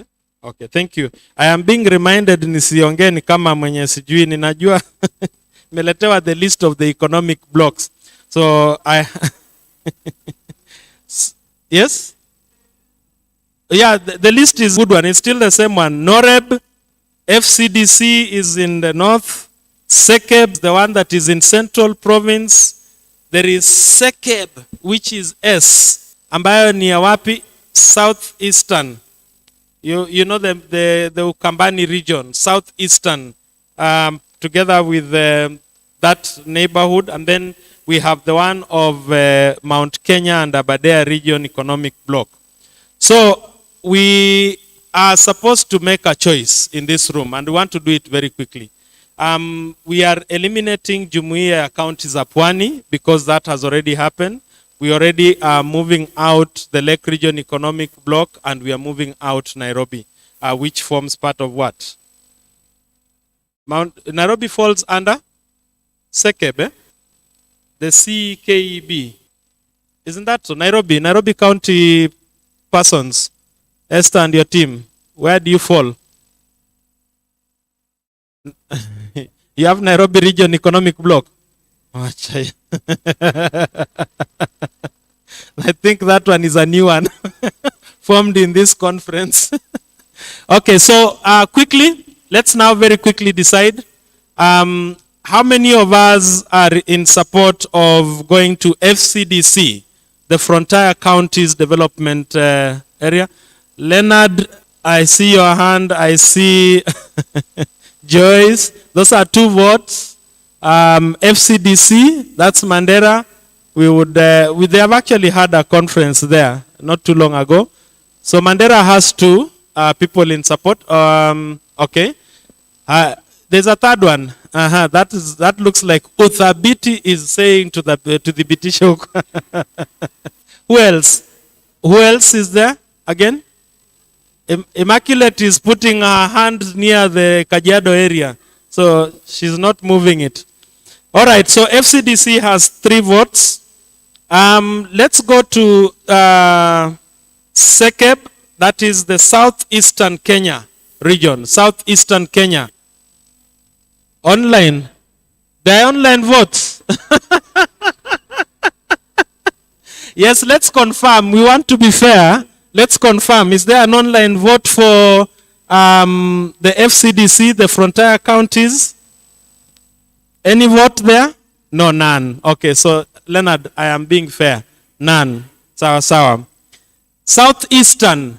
Let's see by a show of hands. Southeastern. Machakos moving towards Makueni and the Kitui region. Sekeb, S-E-K-E-B, Sekeb, a vote going for Sekeb. 1, a vote going for Sekeb. 2, a vote going for Sekeb. None. Sekeb online? Any vote? None. 0. All right. They have a vote that is 0. And then we go to Sekeb, C-E-K-E-B, which is now the central.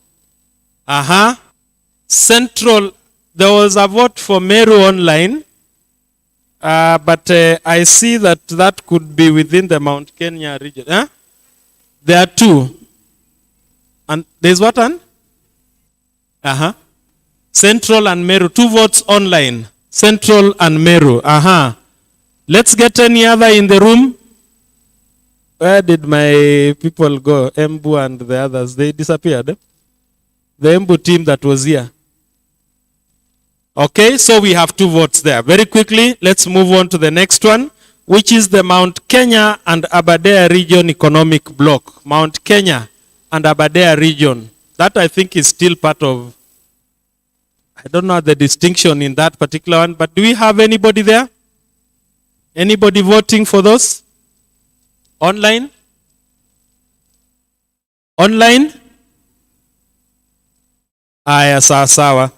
So then let's now go for NOREB. NOREB, North Rift Economic Bloc. NOREB. Yeah. So NOREB takes it. And NOREB, we want to know which county in particular in NOREB. Turkana? Turkana County, hands up for Turkana County. Turkana County has it. Where the Turkana team? Miriam and your team. Awesome. For the first time, we will go to Turkana. Let's clap for Turkana County. It will host the 5th National ECD Conference, and we are proud to actually travel to Turkana. There is a good road. Anyone doubting it, take a matatu now and let's go to Turkana. Utafika kwa muda ambao ni wa haraka kuliko Nairobi. Thank you. Thank you so much. I think now we have reached where I was supposed to speak and many of you wanted me to speak before. Now we have agreed that given the actions that were given here, and now we know the 5th National ECD Stakeholders Conference is going to happen in Norek region in Turkana. That becomes number 11 of this communique. Will as many of those that are in favor of these actions we have said here say aye? With as many of those of contrarily,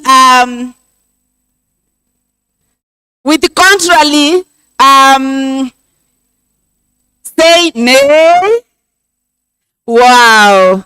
Thank you so much, Your Excellency, sir. This is our tradition, and that is where we end knowing we are moving to this region. And I want to thank everybody because you have been fair. We cannot be going to near places. It's also good to reach our brothers and sisters far and wide to see what is happening. Thank you, sir. And I now welcome the Vice Chancellor to give his remarks.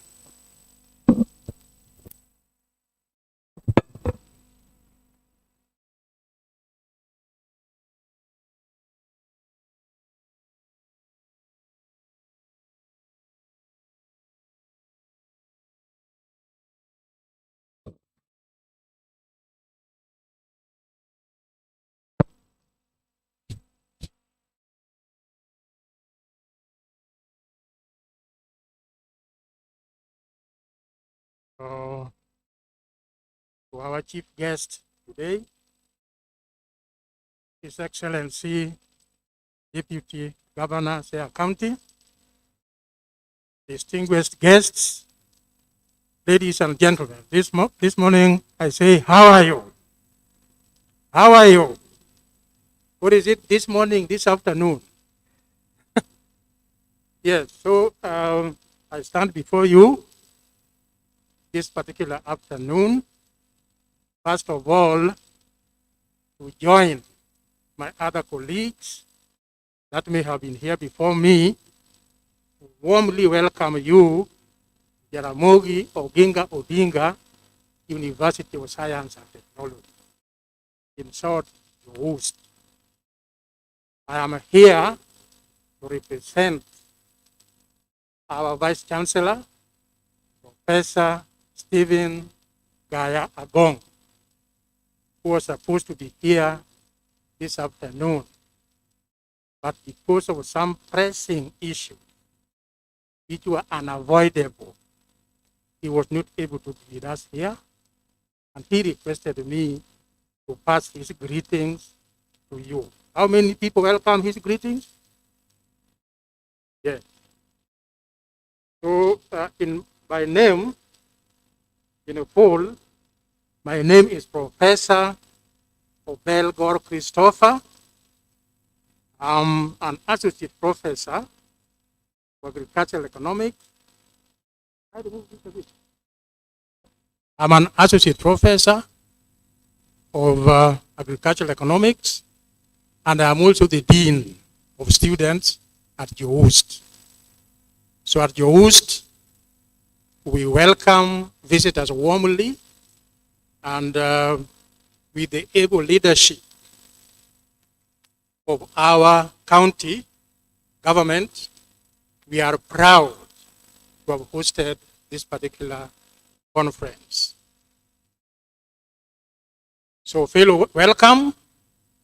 And this particular university is also noted as one of the most creative.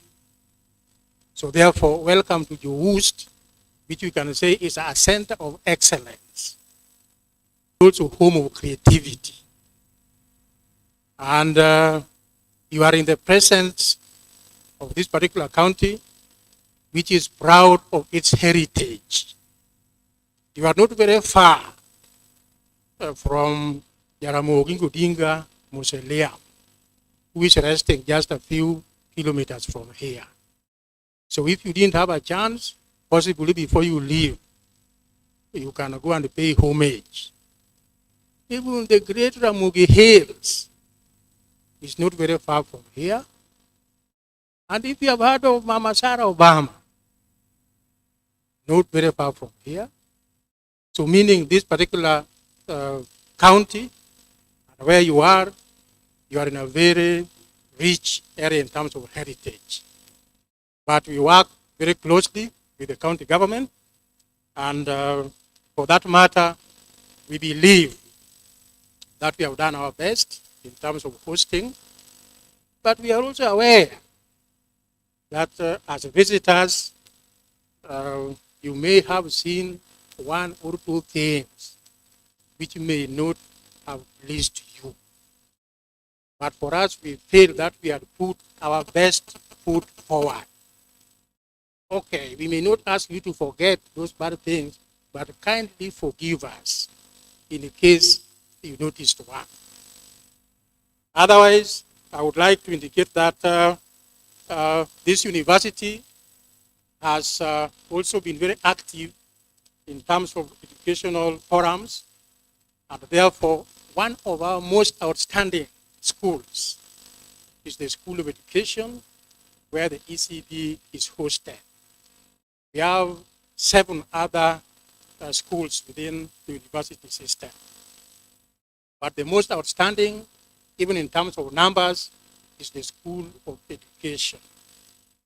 And we have information from the industry. That means right from where the students, once they graduate, where they are teaching.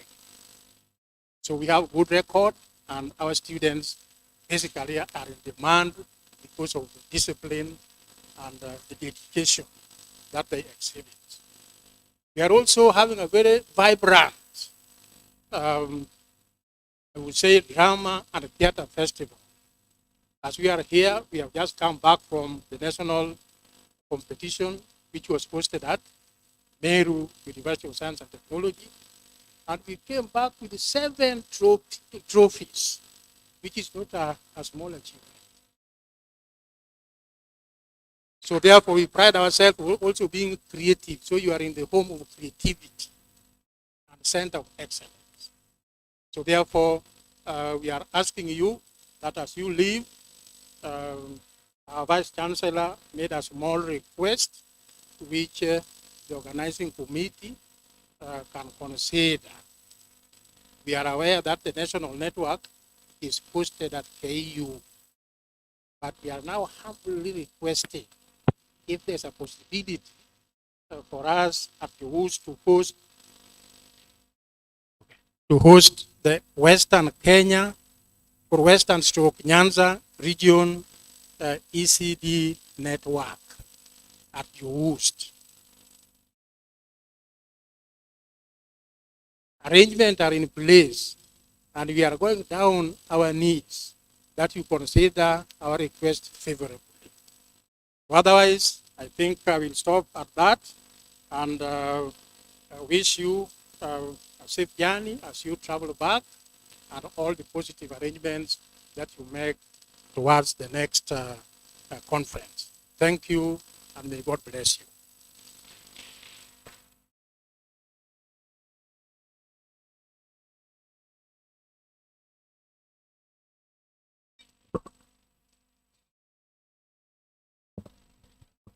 Allow me to appreciate Professor Christopher Gore, the Dean of Students, for making those remarks on behalf of the VC. Makofi kwake tafadhali anapoenda kuketi chini. Asante sana, Professor Christopher Gore. And allow me just to go back. I think we skipped a session. We want to request the board of the ECD network to just say thank you, and we want to invite our sister, Lily Oyare, to make these remarks on behalf of the board.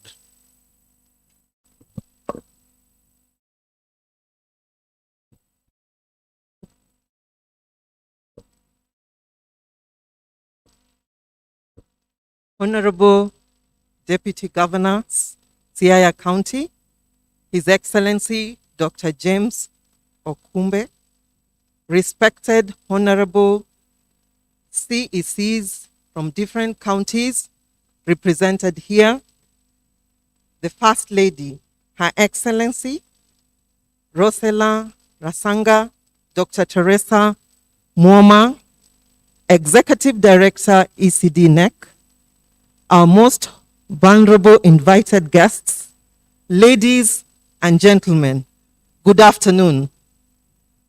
All protocol observed.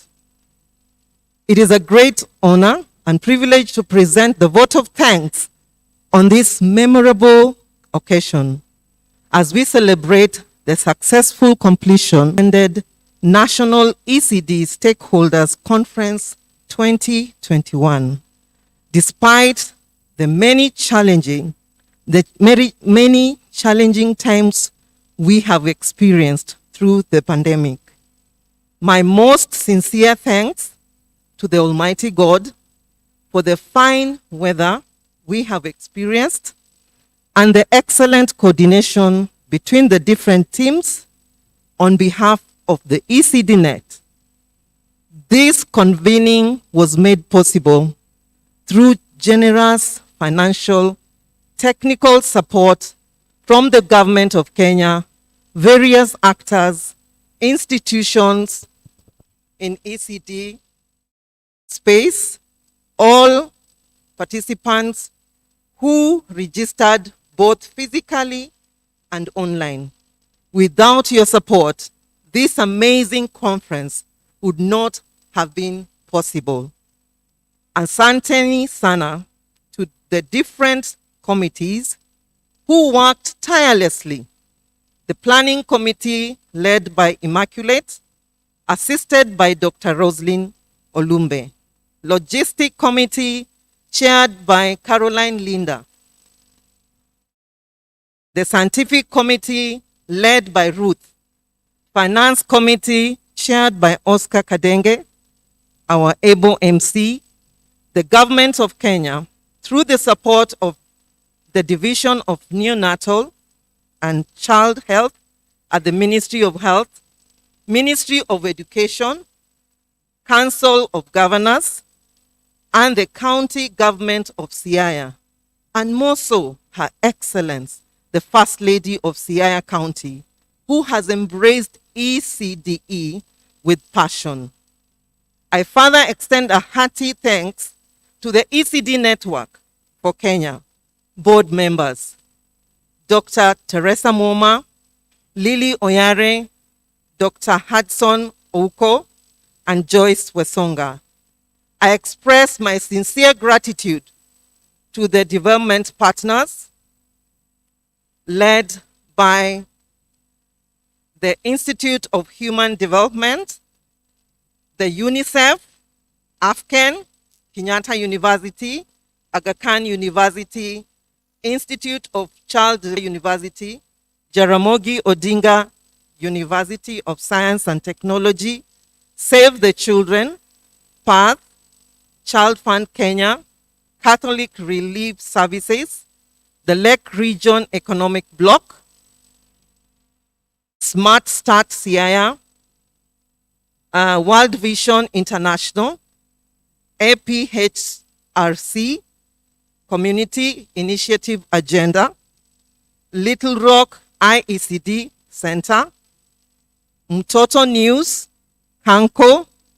AOSK SCO ECD, Opportunity International, SWAP Kenya, Build Africa, Kidogo Innovation, and Lalwa,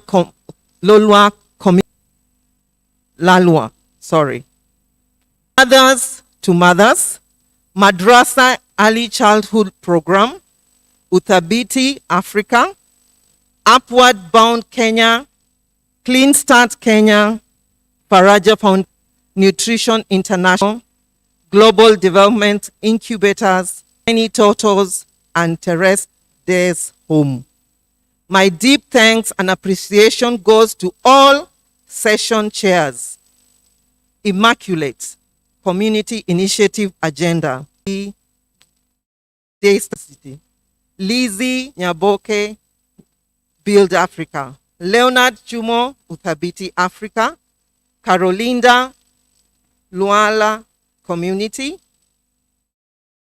Linda Harewa, UNICEF, Opio, Catholic Relief, Dr. Anel, Institute of Human Development, Dr. Benson Odongo, Jaramogi Odinga, University of Science and Technology, Elizabeth Gitonga, Africa Early Childhood Network, Dr. Teresa Mwoma, ED, ECD NEC, and Mumbi Mugongo, Clean Start. Many, many thanks to the following teams: the rapporteurs, the abstract reviewers, the virtual coordinators, Mtoto News, Ushers, ECD NEC for Kenya Secretariat, social media handlers, our videographers and editors. We appreciate the audience of our online viewers who were able to log in successfully and have participated fully to the end. No child should be left behind. Hashtag Nyathi and Mwandu. A child is an investment. Thank you very much. Asanteni sana. Erokamano maduong. Newega. Chapcha. Kongoi.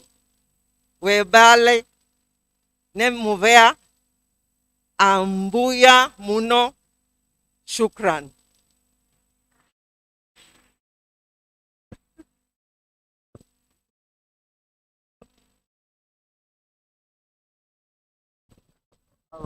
Thank you very much, Lily. Let's appreciate her a little bit more. I would want us to just exercise a little patience as we now finalize. We are coming to the tail end of our program and we now want to just close. But as we do so, allow me to invite Dr. Caroline Mwangi to make some just remarks directed at us here on behalf of the Ministry of Health.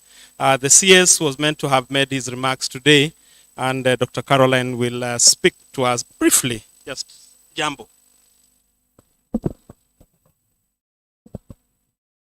Your Excellency, Deputy Governor, Siaya County, all protocols observed, good afternoon.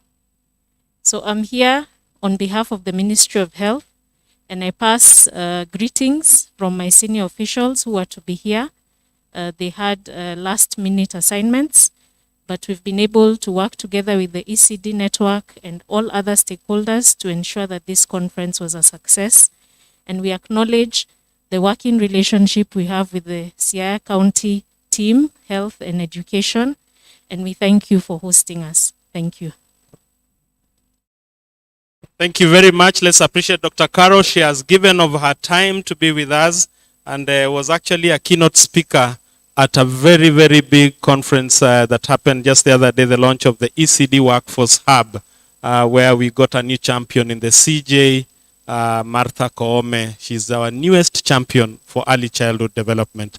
So I want to invite now and recognize the presence of the Deputy County Commissioner Siaya, Bwana Richard Karani. Ningeomba uje tu tusalimie. Ni vyema kusalimia ngao hapa. Hebu tumpigie makofi kwa kuwa hapa. Karibu Bwana Deputy Commissioner. Thank you very much. Your Excellency, the Deputy Governor, the DC, and the stakeholders. Good afternoon. So, as has been said, my name is Richard Karani, the Deputy County Commissioner, Bondo, where we are. I'm happy the workshop has been very peaceful. There has been no incidents around. And it has also been an opportunity to walk around because the curfew had been lifted. So I believe you enjoyed Bondo, didn't you? So we are also part of the network, ECD network. I think us comes even earlier than the others because right from conception, where those emotions emerge and people fight, we intervene using village elders and the chiefs to ensure there is peace in that family.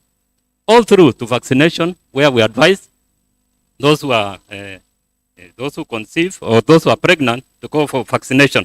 And also when the child is born, we ensure there is that registration by the assistant chiefs that somebody has been born in Bondo. And also establishment of ECD schools.